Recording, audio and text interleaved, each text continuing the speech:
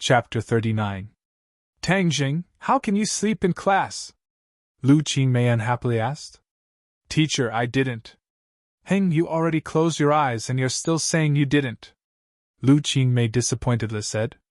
Tangjing blushed with shame as he couldn't tell her that he was training right. Tangjing, I know that a lot of things have happened to you, but you can't give up on yourself. You see that everyone's learning spirit is so high, so you also have to work hard, do you understand? Lu Qingmei said earnestly. I understand, teacher. I will definitely work hard in the future. Tangjing helplessly said. Lu Qingmei left satisfied.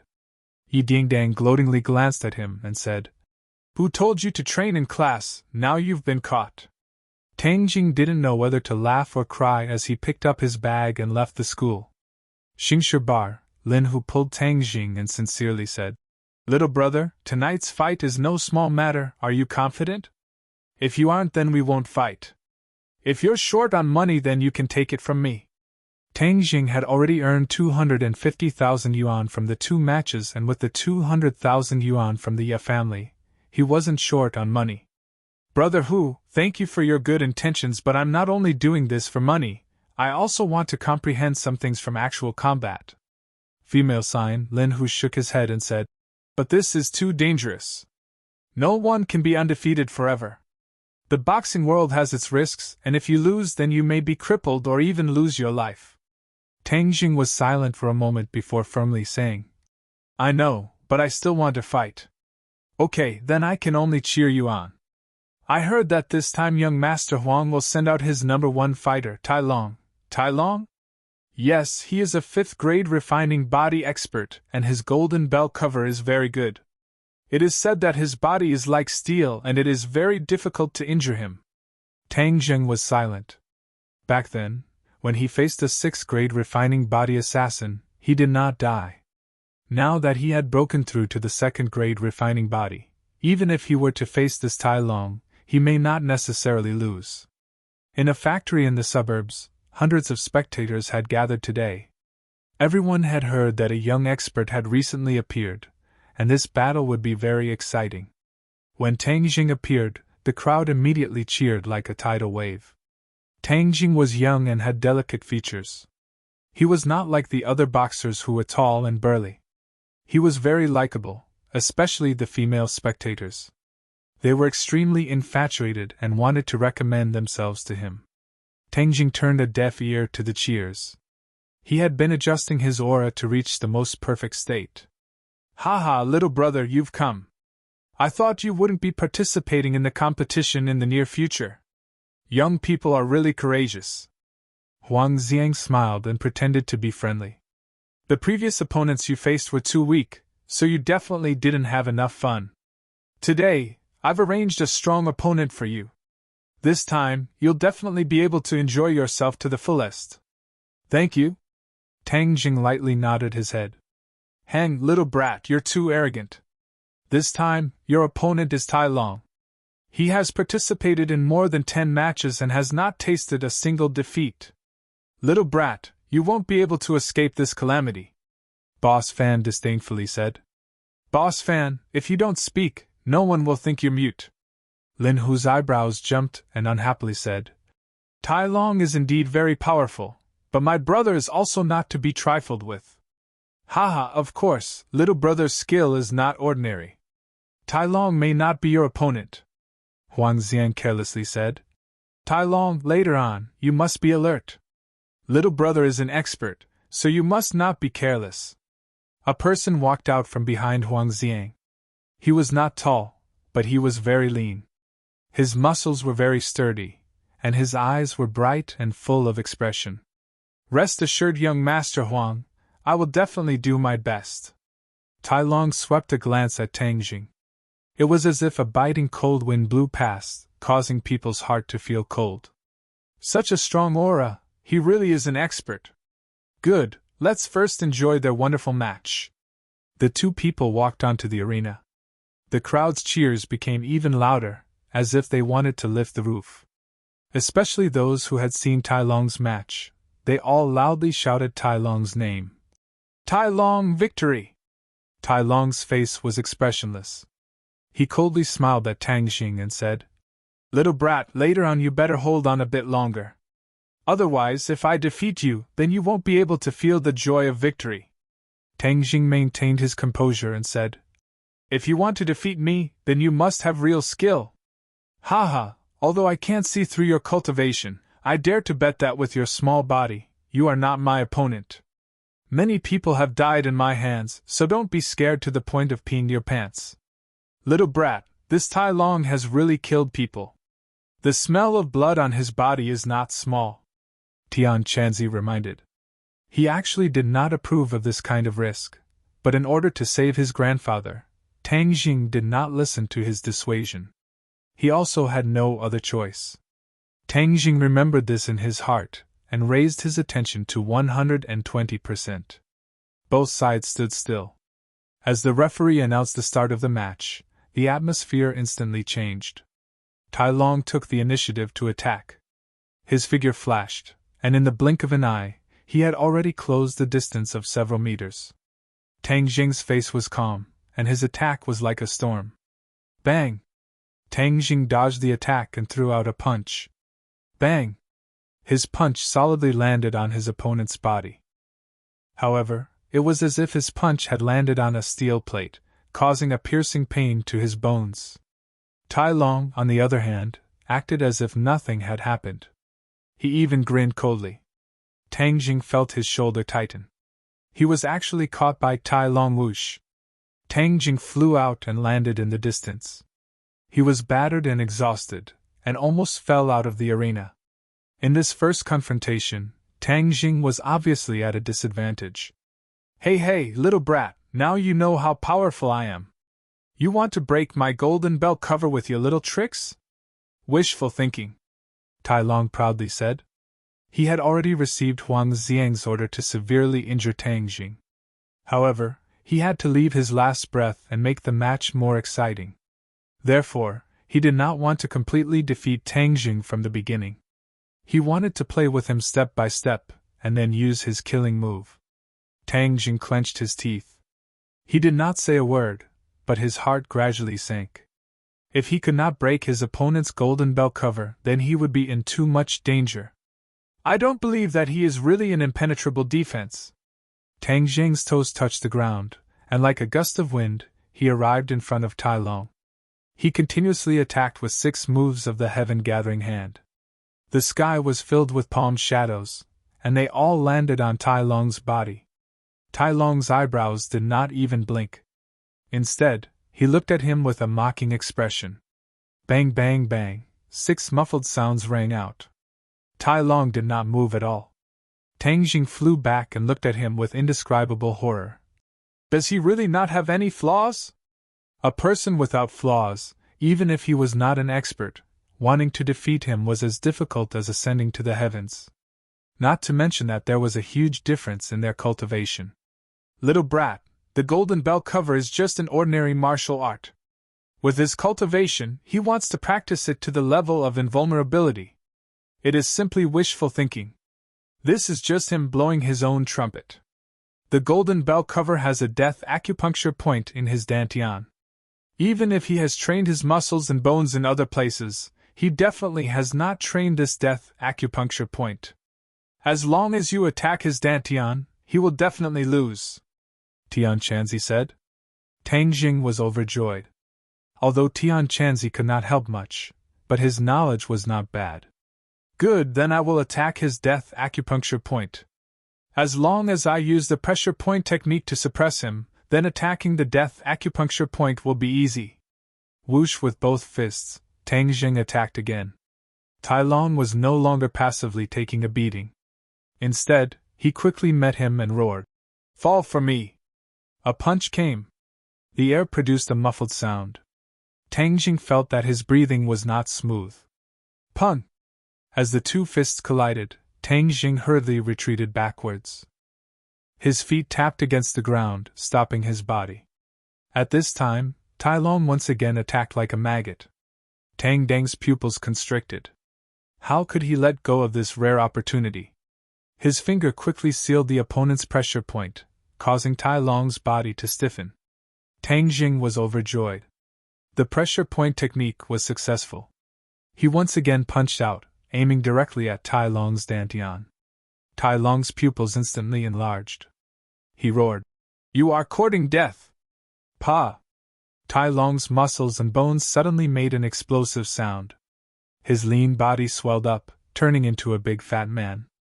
Tai Long also instantly regained his mobility. He actually forcibly opened his acupuncture point.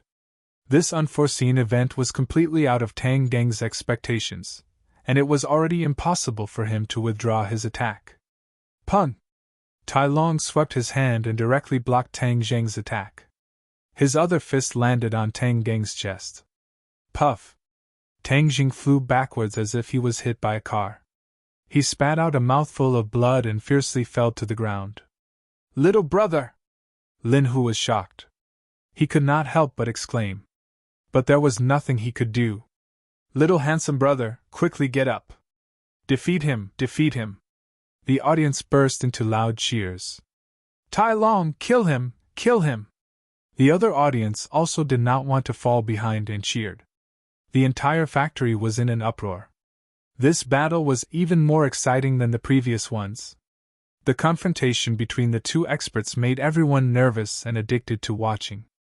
Especially the dazzling attacks, it made everyone's breathing quicken uncontrollably. The corner of Huang Xiang's mouth raised high, he smiled complacently, and said to himself, "My guess is correct, his strength is indeed not too high, but he has a way to hide his cultivation. I must dig out the secrets on his body, this way my cultivation can break through." Boss Fan was overjoyed. He even mocked Lin Hu. "Lin Hu, weren't you very confident in this little brat? Look at his appearance. After eating Tai Long's fist, I don't think he will be able to crawl up. Hey, he is dead for sure." Lin Hu's complexion was uncertain. He fiercely stared at Boss Fan and said, "Don't take joy in others' misfortune. The fight is not over yet." "Humph, what is there to fight about? Victory and defeat have already been decided. Tai Long will win for sure. Your little brat is dead for sure." Many people had this thought. Even Tai Long was no exception. If an ordinary person had eaten his fist, their internal organs would have been shattered. How could they still have a chance to live? But when Tai Long attacked his dantian, his body was drenched in cold sweat. His dantian was his Achilles heel. If he was hit by Tai Long, even if he did not die, he would be seriously injured. Chapter 40. Tai Long walked in front of Tang Jing and kicked him. Tang Jing did not move at all, as if he was dead. Immediately, everyone's expression changed. Those who were still hoping for a fluke fell into despair. Tang Jing was completely defeated. Boss Fan laughed unscrupulously. He looked at Lin Hu's ashen face with ridicule. The audience booed. Tai Long proudly opened his mouth and looked at Huang Xiang. Huang Xiang nodded slightly. Tai Long understood. He roared and lifted Tang Jing up. His bones and tendons were all ready. He was determined to break Tang Jing's bones and tendons and turn him into a cripple.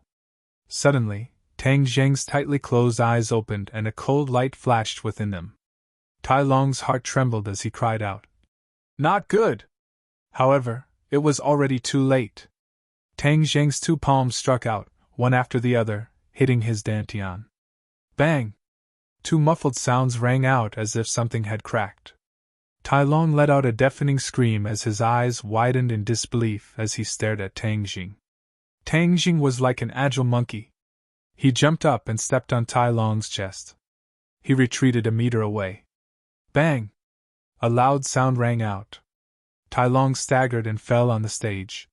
He struggled for a bit but did not stand up. Bang! Hiss! Everyone sucked in a breath of cold air. This series of events was too unexpected. Tai Long clearly had victory in his hands. He was invincible. How could he lose? Huang Xiang stood up. His smile froze on his face. His eyes kept changing as he stared at Tang Jing. Boss Fan's mouth was wide open as if he had swallowed a fly. Only Lin Hu was happy. He almost cheered. He said in his heart, "Little brother, you are really good." Tang Jing let out a long breath as he felt like he was about to collapse. Just now, it was truly a close call and he almost lost his life. Tai Long's attack had indeed injured him, so much so that it could be considered as seriously injuring him. Fortunately, his true qi was vigorous, and he was able to temporarily suppress the injury. He was very clear that if he continued to counterattack, he would still not be Tai Long's opponent, so he took advantage of the situation and pretended to be seriously injured, and then took advantage of Tai Long's unpreparedness to counterattack, and really hit him. The Dantian was Tai Long's Achilles heel. Once the Dantian was damaged, Tai Long's battle prowess would collapse. How do you know my Achilles heel? Iron Dragon raised his neck and asked in disbelief. Tang Jing smiled coldly and did not answer. The audience's cheers were like a tidal wave. The referee looked in Huang Xiang's direction with a troubled expression. In the end, he had no choice but to announce that Tang Jing was the winner. Lin Hu hurriedly rushed into the ring to support Tang Jing and asked, "How are you?" Tang Jing forced a smile and said, "I'm fine. I want to go back." "All right, we'll head back right away." Huang Xiang and Boss Fan walked over. Huang Xiang said with uncertainty, "Little brother is really brave. You've won against my most powerful fighter. How about we go and celebrate? Young Master Huang, he's tired. We'll head back first," Lin Hu said. Huang Xiang coldly swept his eyes over Lin Hu and said, "I'm not asking you. I'm asking him." Lin Hu's heartstrings trembled. Huang Xiang was enraged. This battle definitely made him feel like he had lost all face, so he dropped all pretense. "Young Master Huang, can we go now?" Tang Jing also felt the other's ill intentions, but he did not fear him in the slightest. He had already gradually grasped the temperament of these people. The more cowardly you were, the more rude and unreasonable they would be. And if you pretended to be fearless, the other's momentum would be weakened by 3 points. Huang Xiang's face changed as he meaningfully said, "All right, let's go." Tang Jing and Lin Hu left. Huang Xiang's face immediately became gloomy. This time he did not brazenly make a move. After all, he still had some restraining fear. Tang Geng's performance was out of Huang Xiang's expectations. Even the 5th grade refining body Tai Long was not Tang Geng's opponent.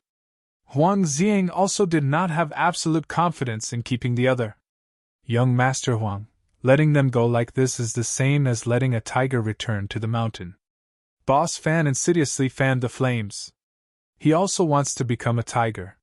He doesn't even know whose mountain ordinary balance is. Huang Xiang flicked his sleeves and left. His subordinates quickly supported Tai Long inside the villa.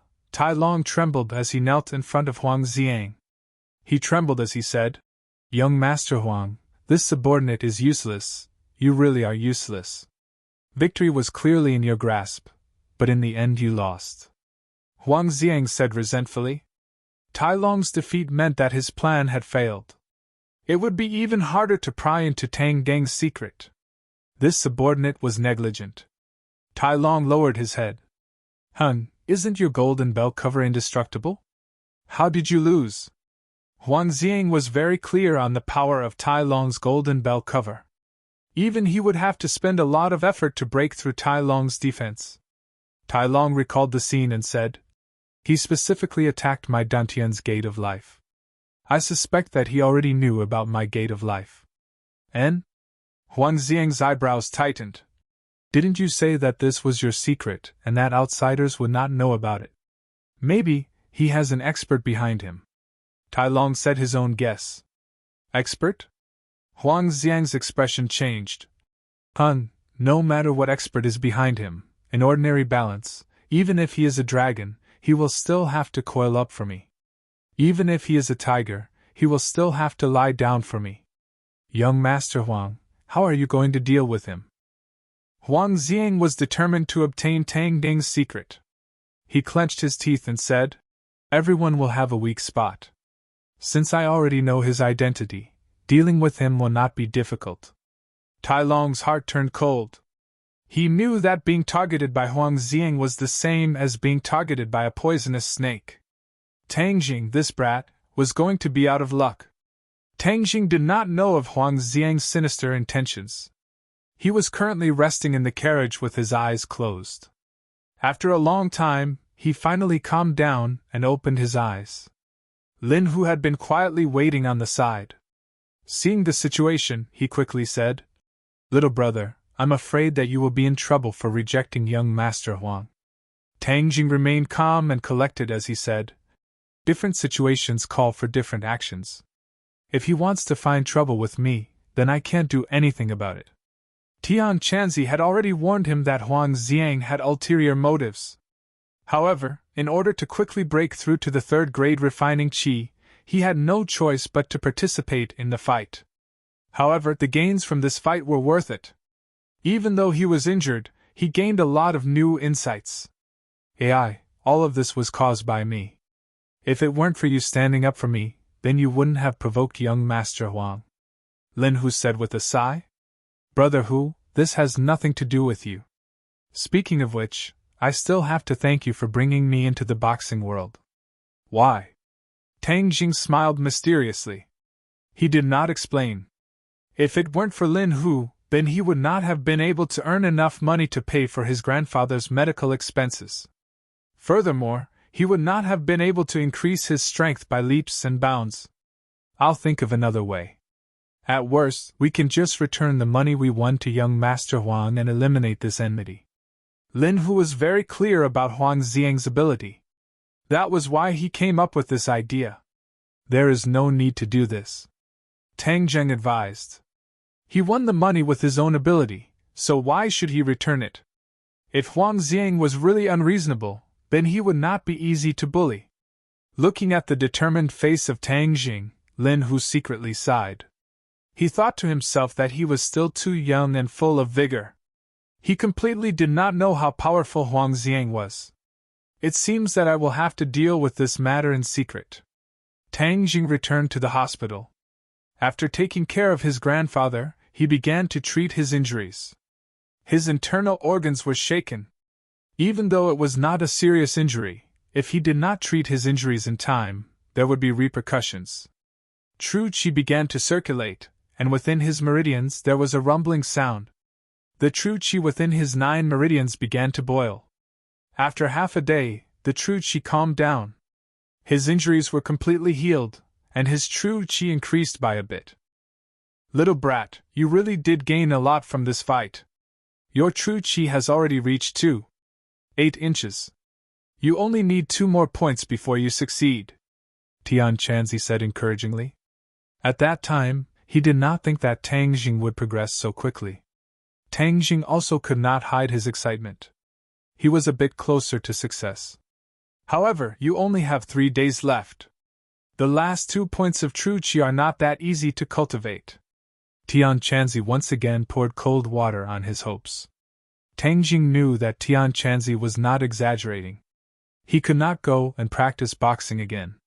Huang Xiang did not have any more powerful fighters. Unless he obtained the red drill snake's inner core like last time, the last 2 points of true qi would be an insurmountable gap. "When the car reaches the mountain, there will be a way. There will definitely be a way." Tang Jing clenched his teeth. "I have already told you the way. You just need to eat that girl Fang Shishir. Naturally, you will be able to break through easily," Tian Chanzi said with an evil smile. Tang Jing was upset and fell into a deep sleep. In a daze, he found that he and Fang Shishir were in the same room. The two of them were tightly hugging each other, as if they could not wait to rub into each other's body. The two of them began to pull at each other's clothes. After a while, Tang Jing stripped her naked. That beautiful body made his heart beat faster. After a while, the two of them began to roll on the bed. It was incomparably charming. Early in the morning, Tang Jing slowly opened his eyes. He felt that his crotch was sticky. He could not help but recall the charming scene from last night. It turned out that it was a dream. He actually had a wet dream.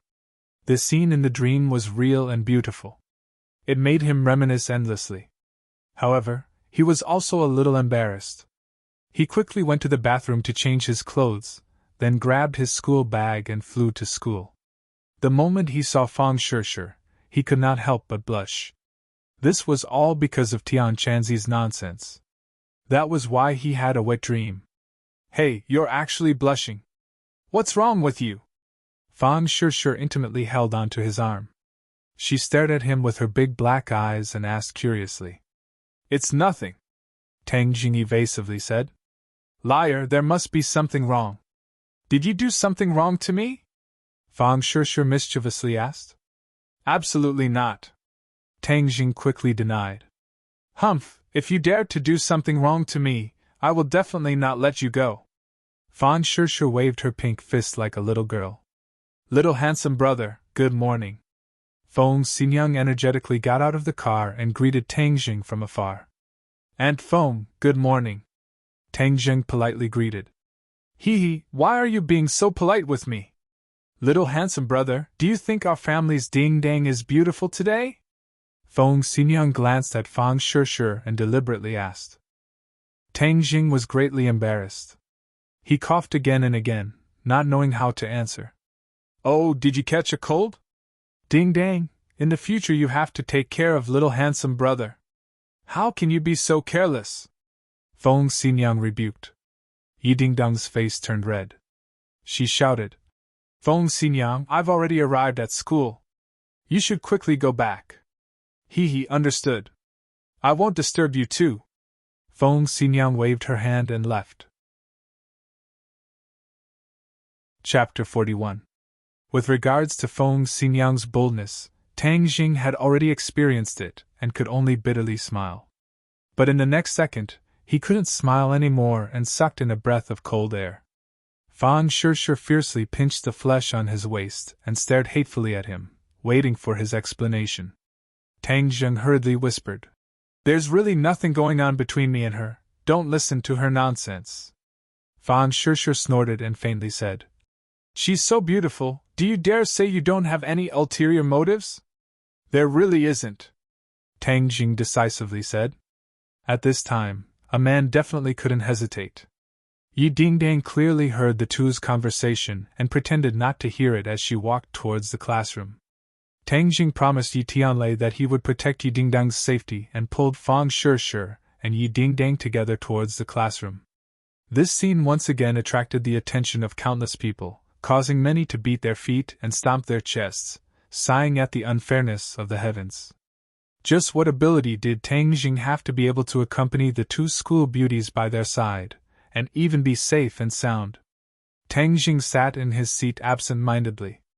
Even Yi Ding-dang noticed that he was distracted and looked at him with surprise. What's wrong with you? Tang Jing shook his head and said nothing. In reality, he was at his wit's end and had already done everything he could. However, he was still one step away from saving his grandfather. Do I really have to push Shishir down? Tang Jing was extremely conflicted. Tang Jing was also a young and radiant youth. Of course he would have his own needs. However, this kind of thing should happen naturally and not for a specific purpose. If he did that, he would feel that he was too despicable. Soft-hearted, Tian Chanzi said with disdain. Tang Jing turned a deaf ear and was at his wit's end. If you need help, just say it. Don't be shy. Yi Ding-dang couldn't help but get straight to the point. Hi hey little brat, if you eat that girl Yi Ding-dang, you can also reach the 3rd grade refining chi. Tian Chanzi instigated. Shut up. Tang Jing was annoyed and said angrily. Why did this Tian Chanzi keep coming up with bad ideas? You don't know how to appreciate my kindness. I was just trying to help you. Tian Chanzi defended himself, feeling wronged. Ring ring ring. Suddenly, a cell phone rang. It was particularly ear-piercing in the quiet classroom. Everyone looked at Tang Jing at the same time. Tang Jing embarrassedly took out his phone and was about to hang up when he found that it was a call from the hospital. Ignoring the murderous eyes of the teacher on the podium, he quickly pressed the answer button. After listening for a while, his face suddenly changed and he stood up abruptly, giving the teacher a big fright. Tang Jing, what are you doing? Tang Jing walked out of the classroom in large strides and said, Teacher, I have an urgent matter. I'm asking for a day off. Finished speaking, without waiting for the teacher to respond, he rushed out of the classroom like the wind, leaving everyone dumbstruck. What happened? Why are you so nervous? Yi Dingdang was curious as she watched Tang Dang's back disappear at the door. Didn't he promise to protect me? Running away like this is too unkind. I want to see what he's going to do. She also stood up and said goodbye to the teacher before rushing out of the classroom. The others were petrified. Why did Yi Dingdang also chase after him? Feng Yong thought. Boss must have encountered an urgent matter. At this time, if I, as a little brother, don't ask about it, wouldn't that be too disloyal? Teacher, I'll go and see what happened. After all, he was the class monitor. He respectfully greeted the teacher and then chased after him. Tang Jing had just arrived at the school gate when he heard Yi Dingdang calling him from behind. He stopped and asked, "What are you doing here? Then why did you run out?" Yi Dingdang said in a bad mood, "I have an urgent matter. If there's anything, we'll talk about it later." Tang Jing stopped a taxi and got in. Unexpectedly, Yi Dingdang also got in and sat beside him and said, "Didn't you promise to protect me? How can you leave your post without permission? Whatever you do, I'll follow you." Tang Jing was helpless when Feng Yong also caught up and shouted, "Boss, you can't leave me behind. What are you doing here again? Boss is in such a hurry. There must be something urgent." "Of course I'm here to help," Feng Yong said dutifully. Tang Jing was in a hurry and did not have the energy to talk to them. Thus, he directly ordered the driver to drive straight to the hospital. Yi Dingdang and Feng Yong already knew the truth. It turned out that Tang Jing's grandfather was missing in the hospital. No wonder he was so anxious. "Tang Jing, don't worry.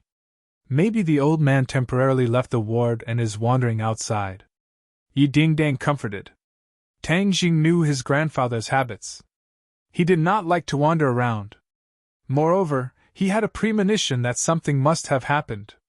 His grandfather was a part of his life. If something happened to him, he could not imagine what kind of situation it would be. The three of them got out of the car and went straight to the ward. The nurse was anxiously waiting in front of the ward. "Did you find my grandfather?" Tang Jing quickly asked. The nurse said, "I didn't find him. I just asked around. Someone took the patient away." "Who was it?" "I don't know. I heard that it was two young people. Moreover, they didn't look good." Tang Jing's head dropped. His premonition came true. "Do you know where they went?" The nurse shook her head. Tang Jing was incomparably anxious. His grandfather did not have any relatives in ordinary Balanced City. It was impossible for someone to take him away. This meant that this group of people did not come with good intentions. He immediately thought of Xiao Fei. Back then, he found someone to smash his home. Perhaps this was his scheme again. "Xiao Fei, I promised my grandfather that I would not bother with you. This time, if you are really behind this, then I will definitely not let you go." Tang Jing gnashed his teeth. His face was extremely gloomy. This was the first time Yi Dingdang saw him like this. She could not help but be shocked. She felt as if she had fallen into an ice cave. Tang Jing immediately dialed Xiao Fei's number. He directly asked, "Xiao Fei, were you the one who took my grandfather away?" "Tang Jing, are you crazy? Who took your grandfather?" Xiao Fei replied. "If you don't want people to know, then don't do it. Xiao Fei, if you dare to touch my grandfather, then I will definitely not let you go." "Tang Jing, don't slander me." Xiao Fei continued to deny and directly hung up the phone. Tang Jing held the phone with uncertainty. Xiao Fei's denial did not dispel his suspicions. Xiao Fei was incomparably cunning. Of course, he would not admit it. "Boss, I will immediately send someone to find grandfather," Feng Yong said. "Right, I will also have my dad send someone to find him," Yi Dingdang said. The two were preparing to make a call when Tang Deng's phone rang. It was an unknown number.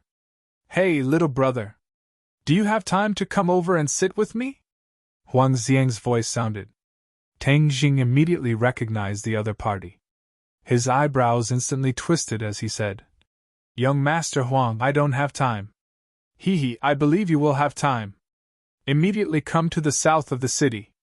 Huang Xiang hung up the phone. Tang Jing began to ponder. What did Huang Xiang's last sentence mean? Could it be that his grandfather was taken away by him? Tang Jing immediately thought of Huang Xiang's reaction after yesterday's fight. His heart moved. Huang Xiang was very suspicious. Who is young Master Huang?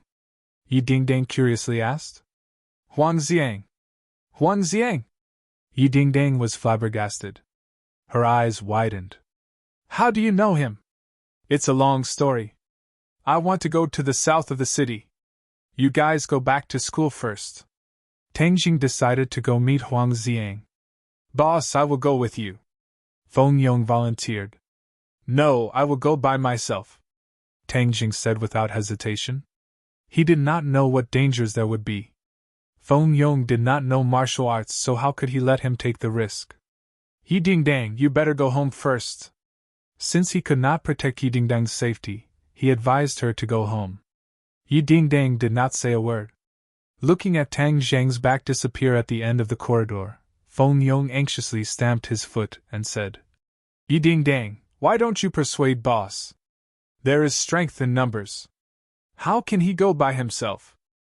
Yi Dingdang thoughtfully said, Feng Yong, you go back to school first.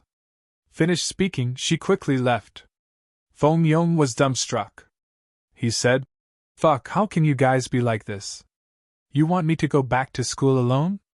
Wouldn't that be too disloyal of me? I also want to go. Fujia Landscape was a villa area in the south of the city. There was a small bridge overflowing water. The scenery was green and incomparably beautiful. Tang Jing arrived at the villa entrance and saw a familiar face, Tai Long. Young Master Huang has been waiting for you for a long time, Tai Long coldly said. What did he call me here for? Tang Jing asked. When you see young Master Huang, you will naturally know, Tai Long said. Tang Jing was helpless. He could only gather 120% of his attention. Not long after, he was brought into a villa. Little brat, there are many people lying in ambush in this villa, Tian Chanzi suddenly said. Tang Zhang's heart tightened. Huang Xiang really did not have any good intentions. Ha ha, little brother, you finally came. Seeing Tang Jing walk in, Huang Xiang sat on the sofa and laughed. Tang Jing did not bat an eyelid. No matter how he looked at it, he felt that Huang Xiang's smile was very fake. With a straight face he asked, Young Master Huang, what did you call me here for? Huang Xiang smiled and said, During this time, I have seen your strength. I still have not had a good talk with you. I still have things to do. I don't have time to talk with you, Tang Jing said. Impudent. You dare to talk to young Master Huang like this? Tai Long coldly shouted. Tang Jing glanced at Tai Long and said, I don't need you to teach me how to speak. Ha ha, young man, you really have a big temper. You should calm down, Huang Xiang lightly said. Moreover, after you talk with me, you will certainly have news about the person you are looking for. Tang Deng's pupil shrunk. He stood up and stared at Huang Xiang and said, My grandfather was taken away by your people. Huang Xiang gave an unfathomable smile as he indicated for Tang Jing to sit down and said, I said before that young people shouldn't be so angry. Let's sit down and talk about our matters first. The rest will naturally come to light. If you have something to say, then come at me. Don't touch my grandfather. Tang Jing was certain that his grandfather was in Huang Xiang's hands. Heh, he's always looking at your performance, Huang Xiang said gloomily. What do you want? Tang Jing asked. I have several questions that I want to discuss with you. As long as you tell me the truth, I can guarantee that I will not touch a single hair on his head, Huang Xiang said. Chapter 42. Huang Xiang stared at Tang Jing and asked, Where did your martial arts come from? This was a big problem that troubled Huang Xiang. He had observed Tang Zhang's matches, but he could not even figure out Tang Deng's moves, which made him disappointed. That is none of your business. Huang Xiang's eyebrows twisted as he said, If you don't want to cooperate, then there is no need to talk. Tang Zhang's heart tightened as he made up a story. Master did not say so, I do not know. Then who is your master? He did not say. Huang Xiang coldly snorted in dissatisfaction. I don't know anything. Tang Zheng's martial arts did not come out of thin air.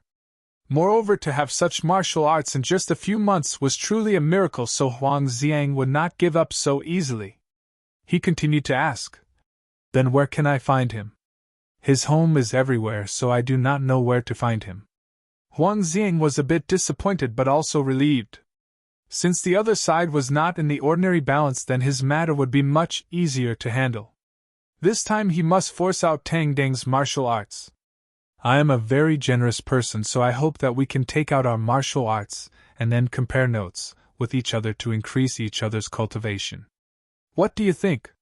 Huang Xiang said in a dignified manner. Despicable. Tang Jing secretly cursed as he saw through the other's sinister intentions. So Huang Xiang had his eyes on his martial arts.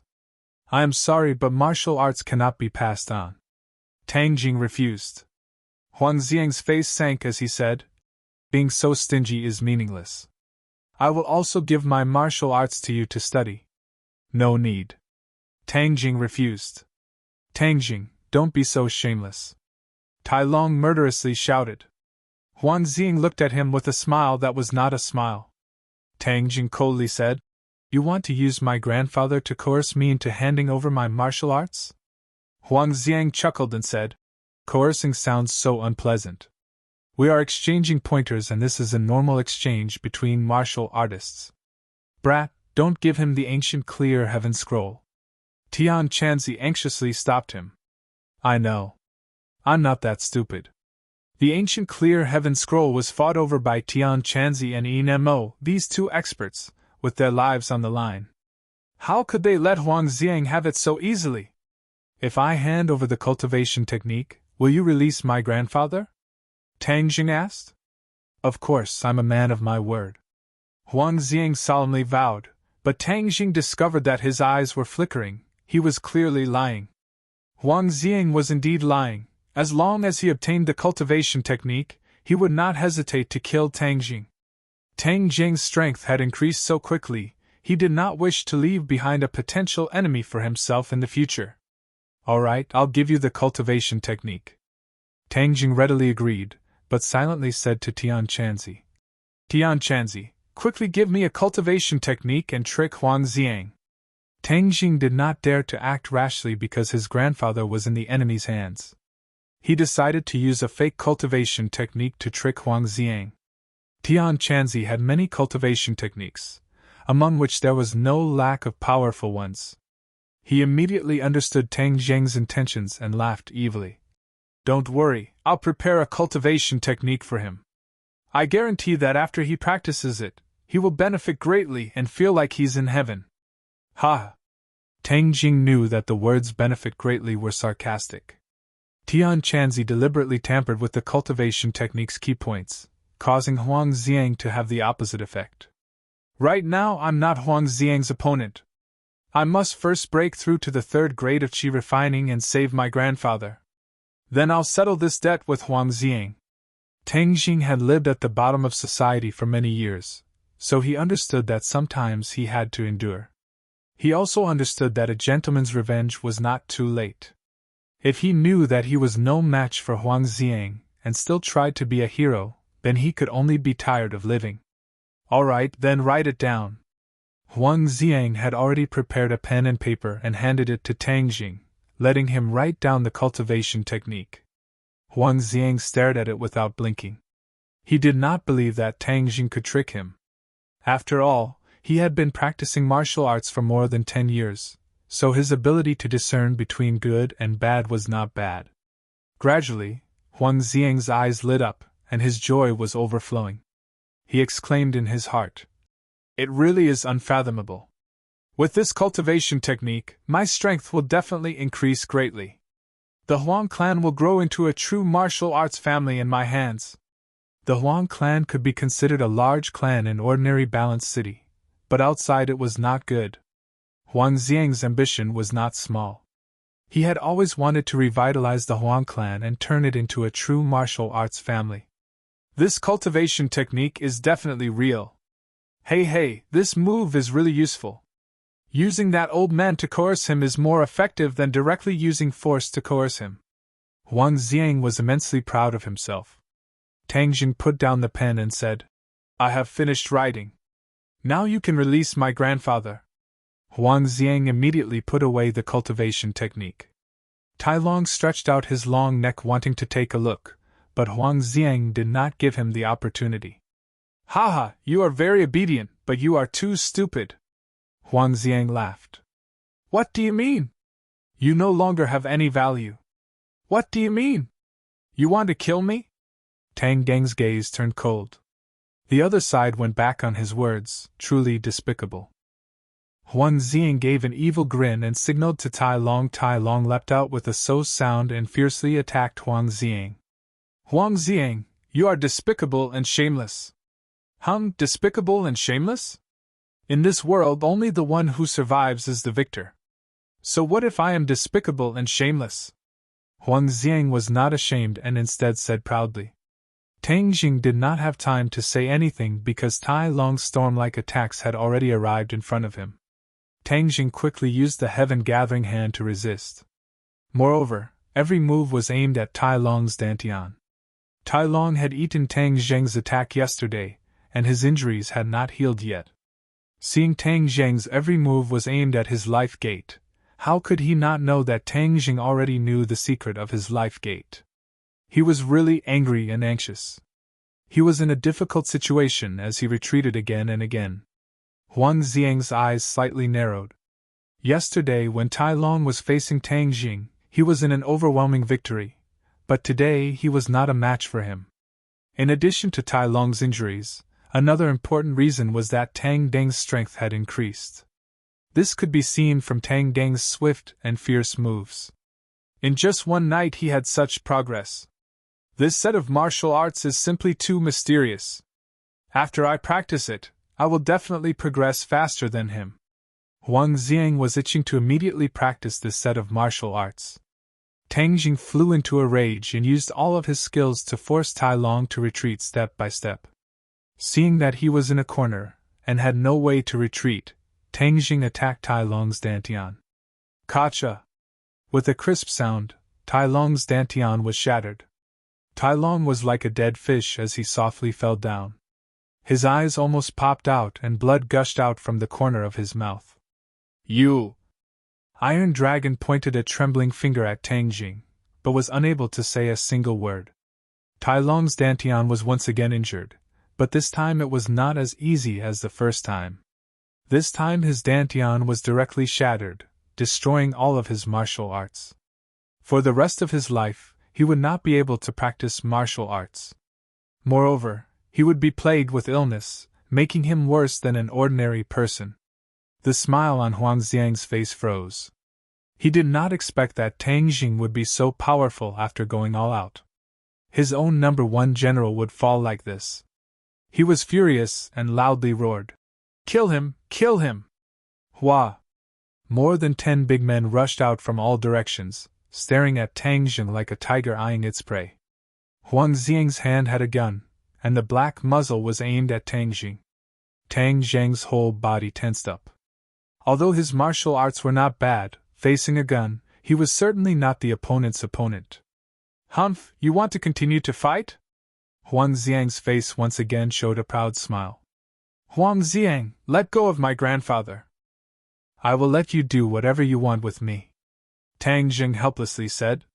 Haha, you are not my opponent. What qualifications do you have to negotiate with me? Since you want to see your grandfather so much, then you can go accompany him in the underworld. What did you do to my grandfather? Tang Jing's eyes widened as his eyes gradually turned red. Of course I sent him to see King Yama. Huang Xiang, I will kill you. Tang Jing's aura erupted like a tiger. With a sharp roar, he pounced towards Huang Xiang. Pun! The gun rang out. Tang Jing's body moved quickly, leaving behind an afterimage. The bullet brushed past his body as Huang Xiang pulled the trigger again. Tang Jing's body stopped as his left leg was shot. But he had already arrived in front of Huang Xiang and grabbed his arm that was holding the gun. Huang Xiang felt his whole body go numb as his pressure points were sealed. Then his arm was twisted like a fried dough twist. Huang Xiang involuntarily cried out in pain. The big men rushed over, punching and kicking. Tang Jing staggered back and fell to the ground. It hurts so much. Kill him, kill him. Huang Xiang involuntarily screamed, but he was unable to move. He was like a puppet, extremely comical. Seeing this, the big men had no choice but to continue to punch and kick Tang Jing. Tang Jing fell to the ground, continuously waving his arms to block most of the opponent's attacks. But with his leg injured, he had no way to escape. Moreover, he did not want to escape. Huang Xiang actually killed his grandfather, so he must avenge his grandfather. Kill! Tang Jing roared as his palms slapped the floor, causing him to fly into the air, breaking free from the encirclement. His right foot tapped the ground as he once again charged towards Huang Xiang, sending a palm strike towards his head. This palm was heavy and powerful. If hit, Huang Xiang's head would be smashed like a watermelon. He was frightened and involuntarily screamed, "Ah, no, I don't want to die. Hurry and save me." Pun! With a muffled sound, a big man blocked in front of Huang Xiang. The big man's shoulder immediately caved in, his shoulder bones shattered and he fell to the ground.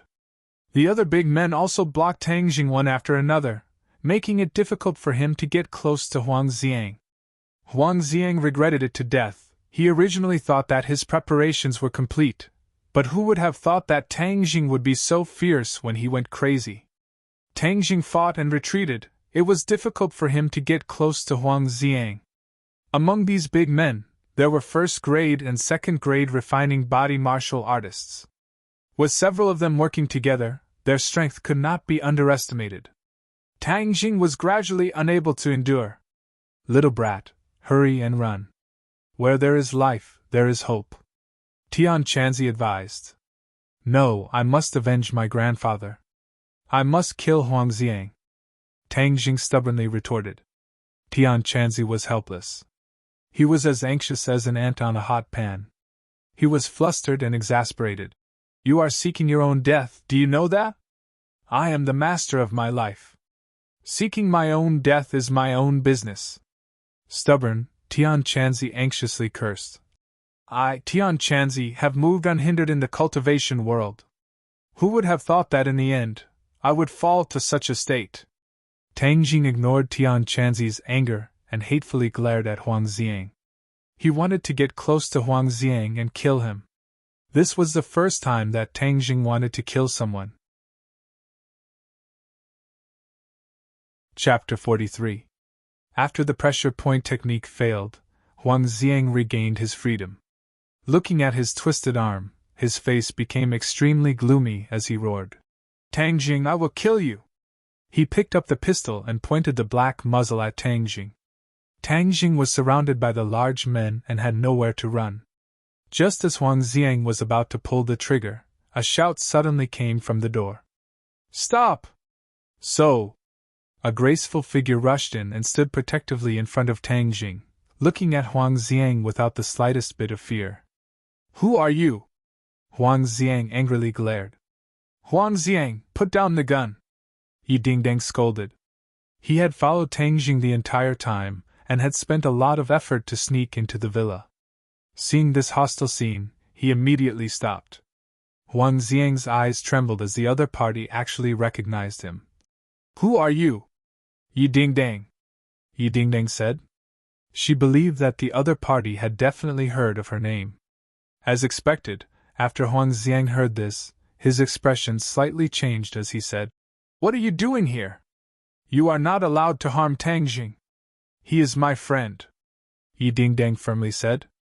Huang Xiang flew into a rage as he gasped for breath and said, "He wants to kill me, why can't I kill him?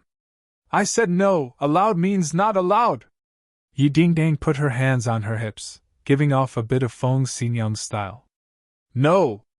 Huang Xiang refused, but his heart was pondering what relationship Tang Jing had with Yi Dingdang for her to protect him like this. But if he didn't kill Tang Jing, then he would be letting a tiger return to the mountain. There would be no end to the trouble in the future. But with Yi Dingding blocking in front of Tang Jing, Huang Xiang didn't dare to rashly shoot. Others might not know Yi Dingding's identity, but Huang Xiang was very clear. Ordinary Balance had two big families in the martial arts world. Other than the Huang family, who had started their business in the underworld, there was the Ye family.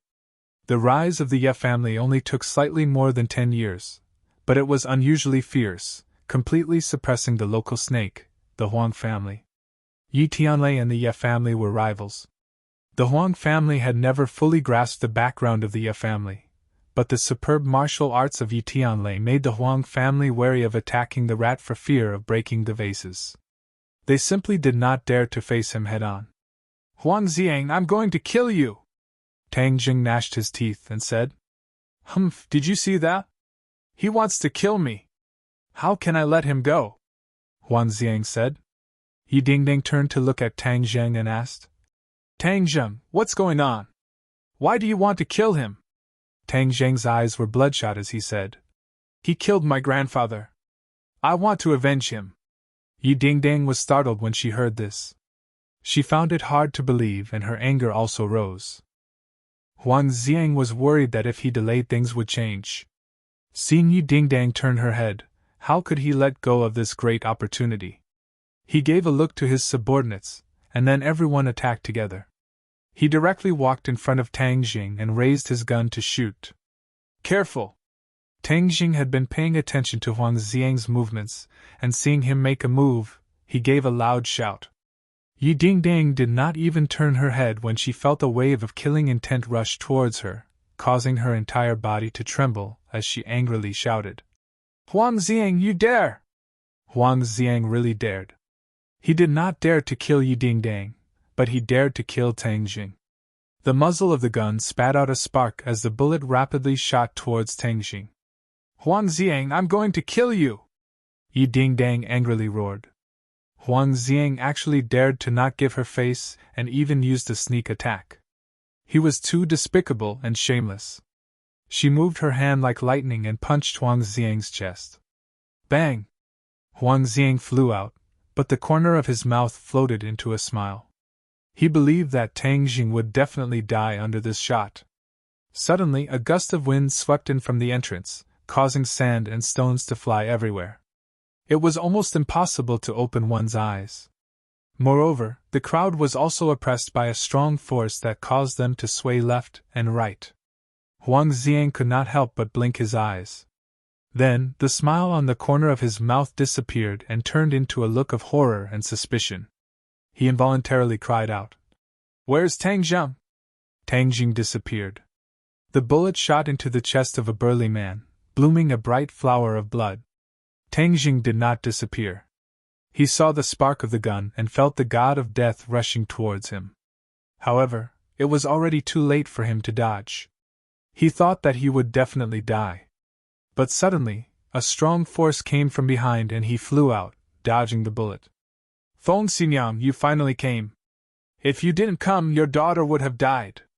Yi Dingding was pleasantly surprised as she shouted, "Who dares to kill my daughter? I'll kill his entire family."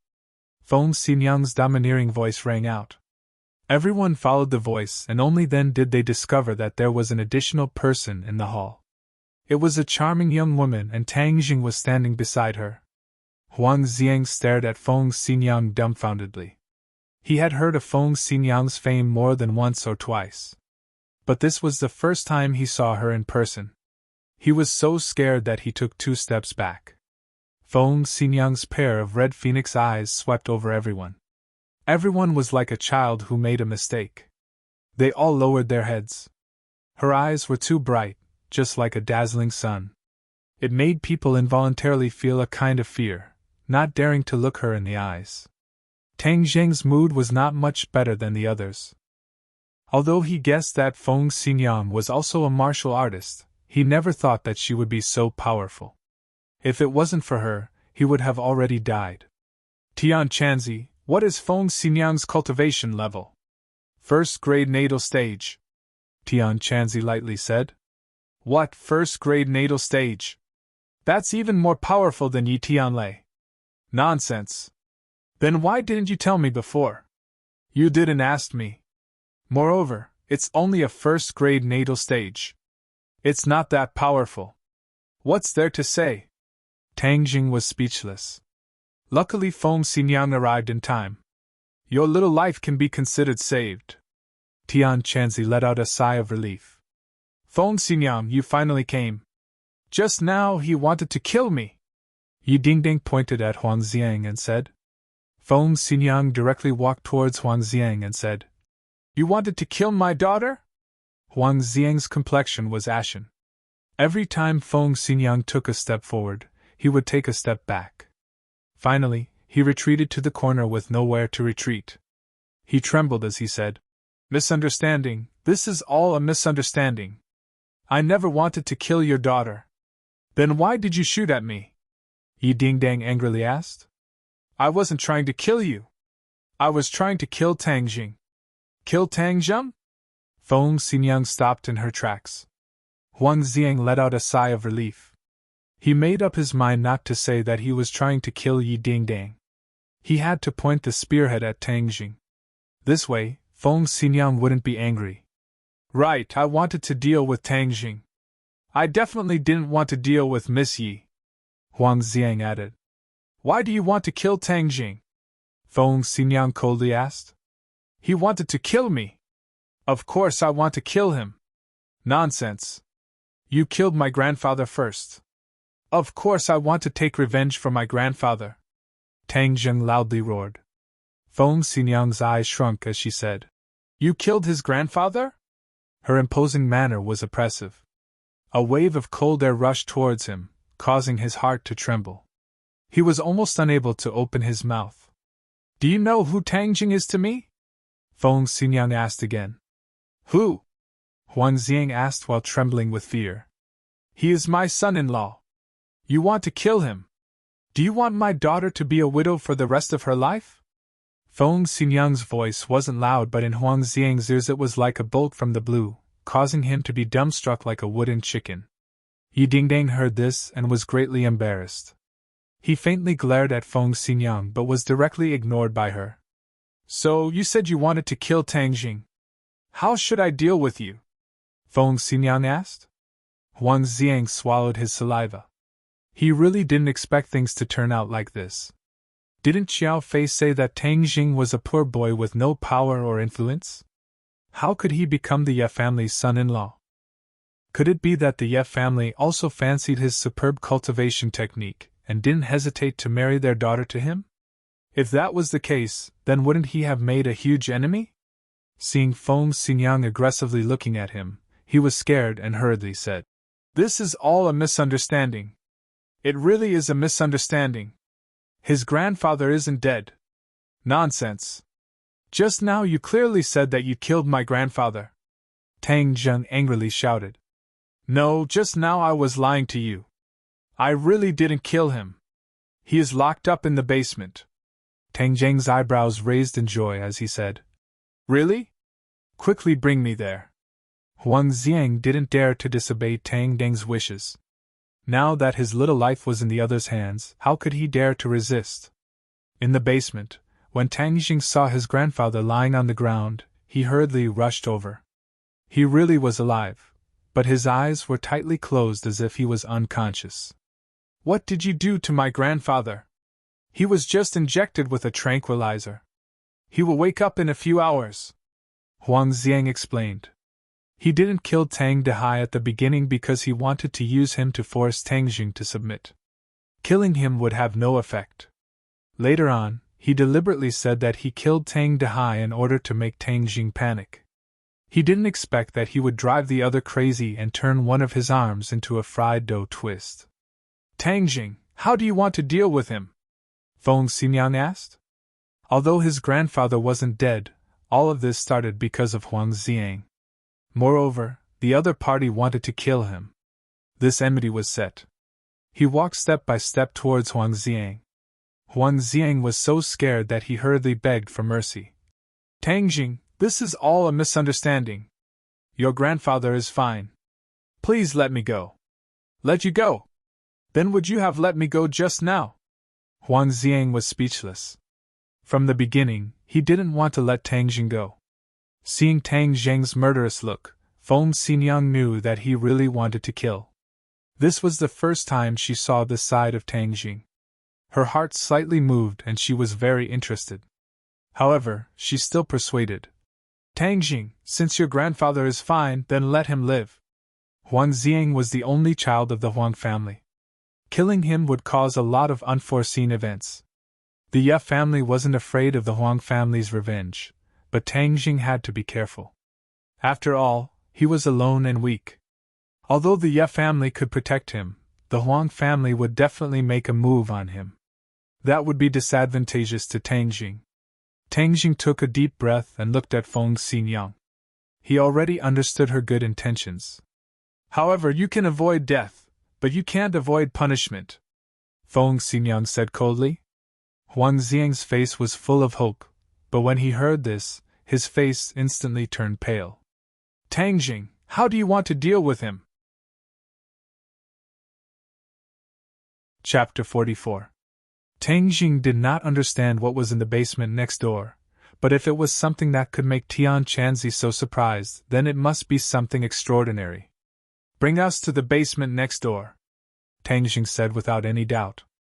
Huang Xiang was stunned for a moment and said, What basement next door? My house only has one basement. Humph, since that is the case, then I will immediately kill you, Tang Jing coldly said. Huang Xiang's heart was in a mess as he inwardly said, How did he know that there is a basement next door? That is where I hide my treasures, most people do not know about it, so how did this brat know about it when it is his first time here? Huang Xiang was extremely unwilling, but in order to save his life, he had no choice but to bring them to another basement. The entrance to this basement was very well hidden, behind a bookshelf. After activating the mechanism, a passageway appeared, and a gust of cold air rushed out. Even though it was March, it was still chilling. Feng Xingyang thoughtfully looked at Tang Jing, as she did not understand why the opposite party would come to this basement. Yi Dingding also opened her eyes wide, as she stared at Tang Jing as if he was an alien. Seeing his mysterious appearance, she was filled with curiosity. Huang Xiang's face was bitter, as he led the way in front. The group arrived at a hall that looked like an exhibition hall.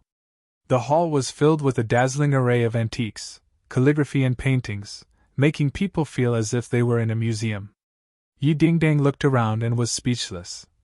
Huang Xiang, I did not expect you to have collected so many treasures. Huang Xiang's face was bitter, as he did not say a word.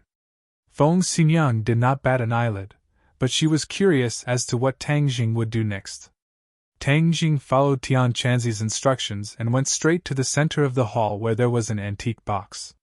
Huang Xiang was dumbstruck as he stared at Tang Jing, unable to understand why he would go to the box. Open it! Tang Jing pointed at the lock of the box and said. Huang Xiang hesitated and said, These are all antiques, there is nothing to see. Open it! Tang Jing coldly shouted. When he walked into the box, he also felt something strange. A cold feeling came from the box, but he didn't feel uncomfortable. On the contrary, he felt very comfortable. This feeling was very similar to the feeling when he absorbed purine energy. Huang Xiang had no choice but to open the box. Several people's gazes were immediately attracted to the box. A long blade with a cold light was lying in the box. Yi Dingdang shivered and cried out, It's so cold! Feng Xingyang wrinkled her eyebrows and held her daughter's hand. Only then did Yi Dingdang feel a bit warmer. Huang Xiang's appearance was not much better than Yi Dingdang's. It was obvious that he was using his internal energy to resist the chill. This chill came from the long saber. Kid, this is the Yin blade. There's hope for you to break through, Tian Chanzi shouted in surprise. Yin blade? Yes, in a place rich in Yin Qi, it absorbed enough pure Yin energy and turned into a Yin blade. This kind of blade is not something an average person would dare to approach. Moreover, it often contains a baleful aura that can disturb a person's mind. This blade must have been unearthed from an ancient tomb, Tian Chanzi explained. Tang Jing was secretly excited. He originally thought that there was no hope for him to break through. He didn't expect to encounter a yin blade. As long as he absorbed the pure yin energy, he could break through to the third-grade refining qi and refine the life-continuing pill to save his grandfather. At this time, he didn't mind letting Huang Xiang live. If it weren't for him, he wouldn't have found the yin blade. "I will take this saber with me," Tang Jing said. "Ah?" Huang Xiang opened his mouth wide. He spent a lot of money to get this saber from a group of grave robbers. It could cut iron like mud. It was indeed a good saber, but the baleful aura was too strong. He couldn't always wear it, so he put it in the basement. He didn't expect that Tang Jing would find it. "Not giving? Humph, I want to see if your life is more important, or if this saber is more important," Tang Jing asked. Yi Dingdang echoed. "That's right, you are too stingy.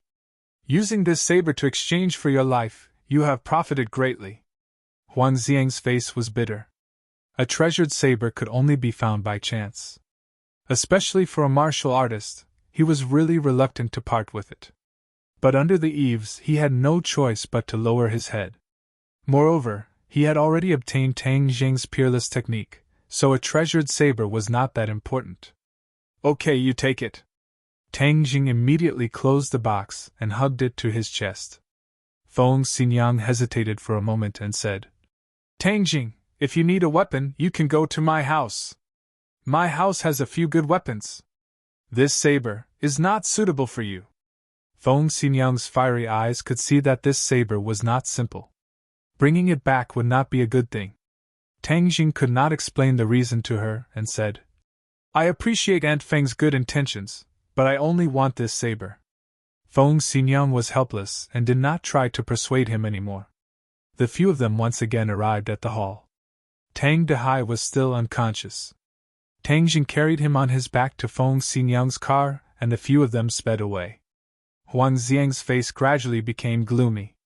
His twisted arms became more and more painful. Finally, he screamed and said, "Quickly send me to the hospital. It hurts so much." Tang Jing sat in the car. His tense nerves gradually relaxed. The pain from the gunshot wound in his left leg became more and more intense. In the end, he could not help but suck in a breath of cold air. "Aya, Tang Jing, there is a lot of blood on your leg. He suffered a gunshot wound. I will take you to my house to treat the wound. Otherwise, it will be too troublesome to go to the hospital," Feng Xinyang said. Tang Jing did not object. The bullet was still embedded in the wound. If it was not treated in time, the infection would be troublesome. Feng Xinyang drove while observing Tang Jing through the rearview mirror. Although he was injured, he was still calm. This was something that most people would not be able to do. The more she looked at him, the more she felt that Tang Jing was not ordinary. The more she looked at him, the more she liked him. On the contrary, Yi Dingdang was always shocked. She did not have the calm temperament of someone who was always calm in the face of danger. After arriving at the Ye family, after a small operation, the bullet in Tang Ding's leg was removed. Tang Jing looked at the bullet that was stained with blood and recalled the previous battle. Only then did he realize how thrilling it was. Squeak! The door was pushed open. Yi Dingdang's head poked through the crack in the door. A pair of big eyes looked around. "Come in." "What are you doing hiding at the door?" Tang Jing said. Yi Dingdang walked in and said, "Who is hiding? This is my house. Do I need to hide?" Tang Jing did not argue with her. Today, if she and Feng Xinyang did not arrive in time, then his life would be in danger. No matter what, he should thank the other party. Thus, he sincerely said, "Yi Dingdang, thank you for saving me." Yi Dingdang beamed with joy. She thought that he still had a conscience. She impatiently said, "It's good that you know that I saved you. Tell me, how are you going to thank me now?" Tang Jing spread out his hands and said, "I am poor and can't give you money. How do you want to thank me?" "Dingdang, Tang Jing saved you once. This time you saved him. This is called helping each other. There is no need to thank me." Feng Xinyang and Yi Tianlei walked in. Feng Xinyang joked. Yi Dingdang immediately pouted in dissatisfaction. "I helped him wash his underwear. I have already repaid him for saving my life. This time, he really owes me.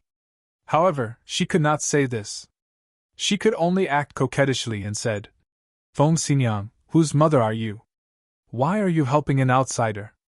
Feng Xinyang smiled sweetly and said, Tang Jing is not an outsider. How am I helping an outsider? Yi Dingdang knew that if she continued, Feng Xinyang would definitely matchmake her and Tang Jing. Thus, she tactfully shut her mouth. Tang Jing, you don't have to worry about the matter between you and Huang Xiang. I will take care of you. He will not dare to find trouble with you again. Yi Tianlei said in high spirits. Tang Jing clearly felt that Yi Tianlei's temperament had changed. He said, Uncle Yi, congratulations. Yi Tianlei laughed out loud. Brat, your eyes are really too poisonous, you saw through it so quickly. Yi Dingdang was pleasantly surprised. Dad, you have already reached first grade innate stage? Yi Tianlei smiled and nodded, saying, I just broke through today. When you called me, it was the crucial moment for me to break through. Thus, only your mother went to save you.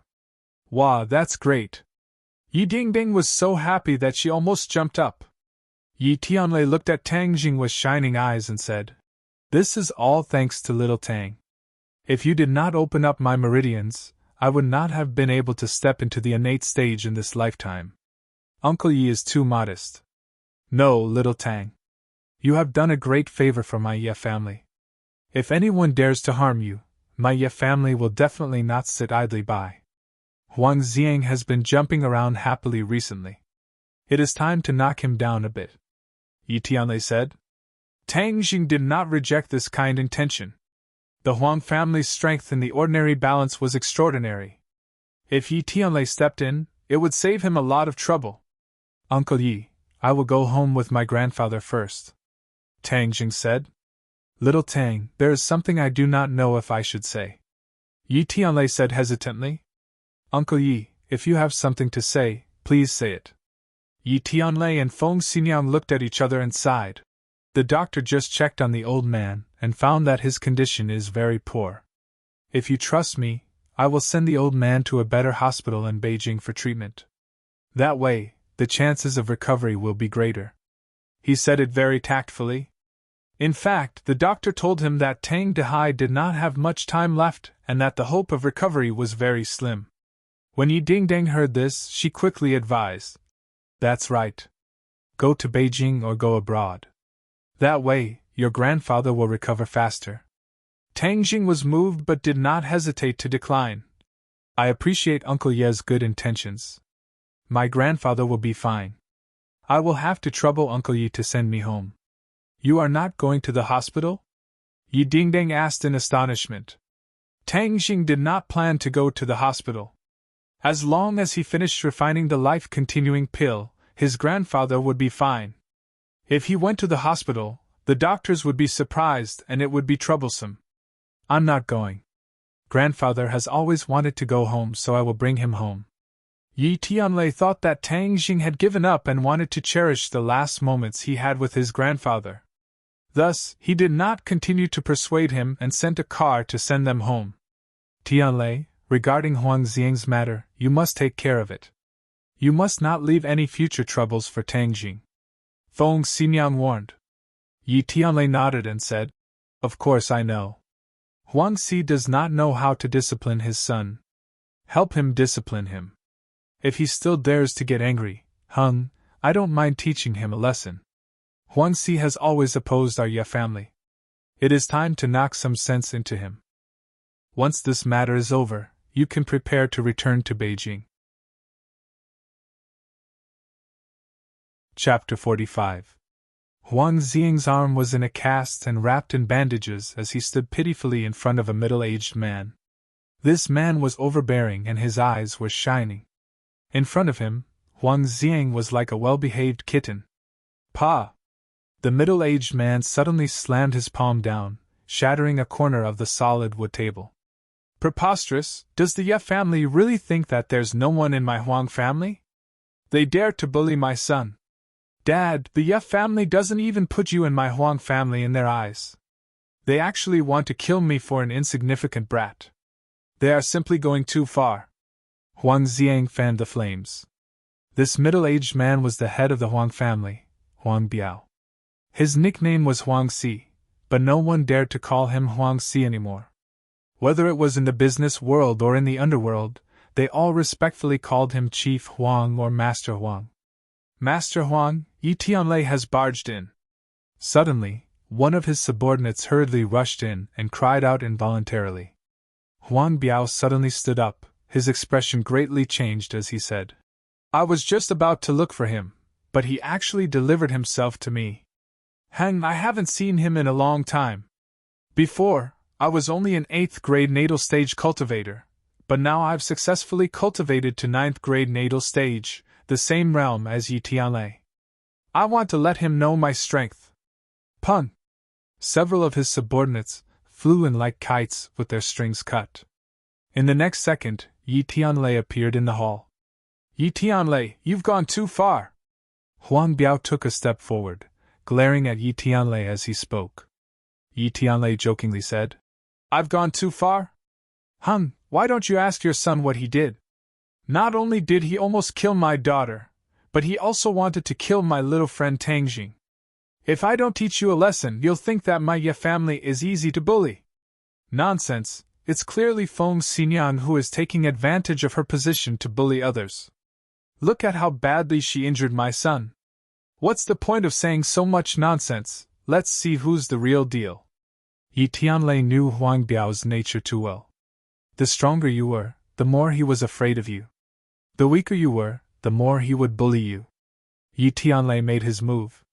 Immediately, a strong wind blew and the atmosphere in the room changed. Huang Xiang was sent flying and slammed into the wall.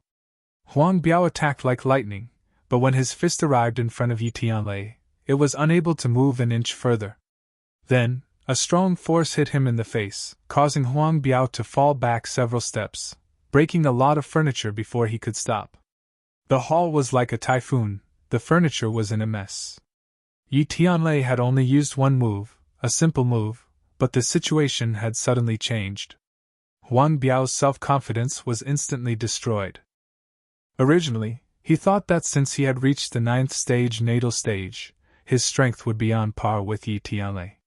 However, the strength that Yi Tianlei had displayed had completely suppressed him. Although the difference between Ho Tian and Xian Tian seemed to be only one level, in reality, it was as different as heaven and earth. You have already reached Xian Tian?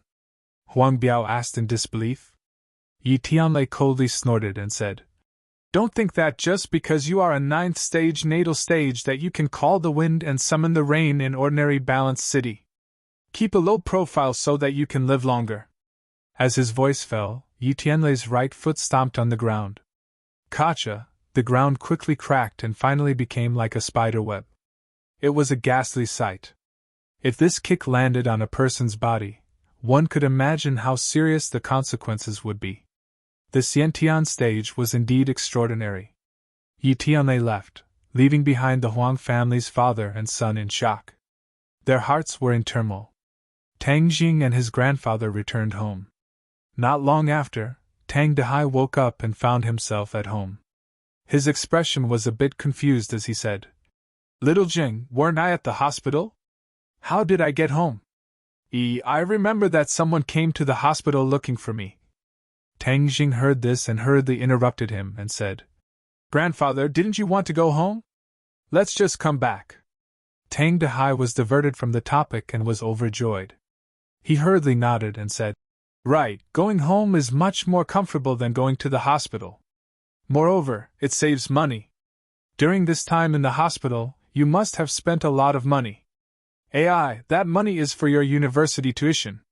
Grandfather, the hospital doesn't cost much. Moreover, you don't have to worry about the tuition. I can work during the summer so the tuition won't be a problem.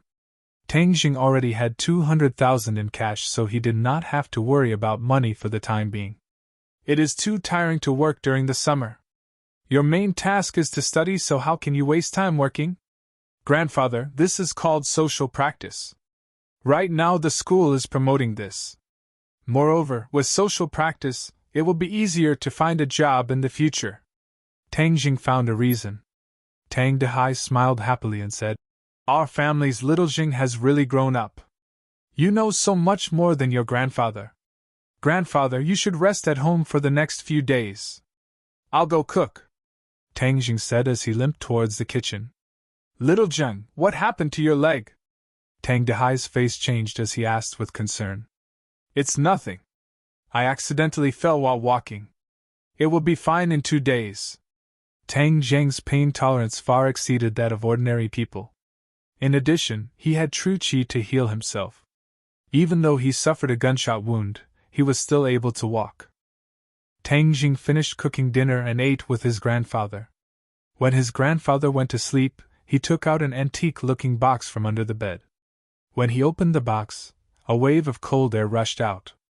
"Little brat, after you finish absorbing the Yin Blade's purine energy tonight, you will be able to reach the 3rd grade refining qi," Tian Chanzi said excitedly.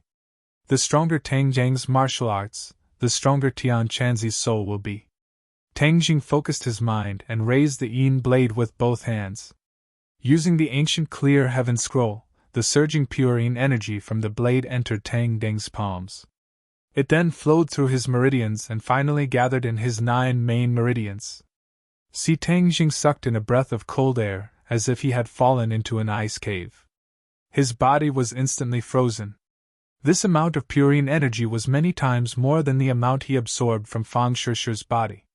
If an ordinary person absorbed this much purine energy, they would immediately die. However, Tang Jing did not.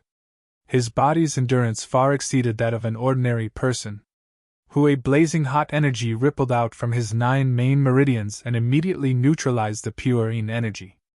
Tang Jing felt warm and the cold feeling was instantly dispelled. Tang Jing understood that this was the 9 young saint body's effect. He continued to absorb the Yin Blade's purine energy. Not long after, the 9 young saint body also neutralized the purine energy. Just like this, the cycle repeated. As the sky turned white, Tang Jing suddenly opened his eyes. It was as if there was a flash of light. His face rippled with joy as his gaze involuntarily fell on the Yin Blade. The radiance on the Yin Blade had completely disappeared and it had turned rusty. Tang Jing's hand moved slightly. "Kacha," the Yin Blade broke into pieces. "This is an ancient blade. Because of the purine energy's support, it became a treasured blade that could cut through iron like mud. Now that the purine energy has been completely absorbed by you, it is exposed to the air. Naturally, its radiance is no longer there," Tian Chanzi explained. Tang Jing understood. In fact, this was the result of rapid oxidation. He got out of bed and stretched his body. He felt better than ever before. He really wanted to roar, "I have finally cultivated to the 3rd grade of qi refining." At this moment, each of his 9 main meridians had 3 inches of qi. It filled his meridians, giving him an inexhaustible amount of strength. The wound on my leg doesn't seem to hurt as much as yesterday. Little brat, congratulations," Tian Chanzi said with gratification. "Tian Chanzi, thank you," Tang Jing sincerely said. If he did not meet Tian Chanzi, his life would not have changed so much and his grandfather would not have left him. "Your grandfather still has 2 days to live. Today I will teach you alchemy. After 1 day you will be able to refine the life-continuing pill and your grandfather will be saved." Tang Deng's confidence soared. Aside from being able to refine pills, a 3rd grade refining qi cultivator can also practice techniques. His path of cultivation can be considered to have truly begun. What awaits him is an even more magnificent world. "Little Jun, get up and eat. You still have to go to school." Tang Dehai's voice came from outside the door. Tang Jing hurriedly walked out and found that his grandfather had already gotten up and made breakfast. "Grandfather, why did you get up so early? You should have waited for me to get up." Tang Dehai kindly smiled and said, "I am old and sleep less, so I got up early to make breakfast for you. I don't know how much more breakfast I can make." Saying this, his eyes gradually dimmed. Tang Jing felt a pain in his heart. His grandfather must know that he does not have much time left. Tang Jing silently ate breakfast, holding back the tears that were about to fall. He silently told himself that his grandfather would not die and that he would continue to accompany him. Tang Dehai ate a little and then put down his chopsticks. He quietly looked at Tang Jing and asked, "Is it delicious?" Tang Jing nodded his head. "It's delicious. Grandfather's cooking is the best." Hee, silly child. Grandfather's cooking is very shallow. What's so good about it? No, grandfather's cooking is delicious. It is the best food in the world, Tang Jing solemnly said. Tang Dehai happily smiled. Looking at Tang Jing, it was as if time went back 18 years. That day, he went out to pick up garbage as usual. But when he arrived at the garbage dump, he saw a rolled-up quilt. He thought that it was someone else's broken quilt, and naturally wanted to pick it up to see if it could be recycled. But when he opened the quilt, he found a baby inside. The baby was staring at him with big round eyes. The baby did not cry but instead smiled at him. That simple smile instantly captured his heart, giving him the urge to raise him up, but he did not immediately take Tang Jing for himself. Instead, he carefully carried him home and specially went to buy milk powder and milk bottles to carefully feed him. Afterwards, he went around asking if there was a family that had lost a baby, but even after walking through the entire Chongqing city, he did not hear of any family that had lost a baby. He finally understood that the baby was an abandoned baby. He felt that it was a gift from God, so he decided to raise the baby.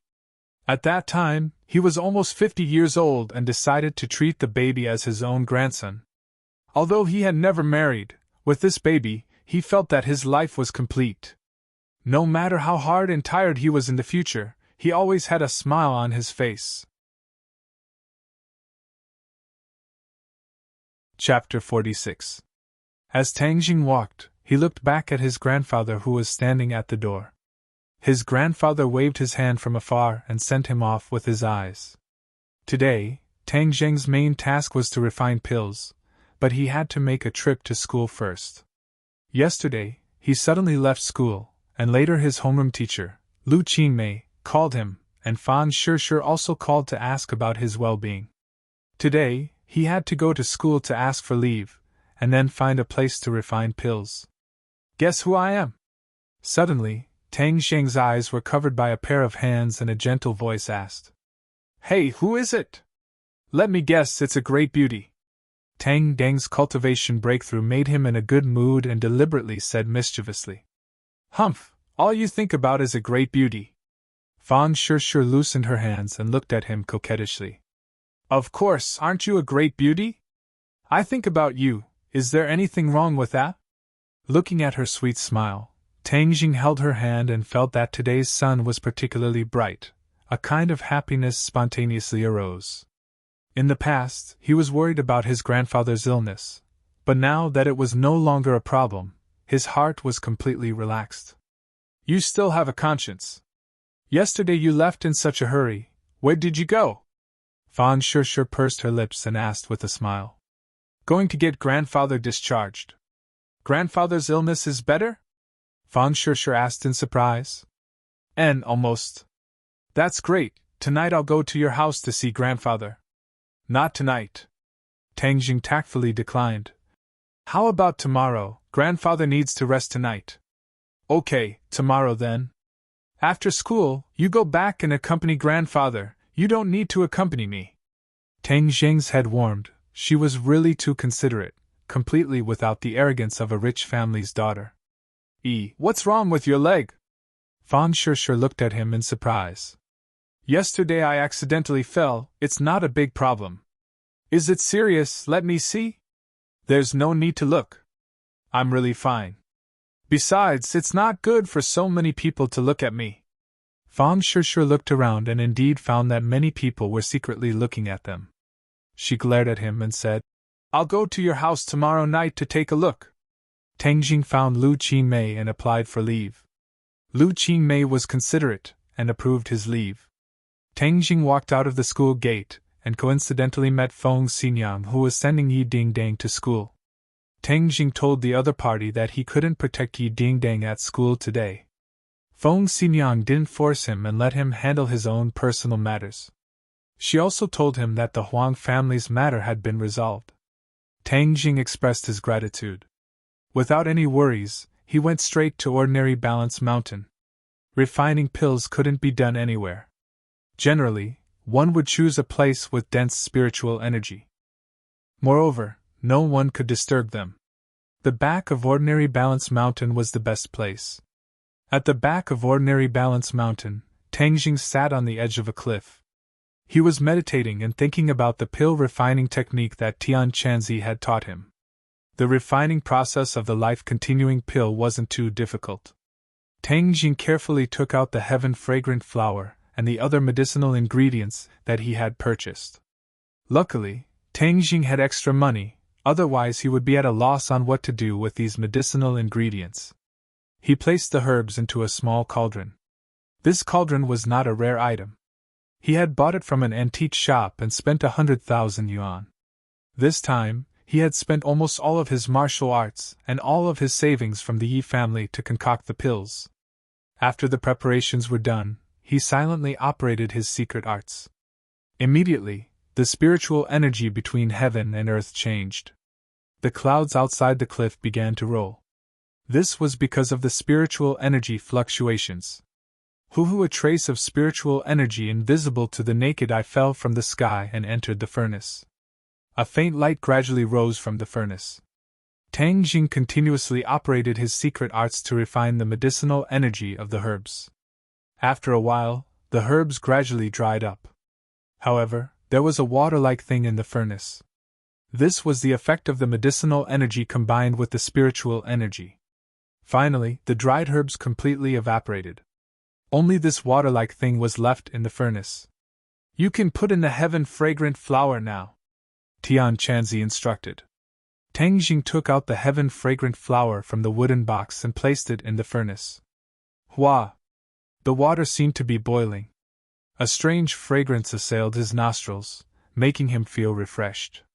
The heaven-fragrant flower had completely melted in the furnace. Tang Jing immediately closed the lid and continuously operated his secret arts to stimulate the medicinal properties of the heaven-fragrant flower. Unknowingly, the sunset glow flew over the horizon. Tang Jing suddenly opened his eyes. His eyes were brimming with surprise. Success!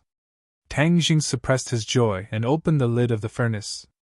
A fragrant smell assailed his nostrils, making him feel as if he was floating in the air. Tang Jing opened his eyes wide. He saw 3 fingernail-sized pills quietly lying in the furnace. How can there be 3? Tang Jing was shocked. Tian Chanzi also could not hide his surprise. He said, "Boy, your secret arts are mellow and extraordinary. That's why there are 3 pills. With the same raw materials, the stronger the person, the more pills they can refine. A life-continuing pill can extend one's life by 10 years. Then if grandfather eats all 3 pills, wouldn't he be able to extend his life by 30 years?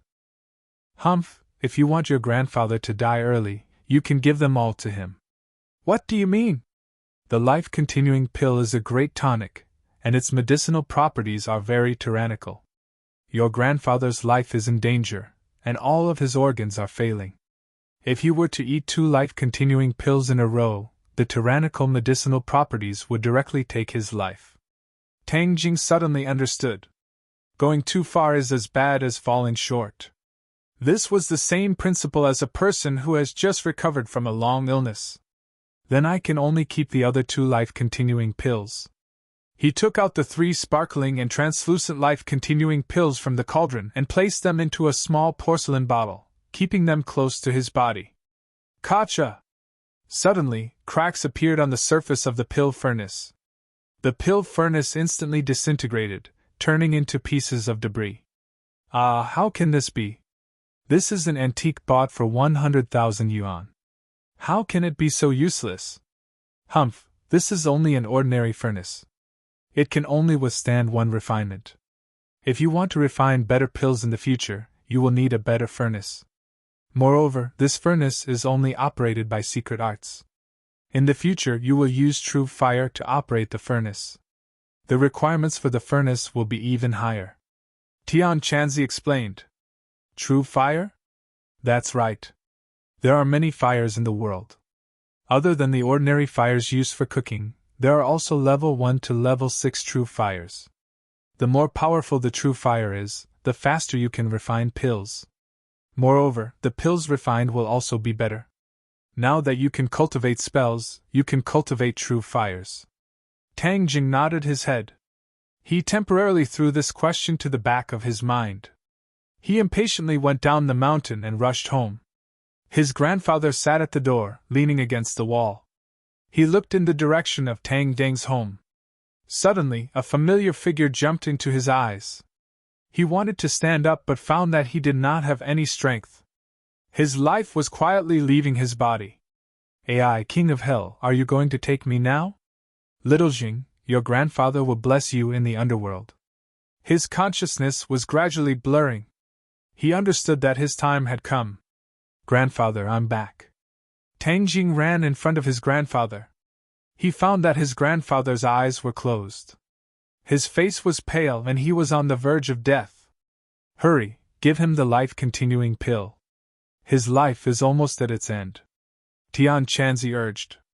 Tang Jing hurriedly took out the life-continuing pill and put it into his grandfather's mouth. The life-continuing pill melted in his mouth. It turned into a warm current that flowed into his grandfather's body. "Put him on the bed. After a night of rest he will be fine," Tian Chanzi said. Tang Jing carried his grandfather to the bed. Seeing his grandfather's pale face gradually turn red, he finally let out a sigh of relief. He really did succeed. Tang Jing refining the life-continuing pill consumed a lot of his mental energy. Now that he could relax, he unknowingly fell asleep. At midnight, Tang Jing felt 2 cold breaths come from outside the door. Then, in front of his grandfather appeared 2 blurry figures, one black and one white. He only heard the white figure loudly say, "Tang Dehai, your time has come to an end. Come with us to the ghost domain to report." Tang Dehai quietly lay there motionless. The black shadow exclaimed in surprise, "Oh no, someone actually extended his life. He gained another 10 years of lifespan. We can't take his soul away. Who has the guts to extend someone's life and disturb the cycle of reincarnation?" The white figure angrily shouted. "Who are you? You are not allowed to harm my grandfather." Tang Jing suddenly jumped up and roared. The black and white figures saw Tang Jing and were shocked. "Who are you? You are not allowed to harm my grandfather." Tang Jing directly rushed over and grabbed the black and white figures with both hands. "Heng, ignorant human, you dare to disobey a ghost servant. I will first take your soul to the ghost realm." One black and one white, 2 withered bone-like arms grabbed at Tang Jing, as a cold air rushed towards him. Tang Jing shivered but was not afraid. If anyone dared to harm his grandfather, he would stop them regardless of his own safety. Bang bang! Tang Jing pushed out both of his palms, and 2 blazing hot qi gushed out, dispersing the cold qi into nothingness. These 2 palms just so happened to hit the 2 bone-like palms, causing the black and white shadows to let out 2 screams, as if they had met their nemesis, and continuously retreated. "This kid is strange," the black figure screamed. "Yes, the pure yang energy on his body is very heavy," the white figure echoed. "Could it be that he has a pure yang body? It must be. A pure yang body is our nemesis. Let's go."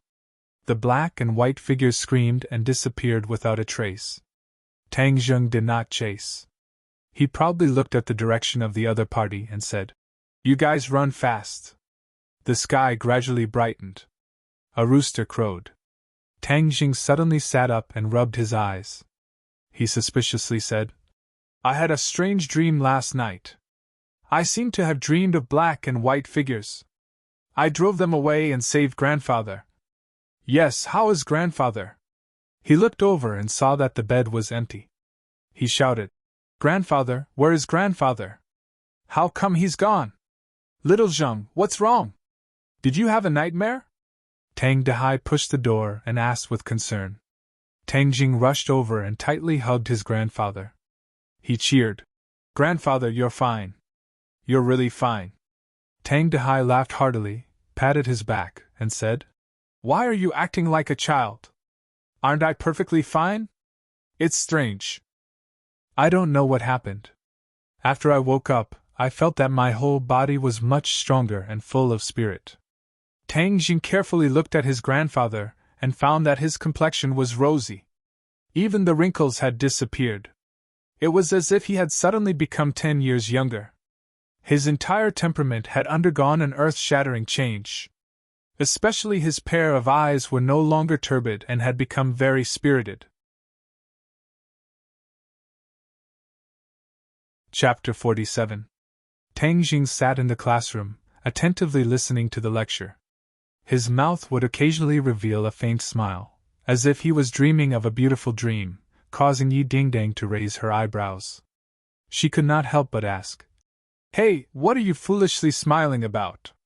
Are you daydreaming?" "Nothing." The matter of his grandfather's recovery was a secret.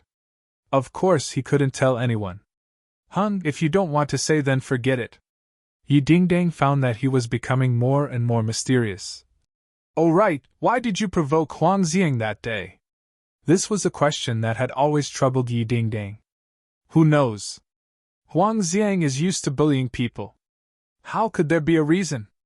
Tang Jing said perfunctorily. Nonsense.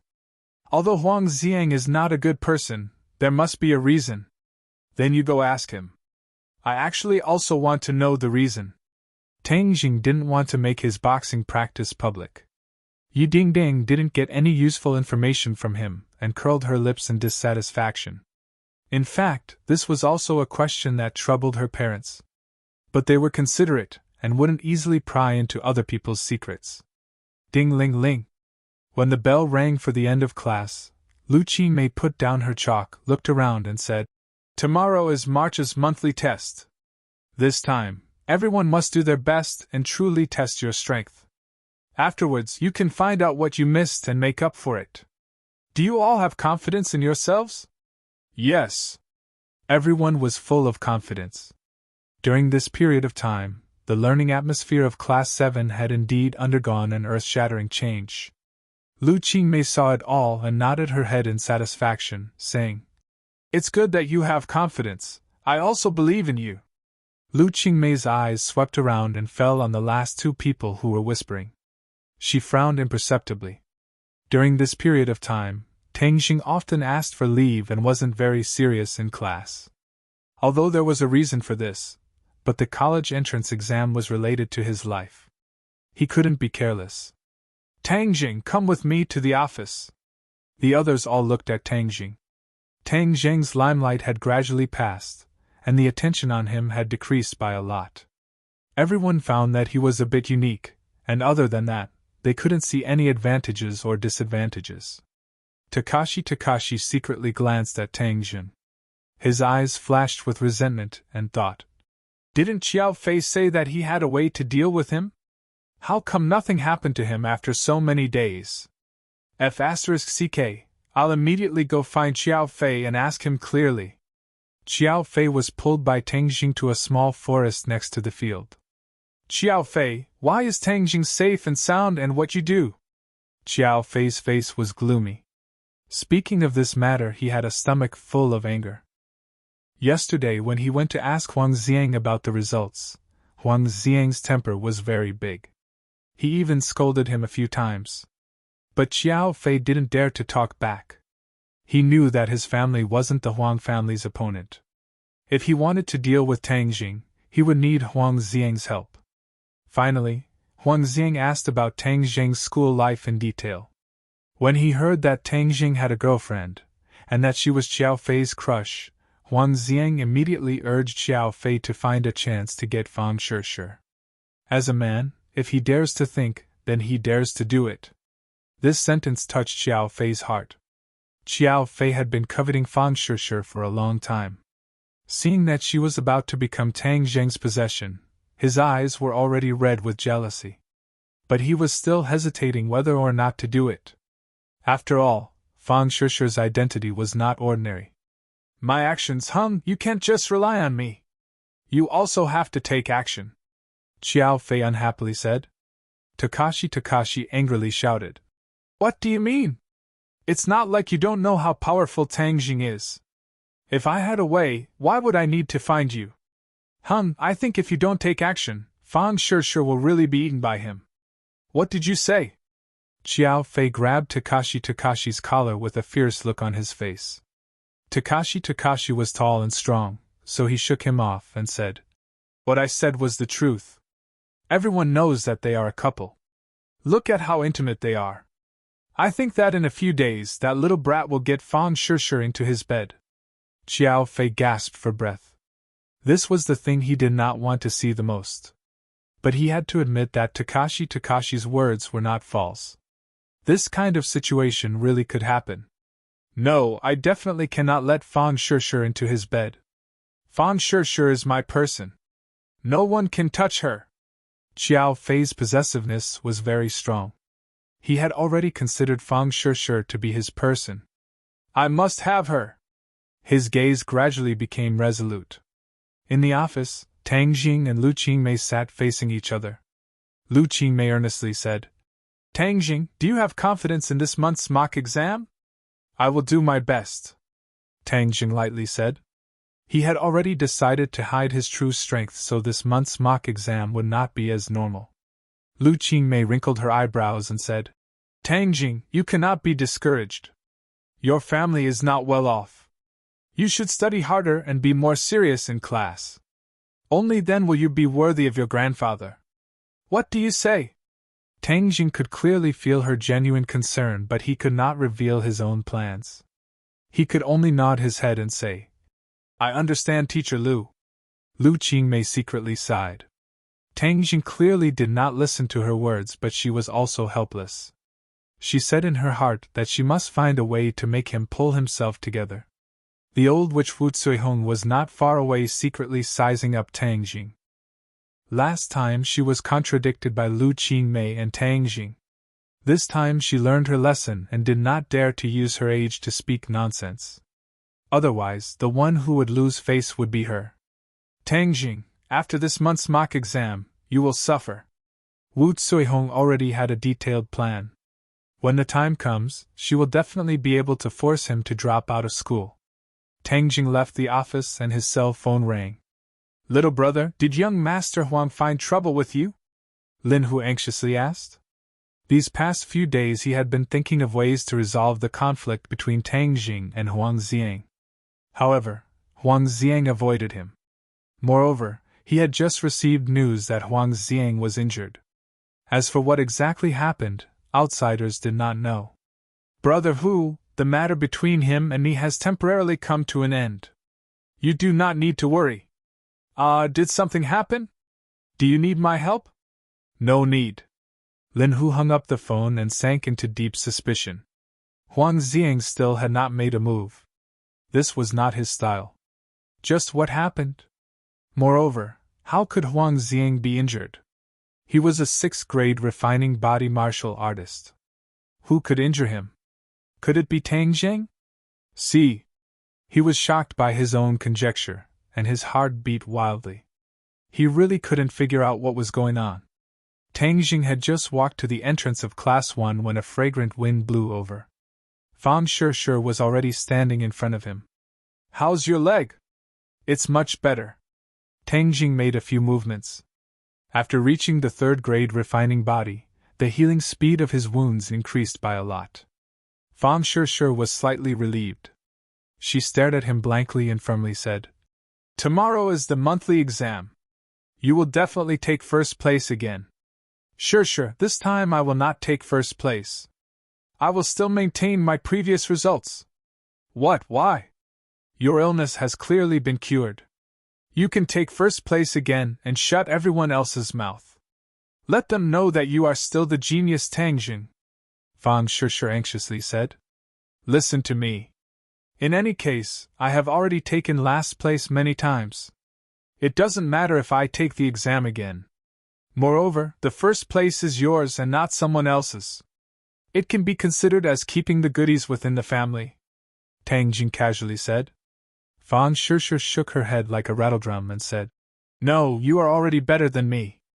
The first place is well deserved. I am willing to be second." "Silly girl." Tang Jing stroked her hair and said, "You're first, and I'm the last. Our family has 2 first places." "What do you mean, our family?" That's so embarrassing. Fang Sure was incomparably bashful, but her heart felt sweet. Moreover, the first place and the last place are together. This will definitely make other people's eyeballs fall out. Tang Jing mischievously said. You are so bad. You could have been first, but you insisted on being last. Okay, I'll tell you. If I were to take first place, the school would definitely let me return to class 1. At that time, I would have to face the old witch. You also know that my relationship with her is like fire and water. It would not be good. Tang Jing explained. Fang Sure pouted. She faintly sighed and said, I also want to go to your class 7. Haha, that old witch would be angered to death. Moreover, the school would not agree. You want to anger her. Who told her to treat you badly? Fang Sure said. Ding-ling-ling! The school bell rang again. The two reluctantly returned to their respective classrooms. After school, everyone dispersed. Tang Jing and Fang Sure walked out of the school. Yi Dingding also happened to sit in Feng Xinyang's car. When Feng Xinyang saw this scene, she bitterly said, Yi Dingding, are you stupid? You actually let that little girl from the Fang family snatch away the little handsome brother. Feng Xinyang, what nonsense are you talking about? There is really nothing between me and him. The one I like is a big hero. He is not a big hero. Yi Dingding said in a bad mood. But when she saw Tang Jing and Fang Shure's intimate appearance, while Tang Jing was much colder towards her, she felt a bit indignant. I saved him, but he was neither cold nor warm towards me. Hung, what a bad person. Damn girl, with which eye did you see that he is not a big hero? His current cultivation is already so high. His future achievements are limitless. If you don't listen to your elders, you will regret it in the future. You don't need to care about my matters. Hurry up and drive. Tang Jing and Fang Sure got on the bus and headed home. Fang Sure snuggled up to him, feeling incomparably sweet. Sure, my house is very simple. Don't dislike it. Tang Jing said. Why would I dislike it? That is your home. Moreover, as long as your family is together, even a simple place is warm. It is also a home. After getting off the bus, the two walked hand in hand towards the small house. Fang Shure's expression did not change at all. It was as if in her eyes this simple house was no different from her family's mansion. His grandfather was not home. Tang Jing guessed that his grandfather must have gone to the garbage dump. After his body recovered, he could not stay idle. Creak! The door opened. Although the house was small, it was tidy and orderly. Hee, did you tidy up all of this? Of course. You are really diligent. Not bad, I will praise you. Fang Shure looked around and asked, Where is grandfather? He might have gone out. I will cook first. No rush. She grabbed him and her gaze fell on his leg. Yesterday, I said that I wanted to take a look at the injury on your leg today. I want to see it now. My injury is really fine now. No, I must take a look. Fang Shure insisted. Her big eyes were filled with determination. It is on my thigh. It is inconvenient. Fang Shure hesitated for a moment. Her face was red as she said, What is inconvenient about it? Roll up your pants. Tang Jing had no choice but to sit down and roll up his pants to his thigh. Fang Shure's gaze was immediately attracted. Chapter 48. Tang Jing's thigh was wrapped in gauze and there was a faint trace of blood. Fang Shure bitterly stared at him and said, Didn't you say that it was just a fall and it was not serious? Why is there gauze and blood? Tang Jing did not dare to say that it was a gunshot wound, otherwise she would be worried to death. He could only pretend to be relaxed and said, I knocked against a rock and got a cut. It's just a little bit of blood. Hun, if I don't look you will keep hiding it from me? Fang Shure's eyes suddenly turned red. Her small hand gently touched the gauze and her heart palpitated as she asked, Does it still hurt? It doesn't hurt anymore. The doctor said that it will be fine after 1 or 2 days of rest. That's good. Fang Shure patted her chest. Her face was pink. If there is anything in the future, you are not allowed to hide it from me anymore, okay? With that said, her slender jade finger brushed past Tang Jing's thigh. Tang Jing felt as if he had been electrocuted. His whole body trembled. Her fingers seemed to have a magical power that evoked his inner thoughts. Sure. Tang Jing grabbed her hand. Fang Shishi's body tensed up. She shyly lowered her head and let out an intimate sound. A man and a woman in a room. Tang Jing's breathing involuntarily quickened. Taking advantage of the situation, Fang Shishi sat in his arms. Scoundrel, what are you doing? Fang Shishi coquettishly said. You see that I am injured. Shouldn't you comfort me? Patients need comfort the most. Who said that I want to comfort a scoundrel like you? Fang Shishi shyly lowered her head. AI, then if you don't comfort me, I will go find someone else. You dare! Fang Shishi immediately raised her head. Her eyes widened as she stared at him. You are mine. If you dare to find someone else, I. She wanted to say that she would castrate him but felt that it was too hooligan, so she changed her words and said, I will not let you off. Haha, with such a good girlfriend like you, why would I look for someone else? Tang Jing laughed heartily. That's more like it. Seeing that you're so obedient, I'll comfort you. Fang Shishi raised her head as she spoke, and the two kissed. The two of them had already had intimate contact for the first time, so this time, they were familiar with it. Not long after, their breathing became more rapid as they hugged each other tightly. Tang Jing's hand restlessly moved towards her chest, groping through her clothes. Fang Shishi moaned. She was shy and anxious. That was a place where she had never been touched by anyone before. Although she was shy, she was faintly happy and expectant. Suddenly, the sound of footsteps came from outside the room. Tang Jing woke up abruptly and let go of Fang Shishi. Fang Shishi stood up and quickly tidied up her clothes. Her face was as red as a ripe apple. She glared at him as if she wanted to say something. Little Jing, you're back? Tang Dehai walked in. When he saw Fang Shishi, he couldn't help but stare blankly for a moment. He quickly recognized her and said, Classmate, you're here? Quickly sit. Little Jing, a guest is here, but you don't know how to greet her. How can you let a guest stand? Quickly go and pour some water. Fang Shishi said with a red face. Grandfather, you're welcome. I heard that you were discharged, so I came to see you. Your complexion is much better. Hee, that's right.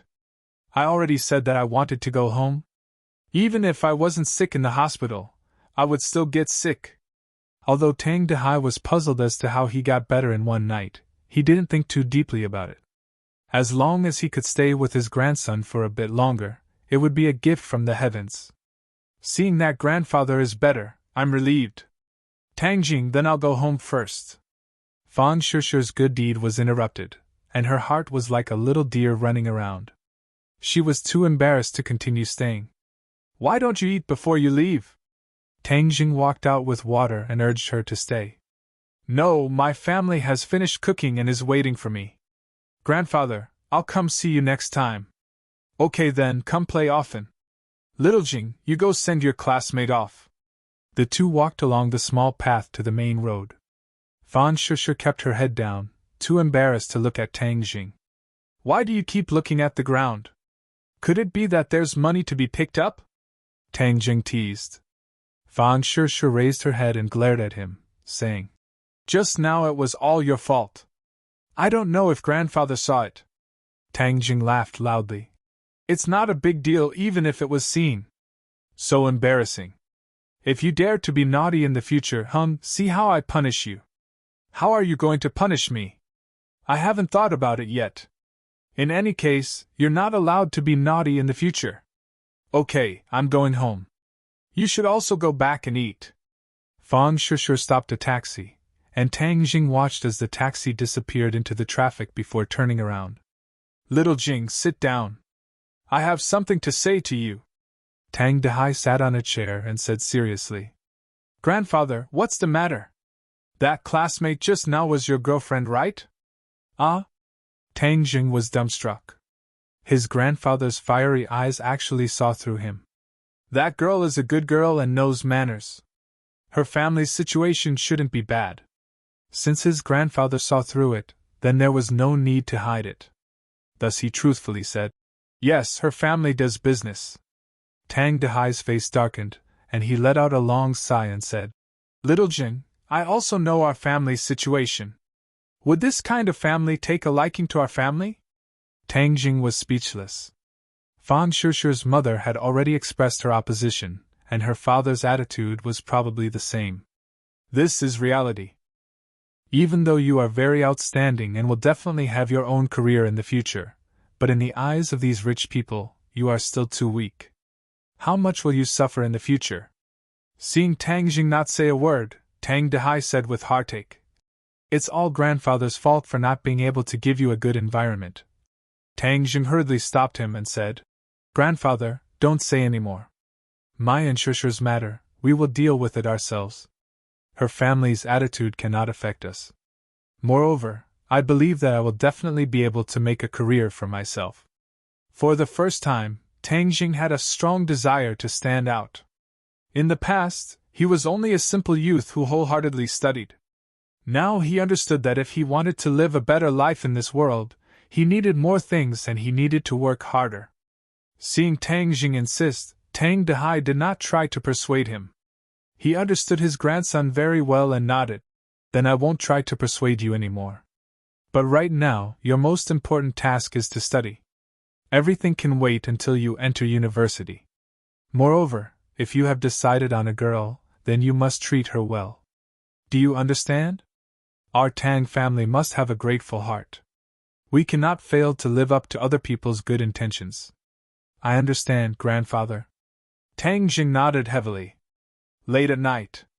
This was the moment that Tang Jing had been waiting for. He could finally practice magic. Magic is divided into many types. It can mainly be divided into two categories, defense and offense. They complement each other and have infinite power. Tian Chanzi explained, "Today I will first teach you an offensive magic. This is a set of swordsmanship, but it is completely different from ordinary swordsmanship. When used with a flying sword, it can take a person's head from 1,000 miles away. But I see that in today's society, flying swords are hard to find, so it can only be used for close combat. This set of swordsmanship is called Heaven Flying Immortal." "Heaven Flying Immortal? Is it the one that is shown on TV?" "Nonsense," Tian Chanzi reprimanded. "This is my sect's profound swordsmanship. It is a real magic. How can it be confused with someone's nonsense?" Tang Jing hurriedly shut his mouth. Tian Chanzi seemed to have a lot of respect for his sect, but he was also secretive and did not speak of it in detail. But since he said that Heaven Flying Immortal was so powerful, then it must not be bad. This is the Heaven Flying Immortal swordsmanship and mnemonic chant. Memorize it carefully. As soon as he finished speaking, Tang Jing's mind had an additional set of swordsmanship and mnemonic chant. This set of swordsmanship had a total of 6 moves, and each move had 36 variations. Its power was infinite. Tang Jing only looked at it for a while and discovered the subtleties of the swordsmanship. It made him feel enlightened. This was not something that the Heaven Gathering Hand could compare to. First, familiarize yourself with the swordsmanship and comprehend its profound meaning. If there is anything you don't understand, I will explain it to you one by one. Tang Jing immediately began to comprehend the swordsmanship. In a short while, he had clearly memorized the swordsmanship.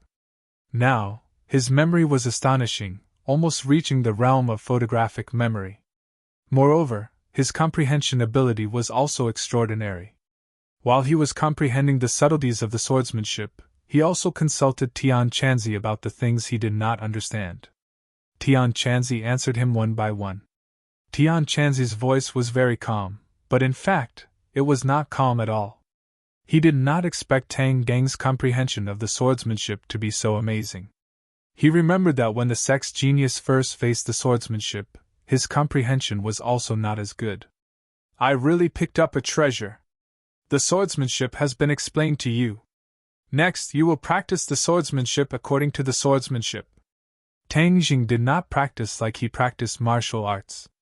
Instead, he closed his eyes. With a thought, an image appeared in his mind. It was a miniature version of Tang Jing.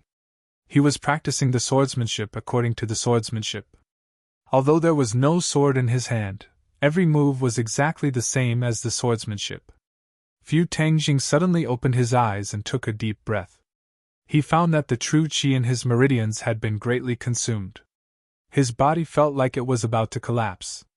I only practiced the first move to the 15th style, and I am already so tired. I don't have the strength to continue practicing. Am I too useless? Tang Jing blamed himself. Kid, you don't know what's good for you. Do you know how much other people can practice the heaven-flying immortal for the first time? Tian Chanzi suddenly said, his voice trembling slightly. How much? Tang Jing looked at him blankly. How would I know this? The 5th style of the first move. Ah, so little? As far as I know, the sex genius stopped at the 10th style for the first time. Kid, you have already practiced to the 15th style, and you are still not satisfied. You still say that you are useless. How do you want other people to live? Tian Chanzi was flustered and exasperated. Tang Jing scratched his head embarrassedly and said, I don't know about this. But what style did you practice to? I won't tell you. Haha, don't tell me you don't even have the 5th style, so you are too embarrassed to say it. Who said that? I practiced to the 7th style and could be considered one of the best in the sect. Tian Chanzi hurriedly explained. However, he immediately realized that he had been tricked. He was flustered and exasperated. Kid, you are getting better and better. The 7th style, it seems that you have a lot less than me. Do you think that everyone is like you, a freak with the 9 yang saint body? Tian Chanzi unhappily said. His self-esteem had been greatly damaged. Chapter 49. Tian Chanzi said in a deep voice. There are many spells, but there are many profound spells that you have no way to practice. I suggest that you focus on 2 directions. What are those 2 directions? Formations and true fire. Formations are divided into defensive and offensive formations. The requirements for offensive formations are very high, so naturally its power is also very high. Have you heard of the phrase drawing a prison? Of course I've heard of it. Drawing a prison is a type of offensive formation.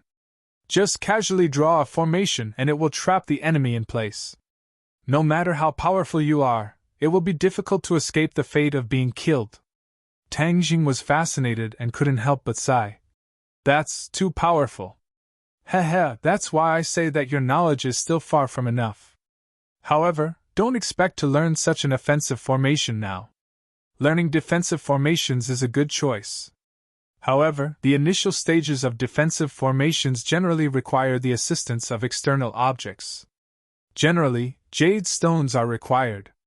You need to arrange the formation within the jade stones. When the enemy attacks, the defensive formation will automatically activate and achieve the effect of protection. Jade, where can I find jade?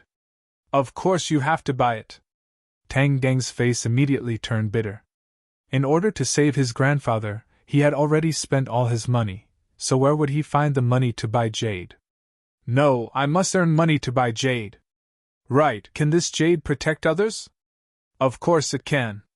As long as you wear the jade will naturally protect you. Tang Jing's heart moved. Now he had the confidence to protect himself, but many of the important people around him did not have the ability to protect themselves, such as his grandfather and Fang Shishir. Then hurry up and teach me this defensive formation. In addition, there is also the body lock technique. You said before that when I reach the 3rd grade refining chi I can learn this spell. The pressure point technique had saved Tang Jing more than once, so he had long been looking forward to learning the body lock technique. The body lock technique was more powerful than the pressure point technique. It did not require physical contact and could be completed by chanting the incantation. It was simply the best choice for protection. Alright, the body immobilization technique only has a few lines of incantations. This incantation is used to draw in the spiritual chi of heaven and earth, thus impacting the person's acupuncture points to achieve the effect of body immobilization. However, the effect varies from person to person. The smoother your communication with the spiritual chi of heaven and earth, the better the effect of the technique. Tang Jing silently memorized the incantation. The incantation was very short, consisting of only a few words. It would only take a few seconds to finish chanting. However, without a target to cast the spell on, he did not know how effective it would be. For the next 2 days, the monthly mock exam was held as scheduled. Tang Jing deliberately controlled his score so that he would continue to be in the last position. After the exam was the last day of March, and the entire grade was on holiday. Fan Shishu originally planned to stay with Tang Jing, but because of a guest at her house, she changed her plans at the last minute. Tang Jing was at a loss as to how to make money. He could not continue to fight. Was he supposed to work? Don't be ridiculous. How much can you earn from doing odd jobs? Buying jade would cost a lot of money. The least would be tens of thousands, and the most would be hundreds of thousands. This was a huge sum of money. Tang Jing was just an ordinary high school student. How could he earn so much money in such a short period of time? Boss, today is a rare day off. Come with me to a place. Feng Yong suddenly called. Where are we going? You'll know when we get there. I guarantee that this trip will not be in vain, Feng Yong mysteriously said. Since Tang Jing had nothing to do, he agreed. Not long after, Feng Yong drove in front of Tang Jing. Feng Yong, you know how to drive? Tang Jing looked at him in surprise. Driving is not difficult. Boss, you're so smart. You'll definitely be able to learn it. Tang Jing actually had the idea of learning how to drive. However, he had to study and cultivate at the same time. He had no time to do so. He could only wait until after the college entrance exam. Boss, the place we're going to today is quite interesting. There's a lot of fun, Feng Yong excitedly said. Oh, just what kind of place is it that makes you so excited? Hey, I'll keep you in suspense. You'll naturally know when we get there. The car sped all the way to the suburbs. A large building complex appeared in front of them. The greenery on both sides of the road became more and more beautiful. It was truly a place filled with green trees and surrounded by small rivers. It was completely devoid of the hustle and bustle of the city. The car stopped in front of the building complex. Feng Yong handed over an invitation card. A man wearing a black suit and headset opened the door. He looked like a bodyguard from the movies. As the car drove in, Tang Jing felt that the scenery inside was even more beautiful than outside. Hundreds of flowers bloomed.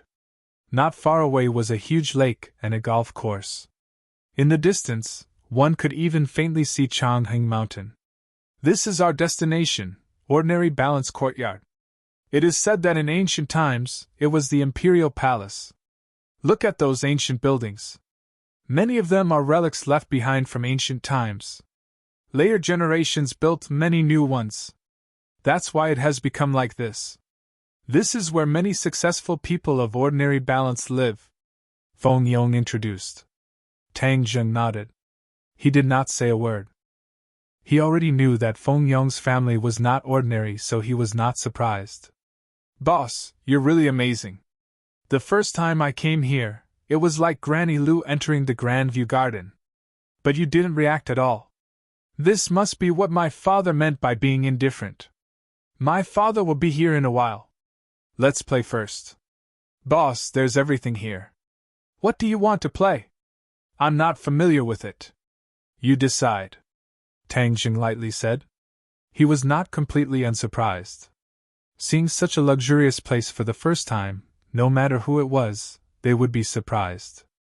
But with the increase of Tang Jing's power, his state of mind had undergone a great change. He no longer completely showed the changes in his state of mind on his face. There's something fun here that you can't find anywhere else. Come, I'll take you there. These buildings were like ancient palaces. They were richly decorated and extremely luxurious. A moment later, the two arrived at a large hall. Casino? Tang Jing was surprised. Haha, that's why I said this place can't be found anywhere else. The ordinary balance courtyard's backer is very awesome. So this casino is very safe. Many people gamble here. It's simply the ordinary balance's Las Vegas. You play, I'll just watch. Tang Jing only had $100 on him. He couldn't even gamble a single round. Moreover, he was not in a good position to do this. How can that be? Boss, I brought you here, so how can I let you watch? Hee, look, this is my little treasury. There's $200,000 inside. It's all the pocket money I've saved up over the years. I've already prepared it. Today we're going to kill and win big. Feng Yong's eyes shined like a pervert seeing a naked beauty. For the first time, Tang Jing discovered that Feng Yong actually had the potential to be a gambler. But he remembered his grandfather's teachings. 10 gambles, 9 losses. He wanted to persuade Feng Yong, but he was worried about ruining his mood, so he didn't say anything. Boss, here's $200,000 worth of chips. We'll split it in half. Let's play separately for now. Later we'll see whose results are better. Feng Yong stuffed the chips he had just exchanged into Tang Jing, and then rushed to the gambling table. Tang Jing shook his head and helplessly sighed. The uncertainty of gambling was too great. He wouldn't risk Feng Yong's money. He knew that even if he lost it all, Feng Yong wouldn't let him pay it back. But he wouldn't do that. Tang Jing strolled around the casino. It was very big, and there were all kinds of gambling. There was even a separate room on the second floor. Kid, aren't you worried about money? This is a once-in-a-lifetime opportunity. Tian Chanzi's voice suddenly sounded. You mean gambling? What if I lose? It's not my money, it's Feng Yong's money. With me here, you'll still lose. You're simply insulting me, Tian Chanzi said indignantly. What do you mean? You mean you have a way to win money? Of course, with me here, it'll be hard for you not to win money. Tian Chanzi boasted proudly. Tang Geng's head moved. If Tian Chanzi had a way to win money, then this was the fastest way to earn money. Okay, I'll bet. Tang Jing made up his mind. In this society, it was hard to do anything without money.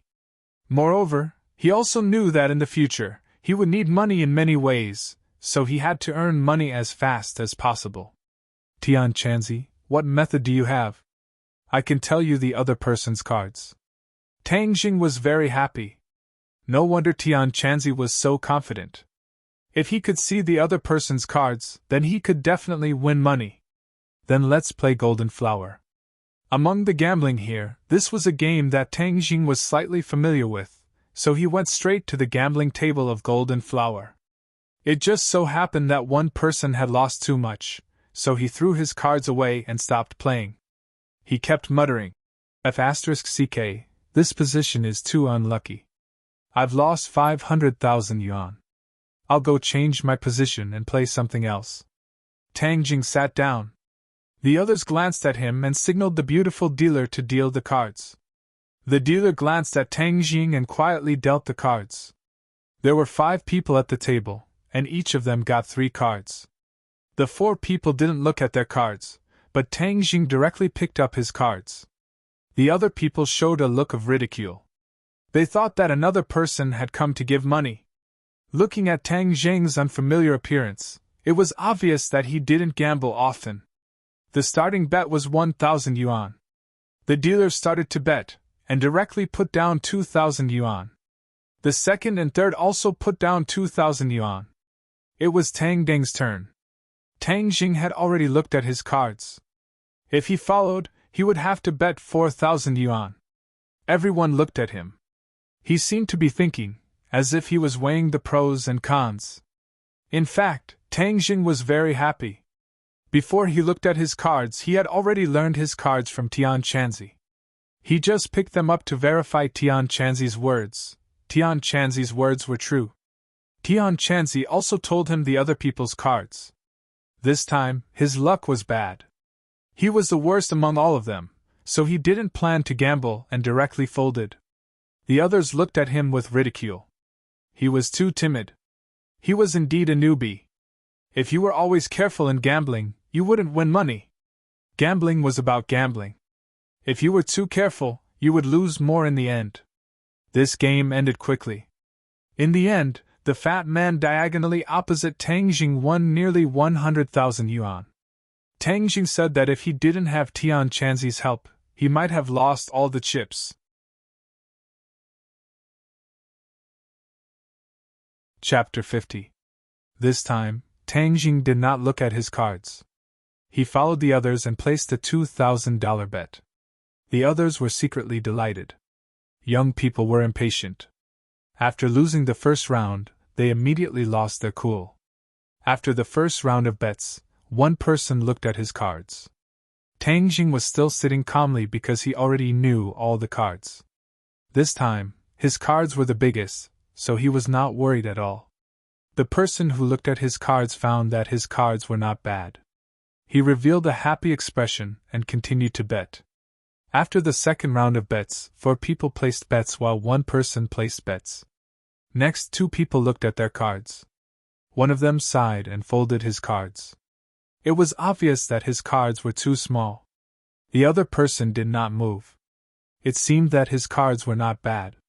Now there were 4 people left at the table. Tang Jing and the fatty who had won the previous round did not look at their cards. The fatty sat calmly and seemed to be full of confidence. He was clearly an old gambler. After the third round of bets, Tang Jing pretended to look at his cards. The fatty also looked at his cards. He did not move, making it difficult for others to see his cards clearly. However, Tang Jing already knew his cards. The fatty had a pair of aces and a king. His cards were the biggest after Tang Jing. Tang Jing had a straight of 4, 5, 6, and was the biggest card on the table. One person saw that he had already placed 3 rounds of bets, and directly competed with the fatty. He shook his head in annoyance as he lost. The other person stared at Tang Jing and also sadly folded when he competed with him. In the end, only Tang Jing and the fatty were left at the table. The fatty looked at Tang Jing and smiled. "Young man, your luck is not bad." Tang Jing smiled and said, "I'll count on your auspicious words." The 2 of them placed 2 more rounds of bets. There were already tens of thousands of dollars on the table. The fatty's expression changed slightly. He stared at Tang Jing and said, "I don't believe that your luck is really that good. I'll open you." The result was self-evident. Tang Jing won. The fatty looked at Tang Jing suspiciously. This was the first time he folded without hesitation, but this time he persisted until the end and won. It was really strange. However, Tang Jing's cards were not small, so he should have persisted. The game continued. With the help of Tian Chanzi, Tang Jing was like a god. After a while, the chips in front of him were piled high. He had won nearly 500,000 yuan. He lost and left the table. Everyone gradually realized that Tang Jing did not win every time. He would lose sometimes, but he always won more than he lost. As long as he persisted until the end, the winner would definitely be him. It was as if he had known the cards beforehand. But how was that possible? F***ck, I can't play this card anymore. The other 3 picked up their remaining chips and stood up. They looked at Tang Jing as if he were a monster. The people nearby also noticed the situation here. They gathered around and discussed. "Deal the cards." The fatty did not admit defeat. The fatty did not dare to be careless and directly looked at his cards. His eyes flashed with joy, but he pretended to be calm. This was because his cards were 3Ks. This was already considered a super big shot in the Golden Flower game. He was confident that he could win this game. He could not help but regret looking at his cards. If he had known that his cards were so good, he would have kept betting and won all the chips in his opponent's hand. However, if he let his opponent escape with such good cards, it would be a pity. Thus, he pushed over 500,000 yuan worth of chips in front of him and said, "I'll bet all of it. Let's compete directly. I don't believe that your luck is really that good. You've already seen your cards, but your opponent hasn't. Aren't you bullying him?" Someone spoke up. "Shut up. I'm the one betting, not you. Young man, do you have the courage to do so? If your luck is really that good, then all the chips in front of me will be yours." The fatty provoked and tempted at the same time. Tang Jing's face was calm as he said, "Since you also say that my luck is good, then I'll take advantage of your auspicious words and gamble." Tang Jing pushed over 500,000 yuan worth of chips in front of him, as if he really did fall for the opponent's provocation. "Boss!" Suddenly, Feng Yong came in. When he saw the chips in front of Tang Jing, his eyes widened in disbelief. "Boss, you won this much? Today's luck is good. How are your results?" I lost it all." Feng Yong hung his head dejectedly and said embarrassedly.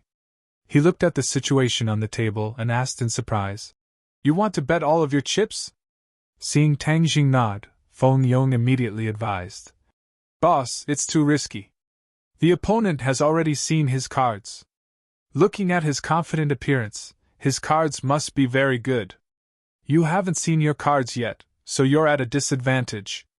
Everyone says that my luck is good, so I also want to bet on my luck," Tang Jing said indifferently. Feng Yong sighed. "Boss really is the boss. This boldness is extraordinary." Although Feng Yong's family was well off, he did not have such boldness. Seeing that Tang Jing had made up his mind, as a younger brother he naturally could not lose face for his boss. He passionately said, "I believe in you, boss. This time we will definitely win." But in his heart he sighed. "Although this was my hard-earned savings, but I have already lost it all. If boss also loses, then it doesn't matter. Young people are really too inexperienced." The other sighed in pity. The fatty's sinister intentions were too obvious. Tang Jing ignored the other people's gossip and directly said to the fatty, "Then you open your cards." "3 kings!" The fatty threw his cards and heroically said, "Wow, he can even get this kind of card. His luck is really good. No wonder he would bet all of his chips. This time that young man will definitely lose." Feng Yong's face was very ugly. Needless to say, he would definitely lose. "Boss, let's go," Feng Yong dejectedly said. "We haven't opened our cards yet." "How can we leave?" Tang Jing lightly said. Feng Yong dejectedly said, "Boss, he has 3 kings. It's too big. We will definitely lose." "That's right. Young man, let's go. Don't be so impulsive in the future," the others advised. The fatty provocatively looked at Tang Jing. He proudly said, "Don't you think that your luck is good? You want to be a deserter without opening your cards? Ha ha! Everyone says that my luck is good today. I also think that my luck is not bad. So the outcome is still not decided," Tang Jing loudly said. "Feng Yong, help me open my cards." "Boss, it doesn't matter if we lose. Let's go. Open your cards." Feng Yong helplessly opened his card. It was an ace. The others all shook their heads. It was only an ace. In front of 3 kings, it was still insignificant. The second ace. 2 aces. His cards are not small. This young man's luck is really good. Someone exclaimed. "What's the use of being good? It's only a pair of aces. We will still lose," someone retorted. "Who knows, maybe he'll get 3 aces," said someone who didn't want to give up. "Haha, are you awake? How can 3 aces be so easy to get? Moreover, 3 aces against 3 kings. The probability is too small." "The probability is small, but it's not impossible. Quickly open your cards," someone urged. Feng Yong looked at Tang Jing and said in his heart, could it really be 3 aces? He was a little excited and slowly opened the third card. The third ace. "Wow!" someone exclaimed in amazement. It was really 3 A's. It was too unbelievable. The fatty's smile immediately froze. He was like a puppet as he stared blankly at the 3 aces. How could it be so coincidental? Feng Yong witnessed this miraculous moment, and even personally participated in it. He couldn't help but excitedly jump up and laugh. "Haha, 3 aces. We won. Boss won." Everyone looked at Tang Jing with a bit of shock in their eyes. This little handsome guy's luck was truly heaven-defying. He was simply the god of gambling. Moreover, he was unfazed by anything. He simply had the style of an otherworldly expert. Impossible! That's definitely cheating! Fatty suddenly screamed like a madman. The others all revealed looks of disdain. Cheating? Please, there were so many pairs of eyes watching. Moreover, he didn't even look at his cards. How could he cheat? Moreover, who would dare to cheat in the ordinary balanced courtyard? Did he not want to live any more? Hey, Fatty, don't slander others. A loss is a loss. There are so many pairs of eyes watching. Feng Yong disdainfully said. The Fatty was speechless. He also realized that the situation he spoke of was impossible. This could only be attributed to Tang Zheng's luck being too good. Or perhaps he was seeking his own death. Boss, let's not play with this kind of tasteless person. Let's go play something else. Feng Yong said. Let's not play anymore. Your father should have arrived. Let's go. Tang Jing had already won 1 million after deducting 100,000. This was not considered much in the casino. But after causing such a ruckus, it really was too eye-catching. Moreover, this amount of money was enough for his recent expenses. So he chose to leave. Boss, your luck is so good. You should continue to kill. Feng Yong excitedly said. Tang Jing shook his head and said, Luck cannot always be good. We should quit while we are ahead. AI, that really is a pity. Feng Yong said regretfully. The two of them went to exchange for chips. Feng Yong, this is the 1 million we won. You and I will each take 500,000. Tang Jing said. When Feng Yong heard this, he hurriedly shook his head and said, How can that be? This was all won by you. How can I take your money? If I did not have your capital, even if I had good luck, I would not have been able to win this money. So half of the credit goes to you. No, this is all because of you, boss. If I were to gamble by myself, I would have already lost everything. So the most I want is 200,000. Tang Jing tried to persuade him again, but Feng Yong persisted. With no other choice, Tang Jing could only transfer the remaining 900,000 into his card. In the monitoring room, a handsome man with sharp eyebrows and bright eyes watched the replay with interest. In the end, the screen froze on Tang Deng's calm face. He could not help but mutter to himself. He is very confident. It seems that he already knew the cards. Haha, interesting. Such an interesting little fellow appeared in the ordinary balance area. As he said this, he turned his head to look at the old man beside him. The old man was drowsy, as if he was dozing off. Qin Lao, did you see any clues about him? Qin Lao opened his eyes and glanced at the screen. He shook his head and said, He did not cheat. As for the method, my old eyes are not good enough to see it.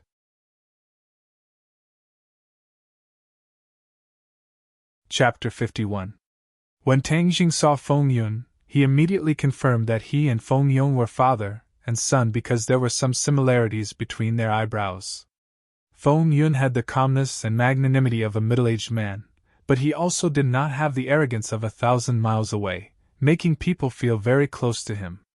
Feng Yun sized up Tang Jing while saying with a smile, Little Tang, your name is like thunder to my ears. My family's little brat talks about you every day, praising you to the point that you are like heaven and earth. Seeing you today, I can see that you are indeed a talent. This little brat finally has a good eye. Uncle Feng, you flatter me. Tang Jing lightly smiled. No, I have never seen my family's kid so convinced before. You are the first. I heard that you specially made a revision plan for him. During this period of time, he is much more diligent than before. When he came back yesterday, he told me that this month's mock exam will definitely be better than before. Feng Yong and I are friends.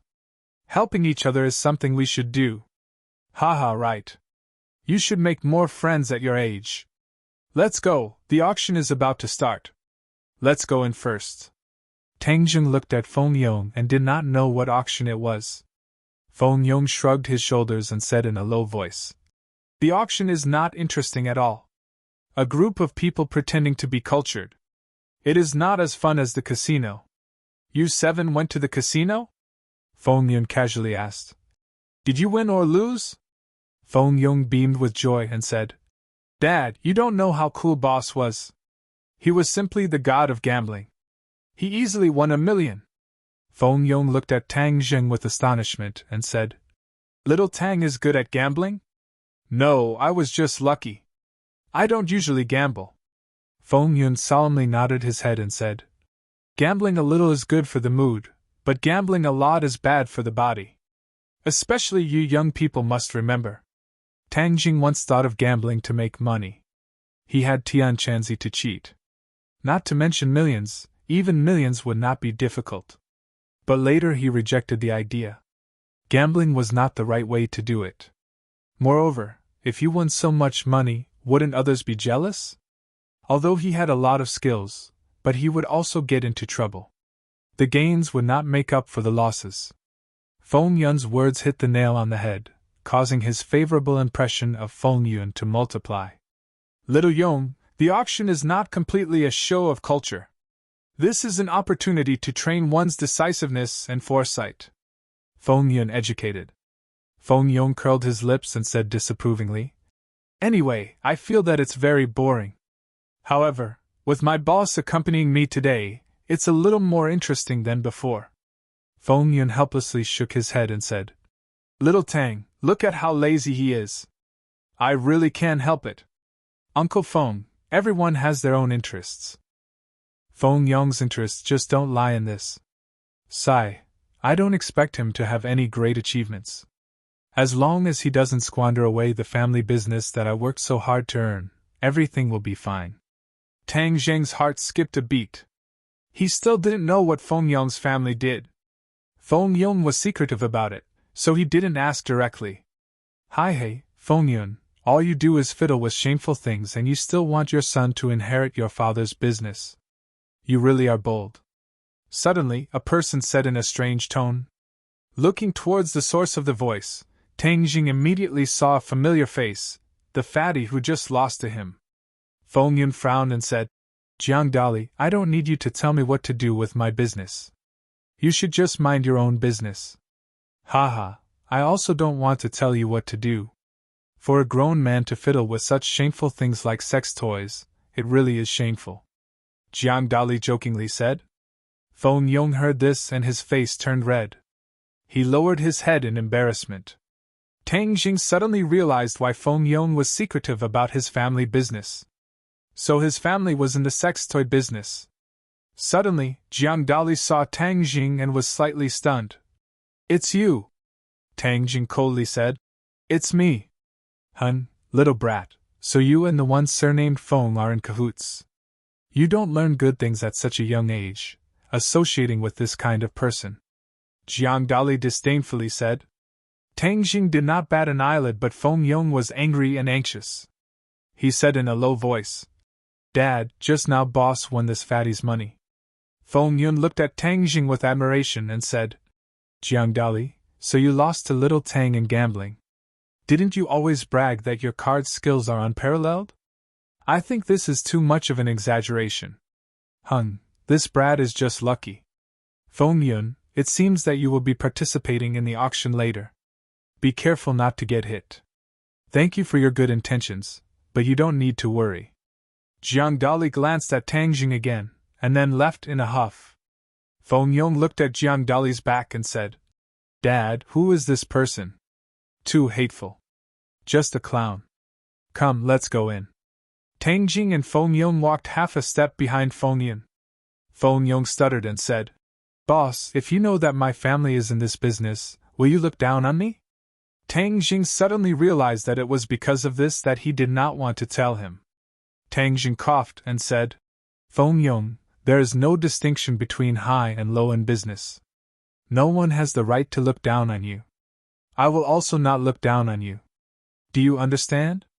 Feng Yong seemed to understand but not fully nodded and said, Boss, I understand. Feng Yun's mouth hooked up into a faint smile as he said in his heart, Little Yong has always rejected this business.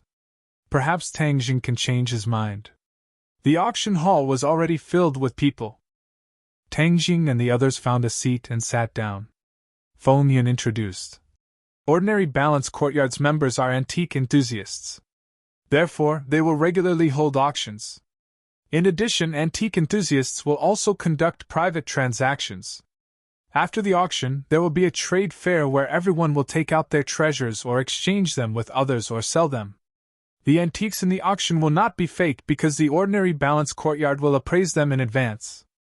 But in the trade fair, it is inevitable that there will be fakes because this is a private transaction. The Ordinary Balance Courtyard will only provide the location and will not guarantee the authenticity of the antiques. Feng Yong curled his lips and said, "The trade fair is purely a scam.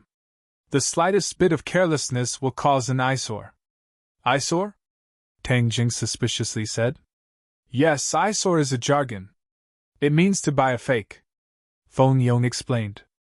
"After the auction, you can go take a look at the trade fair. If you are lucky, you can also find some treasures," Feng Yun suggested.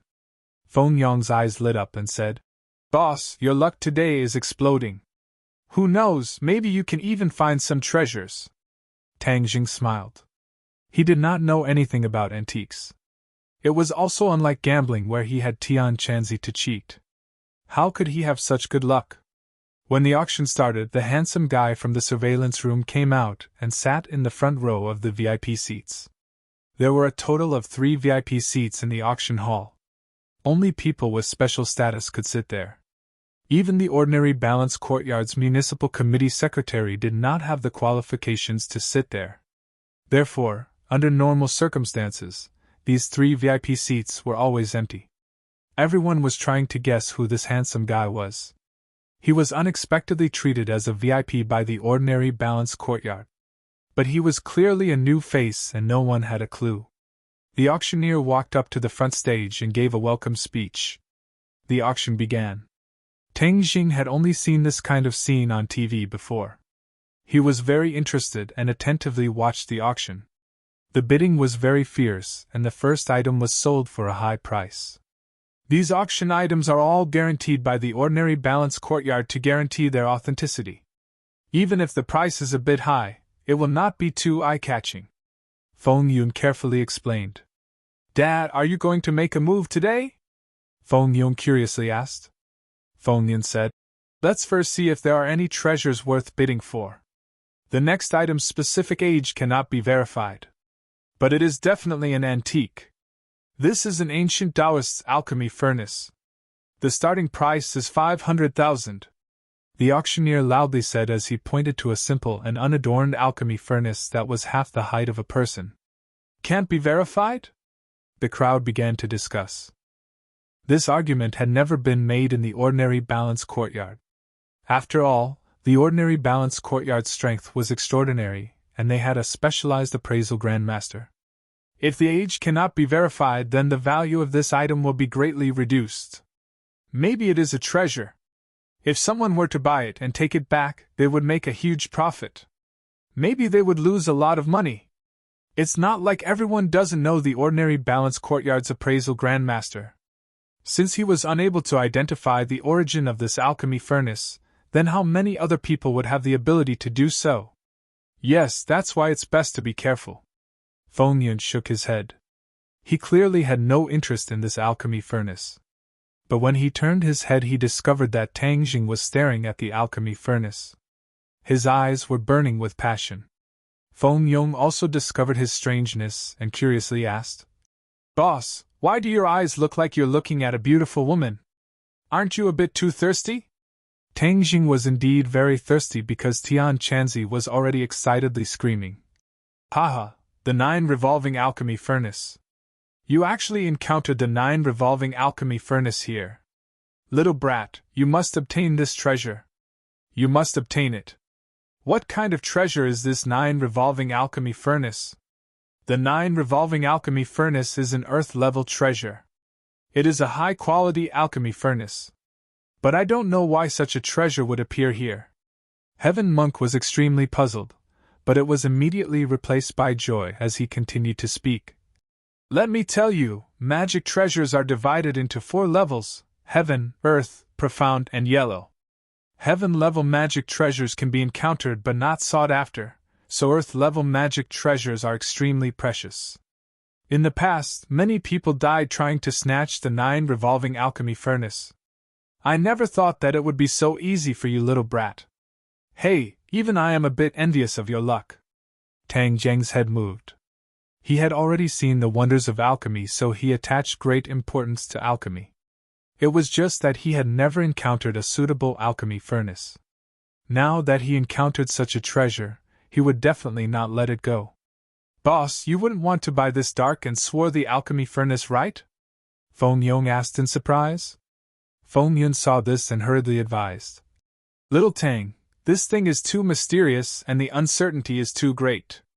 It is very likely that you will suffer a loss. You should be careful. Tang Jing said.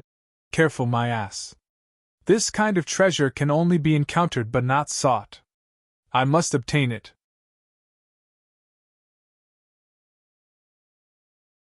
Chapter 52. The bidding for the 9 revolving pill furnace began with a starting bid of 500,000. Someone bid 600,000, and soon another bid 650,000. After that, no one else raised their paddle. It was clear that everyone had the same concerns as Feng Yun. The auctioneer was a bit embarrassed as this was completely different from the previous intense atmosphere. 650,000 going once. Are there any higher bids? No one answered. 650,000 going twice. When Tang Jing saw this, he was secretly delighted. These people did not know what was good for them, so he had profited. 660,000. Tang Jing raised his paddle. The auctioneer raised his eyebrows and said, 660,000, is there still a bid? Tang Jing was nervous to death, as he silently prayed that no one else would bid. The handsome guy in the VIP section turned his head to look at Tang Jing, his eyes slightly fluctuating.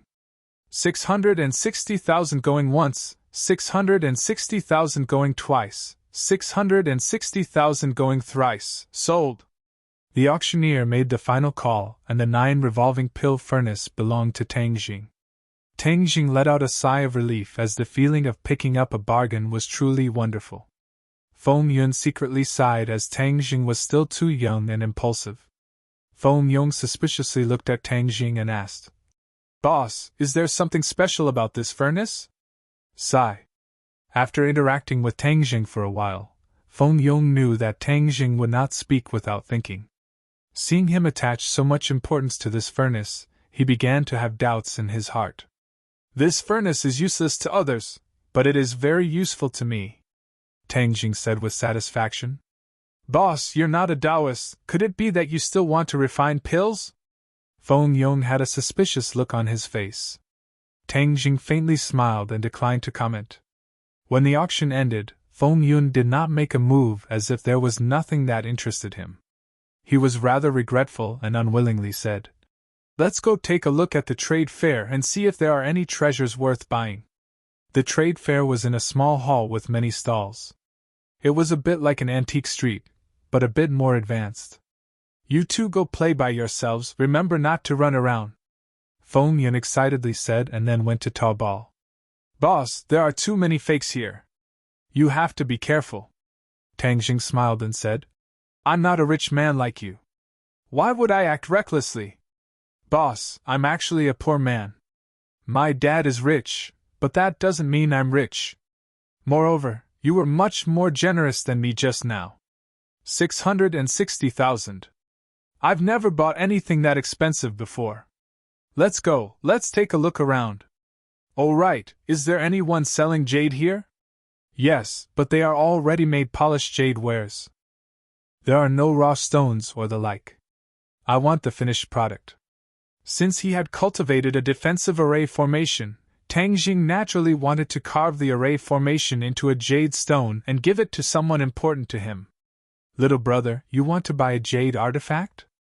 Suddenly, a person stood beside the two of them and asked with interest. Tang Jing was slightly stunned and looked at the person in surprise. This person was actually the handsome guy who was sitting in the VIP seat earlier.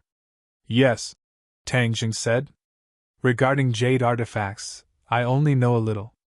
I can give you a little reference, the handsome guy said with a smile. If that's the case, then many thanks, Tang Jing lightly said.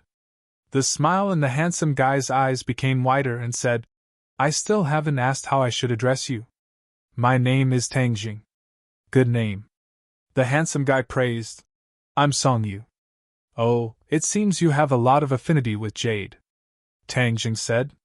My mother is obsessed with jade, so she gave me this name, Song Yu explained. Tang Jing nodded. Like his name, he really was like a piece of warm jade, sparkling and translucent. This is my good brother Feng Yong. Hello? Song Yu nodded reservedly. Obviously, he didn't have much interest in Feng Yong. The several people arrived in front of a jade artifact stall.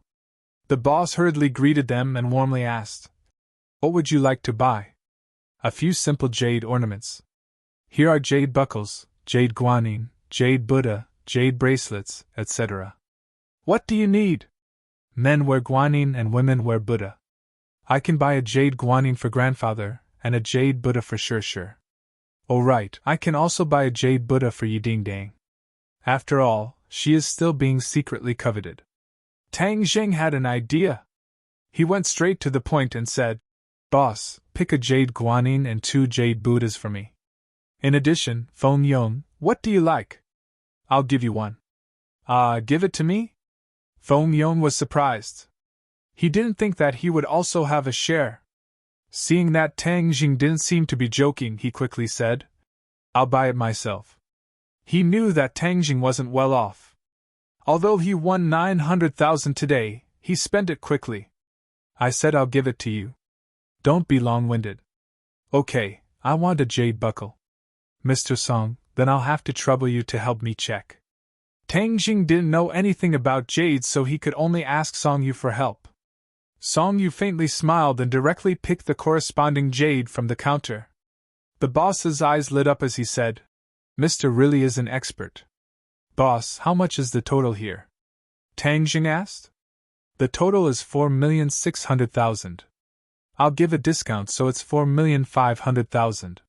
What, 4,500,000? Tang Jing was dumbstruck. This was too expensive. Song Yu's eyes flashed with a strange light. 4,500,000 in his eyes was just a small amount of money. He didn't think that Tang Jing would have such a big reaction. When he saw him by the pill furnace without even blinking, Song Yu thought that he was a young master from some family. It seems like he guessed wrong. Mister, this price is absolutely fair. This mister is an expert, so he should know that we didn't give a false price. The boss pointed at Song Yu and said. Song Yu nodded his head, acknowledging the boss's words. Tang Jing's face revealed a difficult expression as he said, I only have 240,000. It's not even enough. Let's buy a few cheap ones. The boss's smile didn't fade as he said, We also have cheap ones. 240,000 is enough to buy 4 pieces of jade. Song Yu didn't bat an eyelid as he picked out 4 pieces of cheap jade for Tang Jing. After Tang Jing paid for them, the money he won today was completely used up.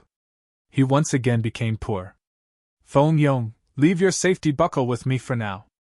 I'll give it to you 2 days later, Tang Jing said. No problem.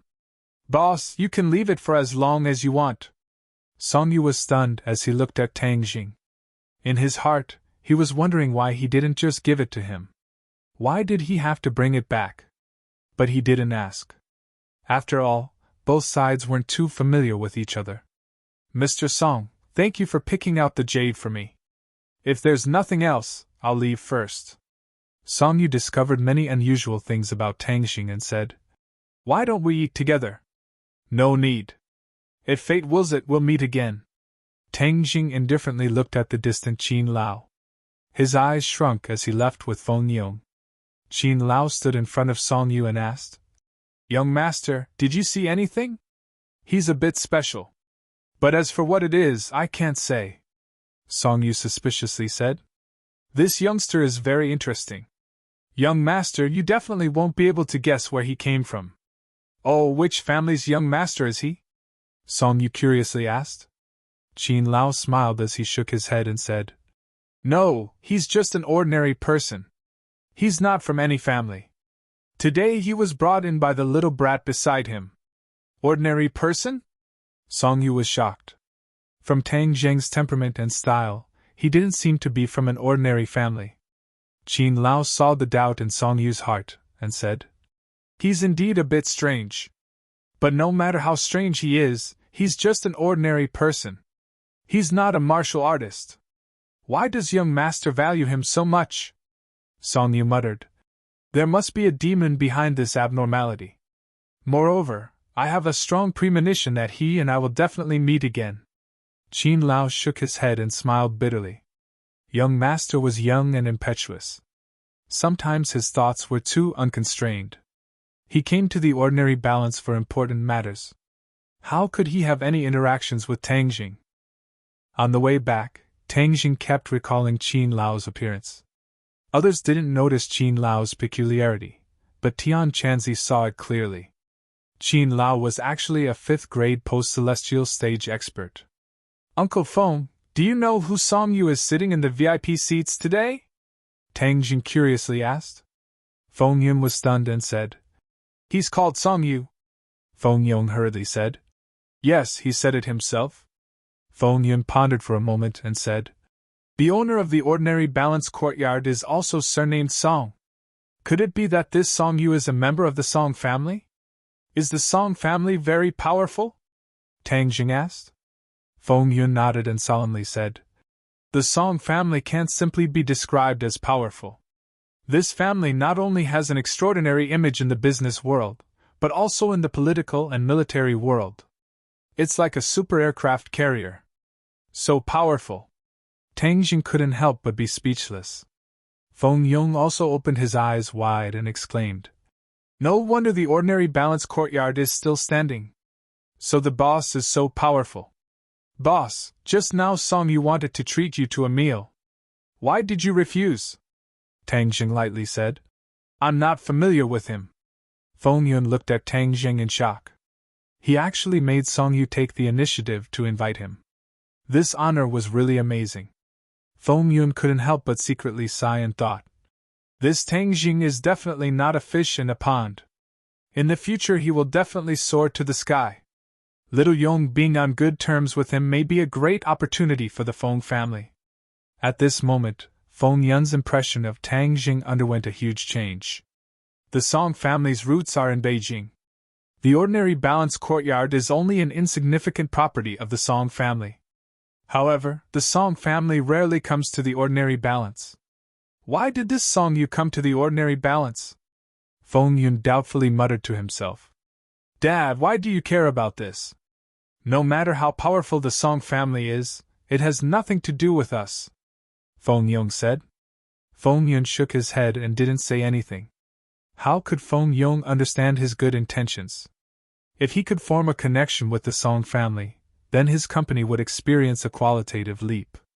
"Little Tang, since Song Yu doesn't have any ill intentions, if there is a chance, you can try to get in touch with her," Feng Yun said.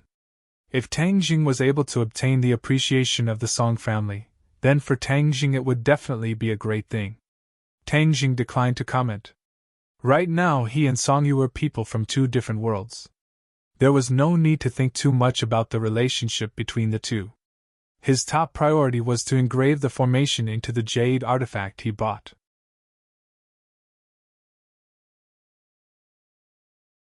Chapter 53. There were tens of thousands of defensive formations, but with Tang Deng's current strength, he could only use the simplest defensive formation, which was to inject his true qi into the jade stone. When attacked, the formation would automatically activate and his true qi would attack, thus achieving the effect of a defensive formation. Under the night sky, Tang Zheng's fingers moved and a complex array was engraved into the jade artifact. Then, he immediately activated his martial arts and poured his true qi into the jade artifact. The jade artifact emitted a white luster, and then in a flash, disappeared into the jade artifact. Fu Tangjing let out a long breath. This seemingly simple process consumed most of his true qi. This engraving formation is really not an easy task. He could not help but sigh. Of course, if it was easy, then there would not be so many mediocre people in this world. Tian Chanzi said. With your skills, you can only engrave one formation per night, so these 4 gifts will take you 4 nights. After you finish this, you can cultivate your true qi and then try to refine pills. What you need the most right now is the spirit pill. It can gather the spiritual energy of heaven and earth for your own use and quickly increase your cultivation. He had already bought the 9 revolving pill furnace, so refining pills was not a difficult task. He turned his head and looked at the 9 revolving pill furnace in a wooden box in the corner, and could not help but feel a little excited. After the holidays, he went to class during the day and engraved formations at night. 3 days later, the formations of the 4 jade artifacts were all completed. Sure, this jade Buddha is for you. In the small forest on campus, Tang Jing and Fan Shishir were enjoying a sweet couple's world. Fan Shishir looked at the jade Buddha in her hand in surprise filling her heart. You're giving me a gift? Of course, remember to bring it with you. When I'm not by your side, it will replace me to accompany you, Tang Jing said. Fan Shishir nodded and said, Tang Jing, you're really too good. Saying this, she threw herself into his embrace, raised her head, and gently kissed him on the cheek. Tang Jing's heart seemed to melt as he hugged her tightly. I'll definitely take it with me.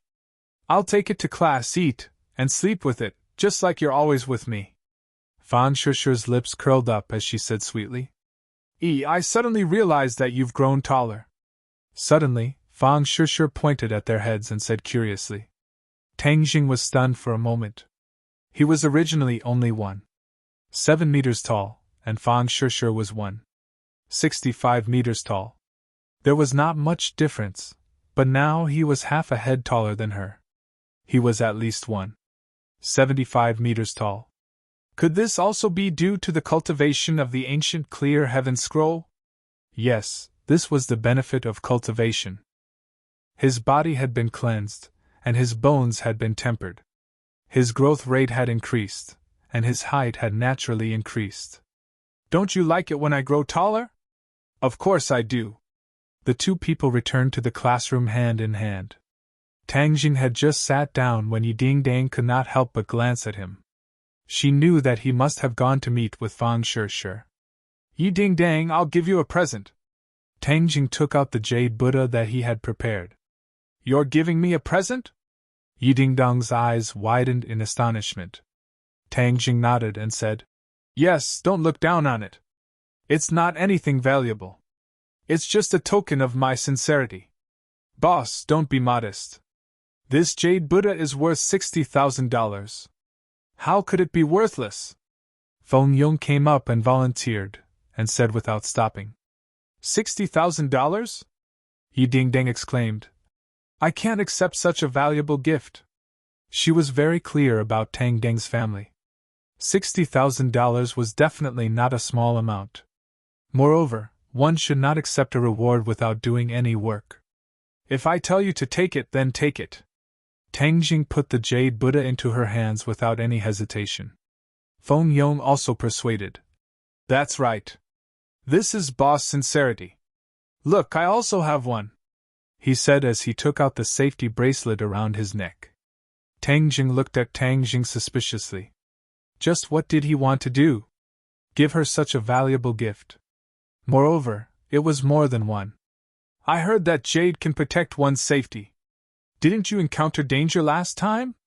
So I bought one for you. Tang Jing explained. Jade can protect one's safety? Yi Dingdang did not know whether to laugh or cry. If jade really had such a function, then wouldn't it be crazily fought over? She looked at him with shining eyes, not knowing what he was planning. What are you being so fussy about? Just remember to always wear it. Tang Jing did not want to be long-winded with her, and directly reminded her. The bell for class rang and Lu Qingmei walked in. Yi Dingdang did not have the chance to refuse and could only resentfully put away the jade Buddha. Lu Qingmei's face was not good. There was a trace of anger between her eyebrows as she said, The results of this mock exam are out. Most of the students in our class have improved. Congratulations to everyone. Everyone was beaming with joy and secretly clenched their fists. This period of hard work was not in vain. I want to praise student Feng Yong. He has improved the most. Feng Yong excitedly stood up and said, "This is the result of the teacher's teaching. In addition, it is also inseparable from my boss Tang Ding's detailed review plan. Otherwise, it would be impossible for me to improve so quickly." Everyone's gaze swept towards Tang Jing. So Feng Yong's improvement was also due to him. They did not know how his results were this time. Many people had this thought but were too embarrassed to ask. However, there was one person who asked, Takashi. This was because he already knew about Tang Yang's results from a reliable source, so he deliberately wanted to humiliate him. Tang Jing had humiliated him many times. He was not Tang Jing's opponent, so this time he wanted to openly humiliate Tang Jing. "Teacher Lu, since Feng Yong praised Tang Jing so much, I wonder how his results were this time. He must have once again gotten first place in the school," Takashi said with a smile that did not reach his eyes. "That's right. Teacher Lu, how were Tang Deng's results this time?" the others also curiously asked.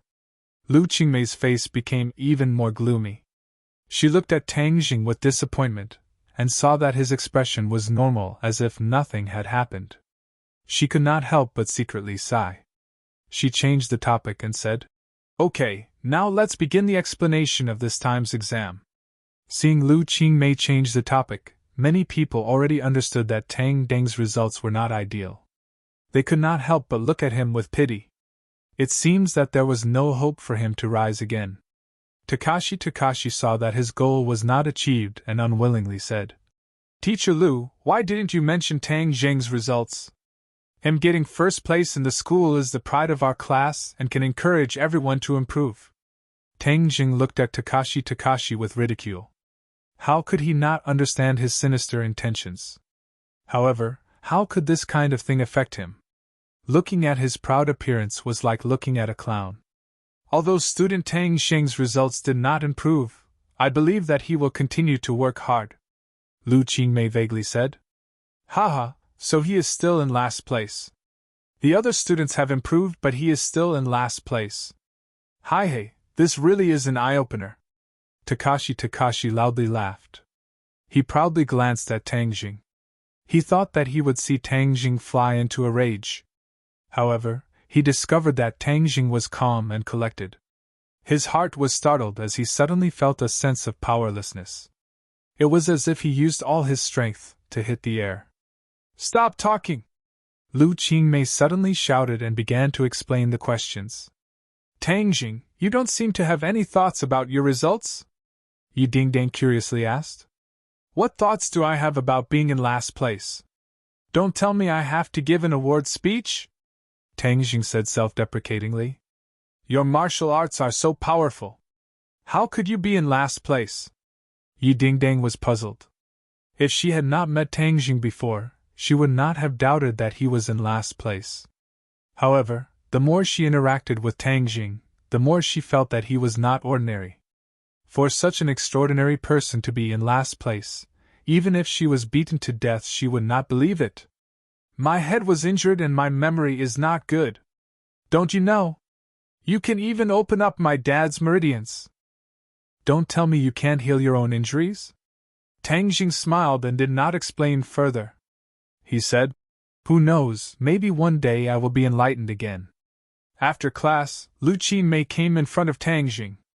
She knocked on his desk and seriously said, "Tang Jing, come with me to the office." After the two figures disappeared from the office, the classroom was filled with discussion. Takashi said, "Tang Jing is dragging us down again. This is an insult to our class." Feng Yong angrily stood up and said, Takashi, no one will treat you as a mute if you don't speak." "Haha, last place little brother, what I say is none of your business. Boss's wisdom is not something you can compare to. Yeah, he is too powerful. I really can't compare to the last place in wisdom." "Haha! Shut up!" Yi Dingdang suddenly shouted loudly, causing Gao Daji to shut his mouth in dissatisfaction, and secretly hatefully said, "Even the last place has so many people protecting him, what the f*ck?" In the office, Lu Qingmei sighed and said, "Tang Jing, your results this time are very bad. Do you know that?" Tang Jing did not say a word. I know that you have been distracted by your grandfather's matter. But this is not an excuse. The other students have all improved, but you are the only one who has not made any progress. Moreover, this kind of influence is not good. The school has already made a decision regarding your problem. What decision? Tang Jing, I really don't want to see this kind of situation happen. I have also fought for it with the school, but… Lu Qingmei shook her head in regret. Are they going to expel me? Tang Jing suspiciously asked. They want you to make up for the 3 years of tuition. Otherwise, they will expel you.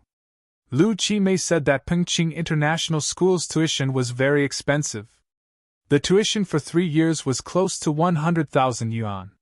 For Tang Jing's family, this was an astronomical figure. Make up for the tuition, otherwise they will expel me? Yes, this is the school's decision. If you have any difficulties, I still have some money here. You can borrow some from your relatives to make up for the tuition. Then take advantage of the next 2 months to work hard and see if you can improve your grades. Improve his grades? Haha, Lu Qingmei, you really have a lot of confidence in him. Suddenly, Wu Zuihong's ear-piercing laughter rang out.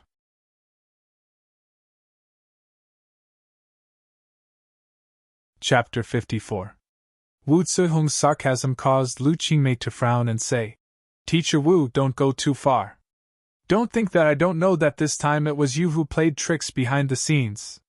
If it wasn't for you repeatedly making requests to the school, would the school make such a decision on Tang Jing? Wu Zuihong coldly laughed and said, I am doing this for the school's benefit. Is there a problem? Is there a need for you to target Tang Jing like this? Am I targeting him? Haha, what I said is the truth. He is dead last, and the school's resources are wasted on him. Wu Zuihong disdainfully said. The school's responsibility is to educate, and not to give up on any student. Even if you want to educate, the other party must be a promising talent. Tang Jing is such a useless person. Letting him take the college entrance exam is an insult to the college entrance exam. Tang Jing indifferently looked at Wu Zuihong and said, Old witch, you said that me taking the college entrance exam is an insult to the college entrance exam. Then what is not an insult to the college entrance exam? Lu Qingmei looked at Tang Jing in astonishment. She did not think that after receiving such unbearable treatment, he could still be so calm. Of course it is to get good grades and enter a good university. Then what are your so-called good grades? Haha. Haha, in any case it won't be your dead last result. If I wasn't dead last in the college entrance exam, what would you say? If you weren't dead last, then what's the difference between dead last and dead last? Wu Zuihong ridiculed. Then what about being first in the school? First in the school, haha, so you are this arrogant. Do you want to be first in the school? If you are able to get first in the school, then You what? I will admit that I have eyes but cannot see and am not fit to be a teacher. Good. If I am able to get first in the school, then you will be kicked out of the teaching team because you are not fit to be a teacher. I promise you, but you won't have the chance. Wu Zuihong was full of confidence and complacency. But if you don't get first place in the school, I want you to kowtow to me in front of all the teachers and students. With so many teachers as witnesses today, I believe that you won't go back on your word. Let's wait and see. We'll see after the college entrance exam. Tang Jing gave a strange smile.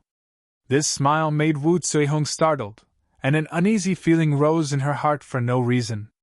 Why would I have such an absurd feeling? He's just a useless person. Maybe he'll make some progress, but how can he be the first in school? That's impossible. Moreover, he has to collect more than 100,000 yuan in tuition fees within a week to not be expelled. Otherwise, he won't even be able to take part in the college entrance exam, so how can he be the first? With his family's situation, 100,000 yuan was simply an astronomical figure. Even if he sold everything in his family, it wouldn't be worth that much money. So, I definitely won. Tang Jing, you've gone against me so many times.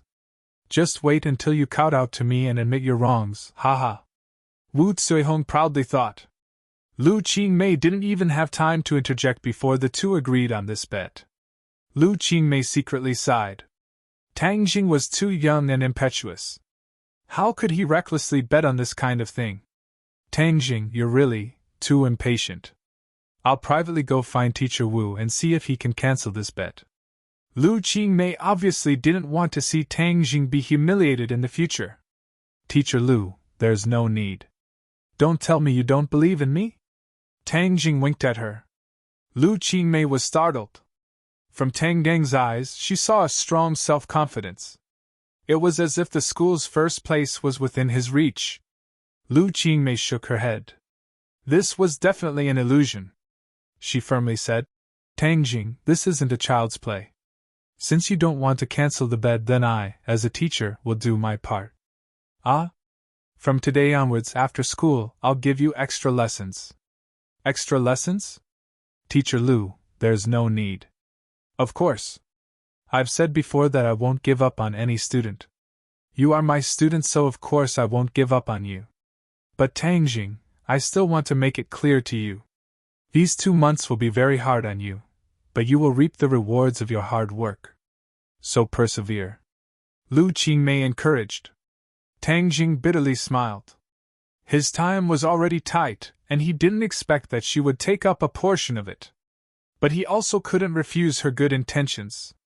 Wait for me after school. I'll take you to my home for extra lessons. Home? Of course it's home. If you take extra lessons at school and the other students see that I'm giving you special treatment, they will definitely complain. Oh, I got it. Tang Jing dejectedly walked out of the office.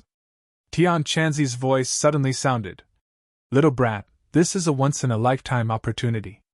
Now that your skills have advanced by leaps and bounds, you need even more purine energy to balance your body. Also, you don't have any plans to eat that girl Fang Shishir. So, spend more time with Lu Qingmei and absorb her purine energy. It will be very beneficial for you. Lu Qingmei had a mysterious yin body. The purine energy in her body was much richer than Fang Shishir's and Yi Dingdong's. It was also much more beneficial for Tang Jing. Tian Chanzi, how can your thoughts be so dirty? How are you like an expert cultivator? Tang Jing didn't know whether to laugh or cry. How is my thoughts dirty? I'm doing this for your sake, okay? Humph, a dog biting Lu Dongbin, you don't recognize my good intentions. Anyway, I'm telling you, you can't miss this once-in-a-lifetime opportunity. You must absorb more of her purine energy. If you can have some physical contact with her, that would be even better. Tian Chanzi wouldn't let go of any opportunity to make Tang Jing stronger. I've spent all my money. What should I do about the 100,000 or so yuan tuition? Tang Jing didn't expect that he would have to worry about money so soon. If he hadn't been so extravagant in the ordinary balanced courtyard a few days ago, the tuition wouldn't have been a problem at all. Forget it, I can't think of a good way at the moment. Anyway, there's still a week. If there's really no way in the end, I'll just go to the ordinary balanced courtyard's casino and win another 100,000. This is a small amount, so it shouldn't arouse suspicion. Tang Jing returned to the classroom. Everyone looked at him with a complicated expression. Most of them were pity and sympathy. Boss, with your level, how can you only get such a small score? There must be a problem with the grading teacher. Let's go check the papers. Feng Yong said indignantly. Feng Yong, there's no problem. I only got such a small score. Feng Yong was dumbstruck. Only after a while did he say, how is that possible? Nothing is impossible. Then what did Teacher Lu call you for? She said she wanted to tutor me? F***ck, that's too good. She's going to tutor you alone? Feng Yong's eyes lit up. He couldn't believe it and was endlessly envious. Tang Jing nodded his head and said, keep your voice down. Don't make this kind of thing public. Right, don't make it public. Feng Yong had a tacit understanding expression. Boss, I finally know why you only got such a small score. So it turns out you were planning far ahead. Did you already know that if your score was low, Teacher Lu would tutor you alone? This plan is too ingenious. How come I didn't think of it? Tang Jing was dumbstruck. He didn't think that Feng Yong would think this way. Feng Yong prostrated himself in admiration. He continued to talk non-stop. Boss, actually everyone wants to interact with Teacher Lu more. After all, she is a super beauty. Her temperament and her beauty can make people's hearts surge. Hi hey, this time boss, you're in luck. Feng Yong, I really didn't think that way. Tang Jing helplessly explained. Denying it is useless. Everyone is well aware of it. There's no need to explain. Feng Yong laughed. Yi Dingdang finally couldn't bear it anymore and turned her head. She coldly stared at the two and said, Why are you guys' heads filled with such messy and dirty thoughts? I'm not. Tang Jing hurriedly denied. Yi Dingding gave a "you're so gullible" expression which made Tang Jing speechless. Sister Dingdang, food and sex are part of human nature. This is human nature. Do you understand? Feng Yong said as if he didn't feel ashamed. Instead, he felt proud. Heng, it's more like the nature of a pervert. After school, Tang Jing told Fang Shishir about the tutoring. Fang Shishir was very happy. Even though she knew that Tang Jing was already very strong, but with a teacher's tutoring, it would be better. Only then would the college entrance exam be more secure. The school quieted down. Tang Jing stood alone in front of the school building when a mini stopped beside him. Get in! Lu Qimei shouted. Lu Qimei drove very quietly. She didn't like to talk, unlike Feng Xingyang who chattered non-stop. You haven't eaten dinner yet? No. What do you want to eat? Anything. I'm not picky. Buying groceries to cook is too much of a waste of time. Let's buy some fast food to bring back. Lu Qingmei stopped the car in front of a KFC and got out. Not long after, she carried a bag and walked out. Finally, the Mini stopped in the underground garage of a high-end apartment. Even though Tang Jing didn't know much about housing prices, after all, he had been in ordinary balance for so many years. He had some understanding of the ordinary balance. Lu Qingmei lived in a neighborhood that was definitely not cheap. It seemed like her family was quite good. I live alone, so my house is a bit messy. I hope you don't mind. Before entering the door, Lu Qimei said shyly for the first time. Seeing her bashful appearance, Tang Jing couldn't help but stare blankly. In his heart, he thought that she was really charming. An ice beauty occasionally revealing a bashful appearance was simply a great killer. Teacher Lu is too modest. You're so beautiful, so your house definitely won't be messy, Tang Jing said. But when the door opened, Tang Jing realized that his words were too early. Her house was really messy. However, her house was only messy and not dirty. The floor was very clean, but things were scattered everywhere, making it look very messy. Lu Qingmei embarrassedly said, Sit down, I'll tidy up a bit. After speaking, she hurriedly tidied up. Teacher Lu, do you need my help? No need. You can just sit down. Tang Jing sat on the sofa and watched her rush around the room. He couldn't help but sigh. So a woman's private space is like this. I wonder if Shishir's room is also this messy?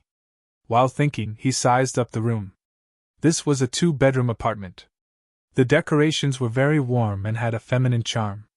Tang Jing, can you stand up? Suddenly, Lu Qingmei said to Tang Jing with a red face. Her eyes were fixed on where Tang Jing was sitting.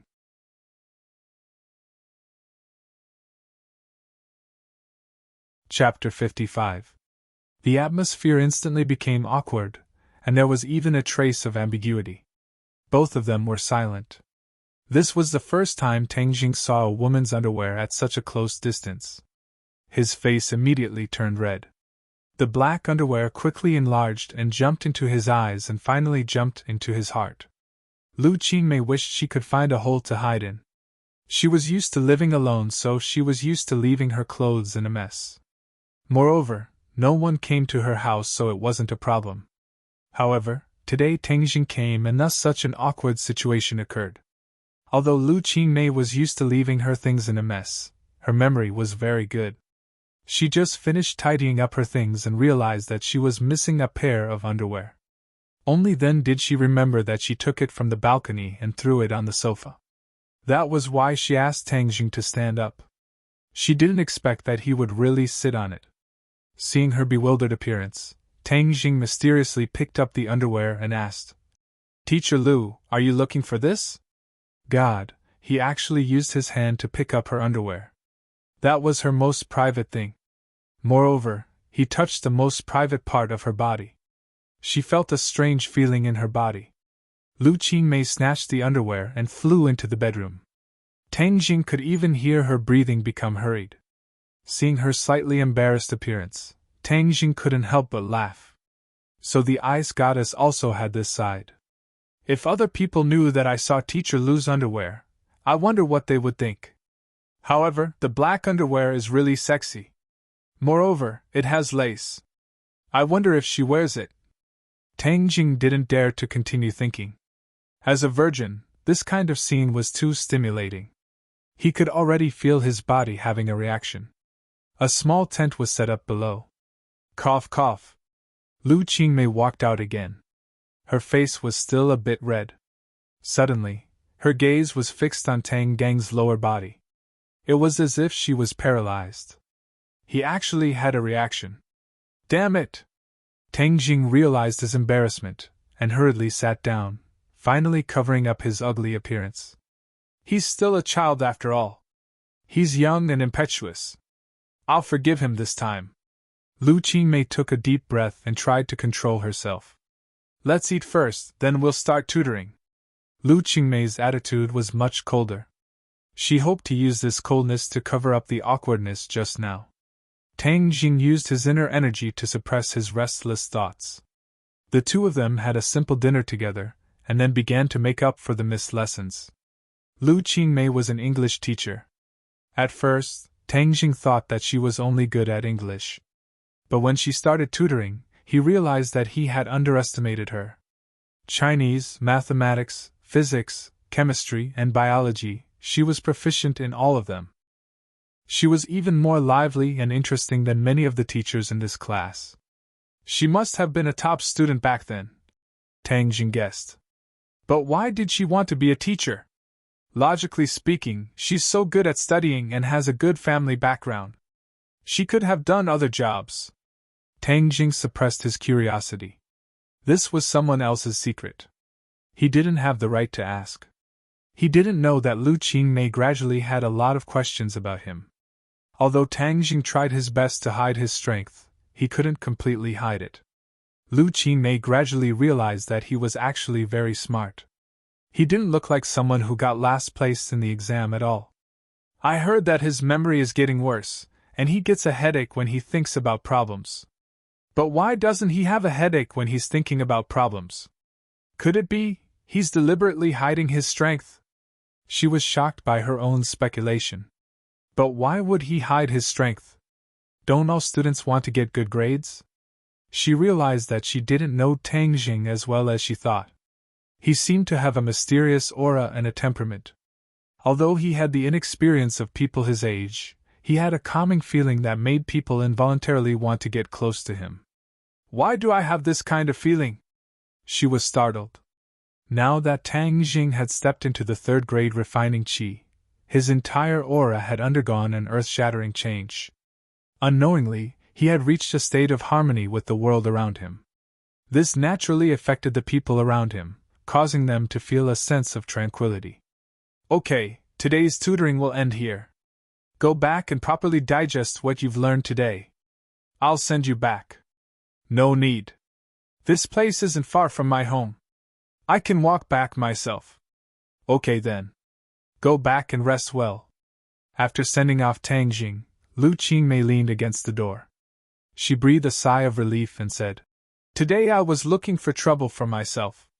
I hope he doesn't tell anyone about what happened today. Otherwise, I'll be embarrassed. Heng, if he dares to tell anyone, see how I'll deal with him. Tonight I must properly tidy up my room. In the future, I can't let today's problems happen again. Otherwise, my reputation will be ruined.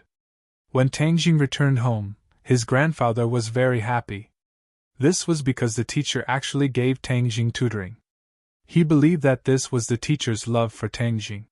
He repeatedly urged him to study hard and not let down the teacher's painstaking efforts. First-grade true fire is the dividing line between ordinary fire and true fire. Only true fire can refine pills. Of course, when true fire is cultivated to a certain level, it can also be used to defend against enemies. Everyone has a fire seed in their body. However, most people don't know the method to ignite the fire seed. I will now teach you the method to ignite the fire seed. Tian Chanzi passed on a mnemonic chant. Tang Jing silently memorized it. According to the mnemonic chant, he guided his true qi to his dantian. His dantian suddenly became warm, just like a furnace. The fire seed is hidden in your dantian. It has no shadow and is invisible to the naked eye. However, it is there. Only when you ignite the fire seed will you be able to see a small ball of flame. The true qi in his 9 major meridians gathered in his dantian. Tang Jing felt his body turn into a fireball. It was as if his body was going to burn. You have the 9 yang saint body. Your body has a lot of pure yang energy. Therefore, igniting the fire seed is a small matter. As long as you follow the mnemonic chant, there will be no problem. Tian Chanzi said. Hearing this, Tang Jing was filled with confidence. After igniting the fire seed and cultivating true fire, he would be able to refine pills. With pills, he would be able to quickly increase his cultivation. The true qi in his dantian quickly flowed and rotated. Soon, it formed a true qi vortex. Your true qi is sufficient. The fire seed will be ignited soon. Huh! What's going on? Tian Chanzi's voice suddenly changed. Where is your true qi? Why did your true qi disappear? He saw the true qi vortex that was rotating at high speed disappear into thin air. It was as if it had never appeared. His dantian became empty, without a trace of true qi. Tang Jing was also stunned. Didn't Tian Chanzi say that igniting the fire seed would succeed? What is going on? Where did the true qi go? Where is the fire seed? Why can't I see a trace of fire? Tian Chanzi, is this what you meant by success? Tang Jing didn't know whether to laugh or cry. Since he started cultivating, every time he succeeded, it was completely beyond Tian Chanzi's expectations. But this time, Tian Chanzi was full of confidence, but he failed. How can this be? Igniting the fire seed isn't that difficult. How can you fail? You have the 9 yang saint body. Logically speaking, it should be easier for you to ignite the fire seed. Tian Chanzi was also stunned and confused. The true qi in Tang Jing's body had almost disappeared, and he was not willing to fail like this, so he hurriedly urged his power, allowing the remaining true qi to enter his dantian. Shwa! The true qi was like a clay ox entering the sea, disappearing. This time, even the true qi vortex did not appear. It just disappeared into thin air like a magic trick. Tian Chanzi, quickly tell me, what happened to me? I don't know. You asked me, but who am I supposed to ask? No, this must be because you have the 9 yang saint body. Didn't you say that the 9 yang saint body was very awesome? How can you not do something as simple as this? Everyone has their strengths and weaknesses. Moreover, the 9 yang saint body has many secrets, so how would I know? Let's try again tomorrow. Who knows? Tian Chanzi stammered. Tang Jing secretly sighed. It seems that there is no way to get an answer from Tian Chanzi. Let's try again tomorrow. The next day, Lu Qingmei walked into the office. Her expression was normal, but her heart was apprehensive. She looked at her classmates from time to time and found that no one was looking at her strangely. Only then did she relax. It seems that Tang Jing did not tell anyone about last night's embarrassing incident. Boss, how was your time with the teacher last night? Hee hee. After class, Feng Yong gossiped. Nothing happened. What do you mean nothing happened? A single man and a single woman in a room. Don't tell me nothing happened? Feng Yong asked expectantly. Tang Jing subconsciously thought of the black underwear. His face was calm as he said, I say, what is your brain thinking all day? She is a teacher and I am a student.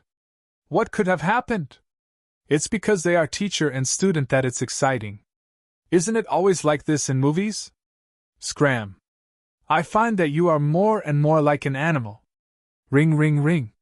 Tang Gang's cell phone rang. It turned out to be Feng Xinyang's number. He looked at Yi Dingdang in surprise and picked up the phone. Hello, Auntie. Are you looking for me? Little handsome brother, how are you recently? Not bad. Did you miss me? Yeah, it seems like you didn't miss me. But as long as you miss my family's ding-dang, that's enough. Feng Xinyang generously said. Little handsome brother, let me tell you a big news.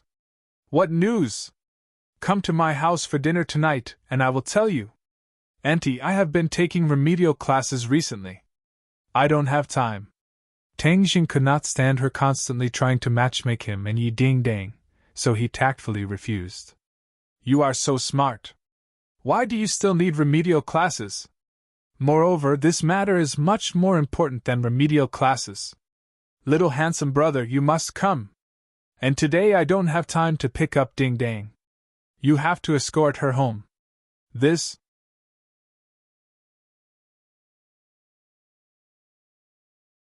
Chapter 56. Feng Xinyang called you? Yi Dingdang asked curiously. Obviously, she heard Feng Xinyang's voice. Yes, she asked me to go to your house for dinner. What is she up to now? She is your mother. How would I know? She also said that she won't pick you up after school and asked me to go home with you. Yi Dingdang's eyes rolled around. What was wrong with Feng Xinyang? No, she had to figure it out. She had experienced enough of her mother's whims, so she couldn't be at ease until she figured out the other party's intentions. However, when she called, Feng Xinyang directly refused to pick up. Later, when she called again, the other party directly turned off the phone. Feng Xinyang, if you dare to mess around, I will break up with you. Yi Dingdang gritted her teeth and angrily thought.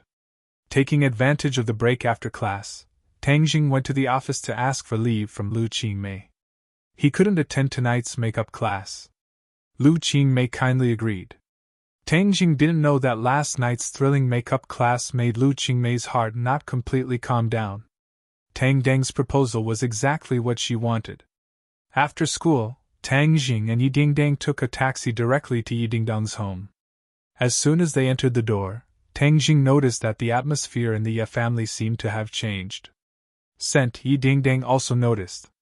She curiously looked around and finally fixed her eyes on a luxury car in the parking lot. You have guests? The two walked into the living room and Feng Xinyang hurriedly greeted them.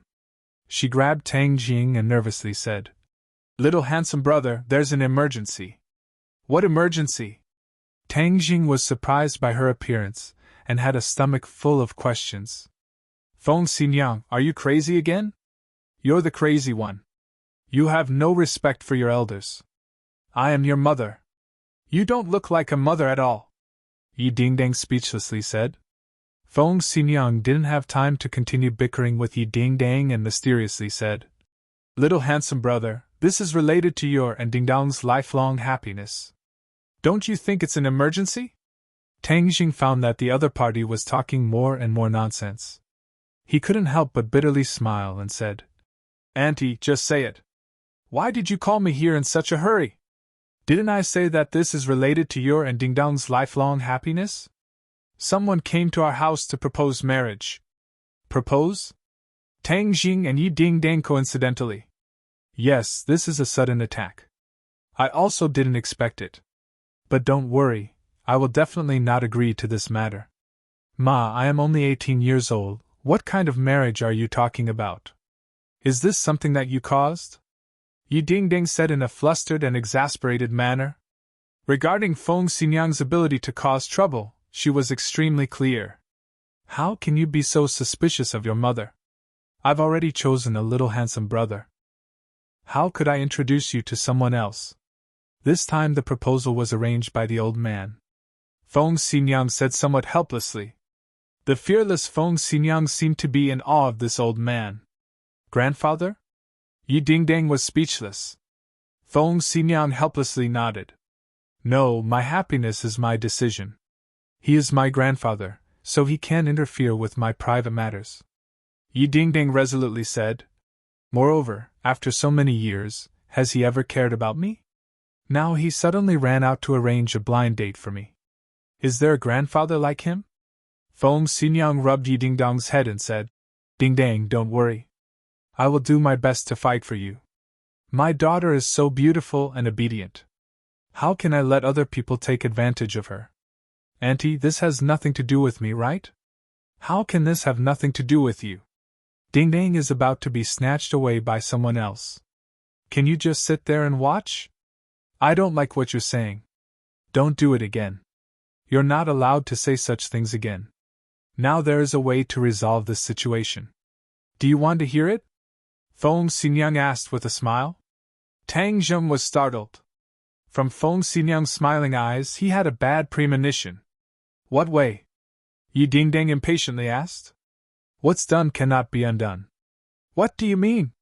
If you are already engaged, do you think the old man will still have a way to arrange a marriage proposal? Feng Xinyang mysteriously smiled. Yi Dingdang subconsciously shook her head and then blankly said, But the key point is that I am not engaged. This is our family matter. If we say there is, then there is. That's still not right. Where are you going to find someone to be engaged to me? Hi hey, far away on the horizon, but close in front of you. Little handsome brother, don't you have a ready-made candidate? Feng Xinyang's gaze fell on Tang Jing. No! Tang Jing loudly shouted. Yi Dingdang was dumbstruck. She never thought that Feng Xinyang would want Tang Jing to be the scapegoat. No, why did he refuse so quickly? It's as if I'm ugly. She hatefully glared at Tang Jing and asked, Tang Jing, I haven't even said no. Why are you speaking so quickly? This method is simply not feasible. I am someone who has a girlfriend. You can break up with a girlfriend. This is an engagement. A fiancé is a level higher than a girlfriend. Feng Xinyang said. Hun, I didn't say that I was really engaged to you. It was just an act. Yi Dingdang indignantly said. But this. No buts.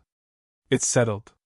Little handsome brother, this is a once-in-a-lifetime opportunity. I don't mind making the act real. Feng Xinyang said with an evil smile. Tang Jing didn't know whether to laugh or cry. How could she push her daughter away like this? Was Yi Dingdang really her biological daughter? Tang Jing, you have to agree to this matter whether you want to or not. Yi Dingdang weighed the pros and cons and decisively said. What if I don't agree? Hang, you dare!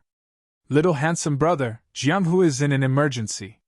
You have to have a chivalrous spirit, Feng Xinyang said. Tang Jing shook his head. This kind of thing could only be done by this unreliable mother and daughter pair. However, just pretending to be a fiancé shouldn't be difficult. The study door suddenly opened and Yi Tianlei walked out with an old man and a young man. Nephew, although ordinary balance can't compare to Beijing, it still has its own beautiful scenery. You can play here for a few more days, Yi Tianlei said. Many thanks for Uncle's concern. This time I will definitely stay for a few more days. This is also my father's intention. Ding Dang, you're out of school. Quickly come and greet the guests. Yi Tianlei suddenly waved at Yi Dingdang and said. Yi Dingdang suspiciously sized up the guests. This old man and young man were definitely not ordinary people. Their temperaments were extraordinary, especially the old man who gave people a feeling of showing off. He was like an unsheathed sword, making people not dare to look at him directly. Little Tang, you also came. Come, let me introduce you to a few guests. Yi Tianlei also saw Tang Jing. His heart slightly moved, and he glanced at Feng Xinyang. Feng Xinyang winked at him. It's them. Tang Jing didn't expect to see Song Yu and that Qin Lao at the Ye family.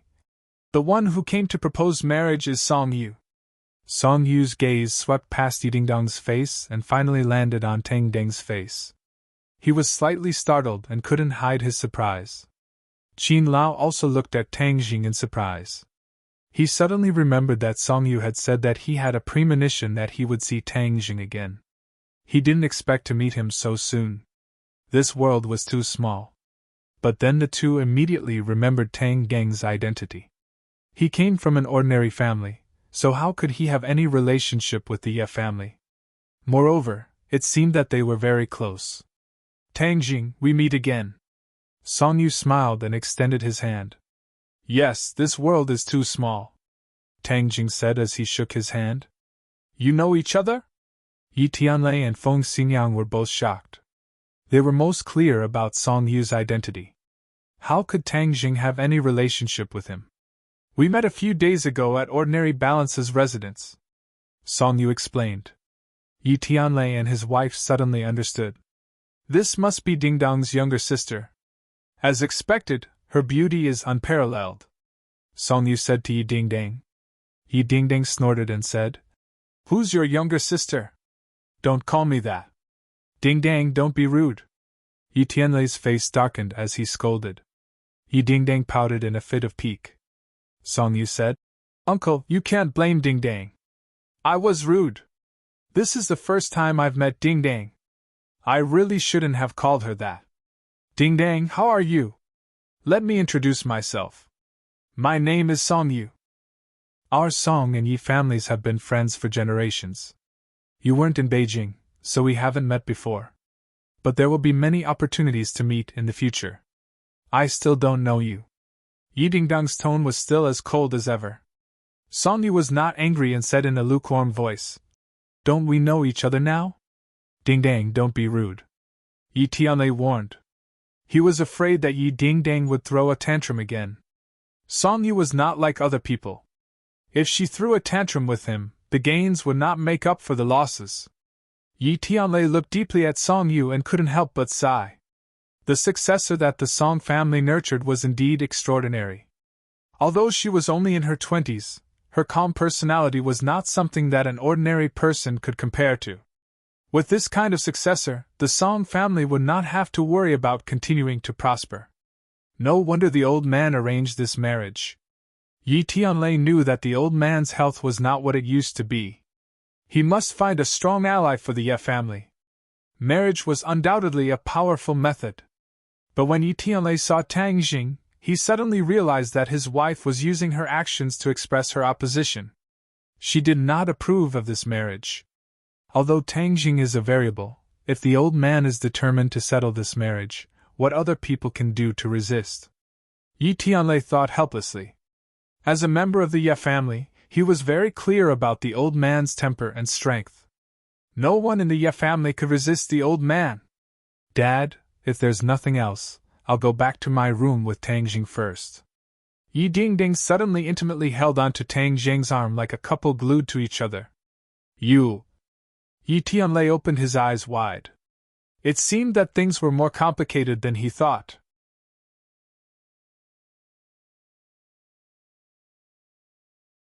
Chapter 57. Feng Xingyang stood in front of Tangjing, blocking his gaze that was as sharp as a sword. Qin Lao was slightly startled and anger appeared between his brows. Song Yu smiled lightly and asked, Tangjing, are you friends with Dingdang? He is my fiancé. Yi Dingdang raised her head as if to declare her sovereignty.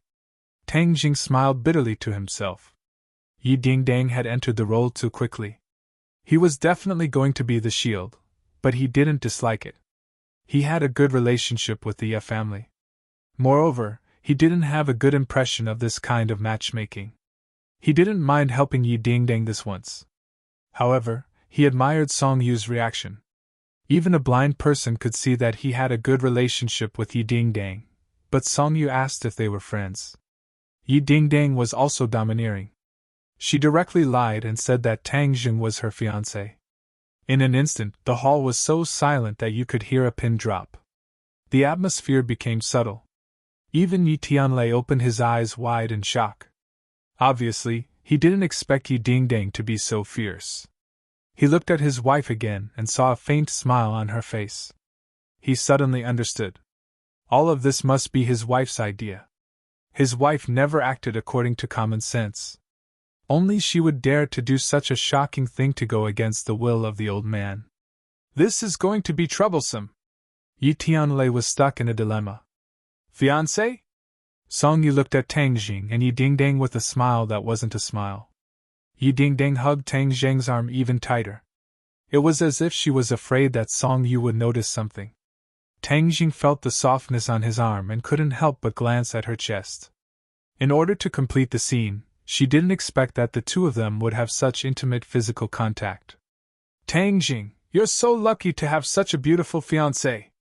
Song Yu's voice was a little ethereal, so no one could tell what he was feeling. Tang Jing knew that he couldn't back down now. Since the fake show had already started, he had to act according to the script. Moreover, he had to act more realistically. Therefore, Tang Jing nodded politely and said, "Thank you. My luck has always been good." "How dare you!" Suddenly, Qin Lao couldn't hold it in any longer and shouted loudly. His voice was like a great bell, and the entire hall was filled with this voice. It was like the rumbling of thunder, causing people to feel dizzy. Yu Tianlei's expression changed slightly. Qin Lao. Qin Lao coldly snorted. His gaze was like a sword as he looked at Tang Jing. However, his gaze was blocked by Feng Xinyang. Song Yu was separated by Feng Xinyang so she couldn't clearly see Tang Deng's reaction. However, an ordinary person would definitely be shaken by this lion's roar. In serious cases, they might even suffer internal injuries. Tang Jing naturally wasn't injured. Firstly, Feng Xinyang had neutralized most of the lion's roar's power. Secondly, he had the ancient clear heaven scroll to protect his body. "Tang Jing, we finally meet again. Why don't we have a good chat? I believe we will have a lot to talk about." Song Yu continued. "We're tired. We'll go back to our rooms first." How could Yi Dingdang allow them to be alone? What if Tang Jing exposed themselves? So, without any explanation, she pulled Tang Jing into her room. Yi Tianlei couldn't help but secretly shake his head. How did things become like this? He was the only one who could clean up this mess. He forced out a smile and said, "Nephew, Dingdang is too headstrong. Please don't take offense." Song Yu smiled and shook her head. "Dingdang is still young. It's normal for her to be headstrong. Who doesn't have headstrong moments? Uncle, what do you think?" When Yi Tianlei heard this, he didn't know what to say. "Yi Tianlei, what is going on?" Qin Lao couldn't help but ask. "This?" Before Yi Tianlei could think of an explanation, Song Yu spoke first. "Uncle, we have just arrived. Can we stay in Uncle's house for a few days?" "This, of course you can." Yi Tianlei hesitated for a moment before agreeing. This was a reasonable request. If he didn't agree, then he would be too unreasonable. Feng Xinyang's gaze changed slightly. She looked at Song Yu thoughtfully. Yi Tianlei ordered people to bring Song Yu and Qin Lao away to rest. "Feng Xinyang, you're too daring. Look at what you've done this time. How are you going to clean up this mess?" Yi Tianlei said angrily. "I've always been daring. Didn't you know that when you chased me that year? Moreover, I don't think there's anything wrong with this. This is a natural development. Naturally, there will be an outcome. Why would I need to spend energy thinking about how to clean up this mess?" Feng Xinyang said without a care. Yi Tianlei shook his head and smiled bitterly. "How could it be as simple as you think? How are we going to get past the old man? What about the Song family's face? What does the Song family's face have to do with me? I'm not part of the Song family. As for the old man, he didn't care about us before, but now he's using my daughter's happiness as a bargaining chip in exchange for the family's benefits. Don't say any more." Yi Tianlei's face sank. "The old man is the head of the Ye family after all. He's my father. Naturally, he has a lot of things to consider." "Yes, he does have a lot of things to consider.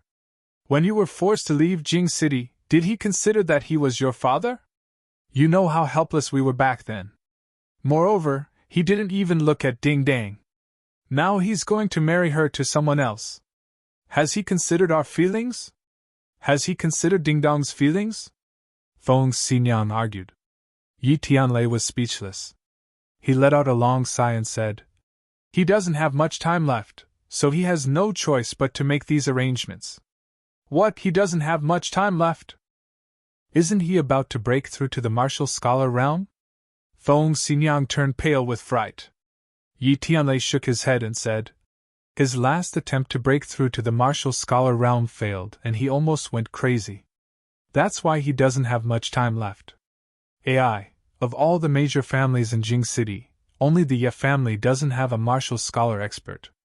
If the old man isn't here, then the Ye family. Feng Xinyang didn't continue, but her meaning was clear.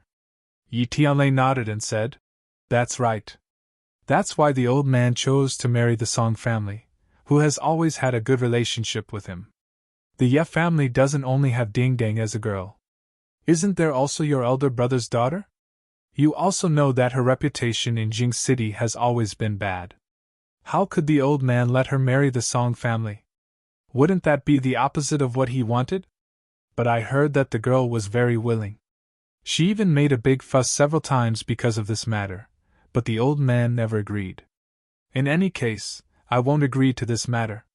No matter who it is, I won't give face to. My daughter's happiness is in her own hands. Feng Xinyang still refused to budge an inch. Things have already become like this. How could I not know what you're thinking? But I don't know how to explain it to the old man. Back then, because you were injured and your meridians were blocked, you were judged to be unable to reach the Xiantian realm. Then, you were forced to leave Jing City. A while ago, we thought that since you had already broken through to the Xiantian realm, you could return to Jing City. After all, this was your long-cherished wish. But today, with this matter, I have completely lost interest in returning to Jing City. I feel that ordinary balance is also not bad. In the future, you can peacefully develop an ordinary balance. Yi Tianlei was silent and said, let's first get through this hurdle. In fact, all of this is because the old man doesn't have much time left. If the old man can persist for a few more years, then all of this will be easily resolved. Defying the heavens and changing one's fate. I've heard of this kind of thing, but where can I find someone with this kind of divine ability? Feng Xinyang said with emotion. Song Yu stood up, quietly looking out the window at the tranquil beauty of the Ye family manor under the setting sun. Qin Lao stood behind him and asked puzzledly, young master, why did you stop me from questioning Yi Tianlei just now? Song Yu didn't even turn his head and said, Qin Lao, some things will become passive if they are exposed, do you understand? What do you mean? This old man doesn't understand. Haha, when Ding Dang introduced Tang Zheng as her fiancé, didn't you see Uncle Ye's expression? What expression did he have? Shocked. Qin Lao's heart trembled and he said, young master, you're saying that he also doesn't know about this matter, so, this is all fake. Most likely. So if we were to insist on pursuing this matter, it would force the other party to confirm this fake marriage, and we would become passive. Right now, let's not talk about this matter and stay with the Ye family for a few days. They will naturally reveal some clues and everything will fall apart. Young master is still the most thoughtful, this old man was stupid. Qin Lao said with admiration. Song Yu faintly smiled. Haha, actually many things will be completely different if you take a step forward. Moreover, Tang Jing is a child of an ordinary family, how could he be related to the Ye family by marriage? But my eyes were not wrong, he is indeed not simple. Perhaps we have seen too much of him on the surface, he must have many things that we don't know about. Young master, do you still need me to investigate him? Song Yu waved his hand and said, no need, since he doesn't want others to know, then he naturally has the corresponding methods. Continuing to investigate will only lead to more false impressions. I trust my own eyes more. As he said this, he pointed to his own eyes, bursting with strong confidence. In Yi Dingdong's boudoir, Tang Jing couldn't help but look around. Her room was very neat and tidy, without a speck of dust. Presumably, there was someone who tidied and cleaned it every day. The style of the room was more robust than a normal girl's room, especially the words hanging at the head of the bed. It was a large framed, martial character, showing her infatuation with martial arts. You like martial arts that much? Tang Jing asked. Nonsense, of course I like it, my dream is to become a martial scholar. Yi Dingdong's eyes lit up, as if she could see herself becoming a martial scholar. Then you still have a long way to go. I believe that I can definitely do it. she said confidently. Ding dang, this time you may not succeed in using me as a shield. That Song Yu is very smart, we may not be able to deceive him. Moreover, he is a very handsome guy, at least much more handsome than me. Have you not considered it? Consider your ass, no matter how handsome he is, I will not consider it. I hate it the most when other people tell me what to do with my life. I have to make my own decisions, not to mention when it comes to marriage. I will not listen to anyone. You're tuning into the Phoenix Nights YouTube channel. Don't forget to subscribe and join us on this journey to catch the most captivating stories.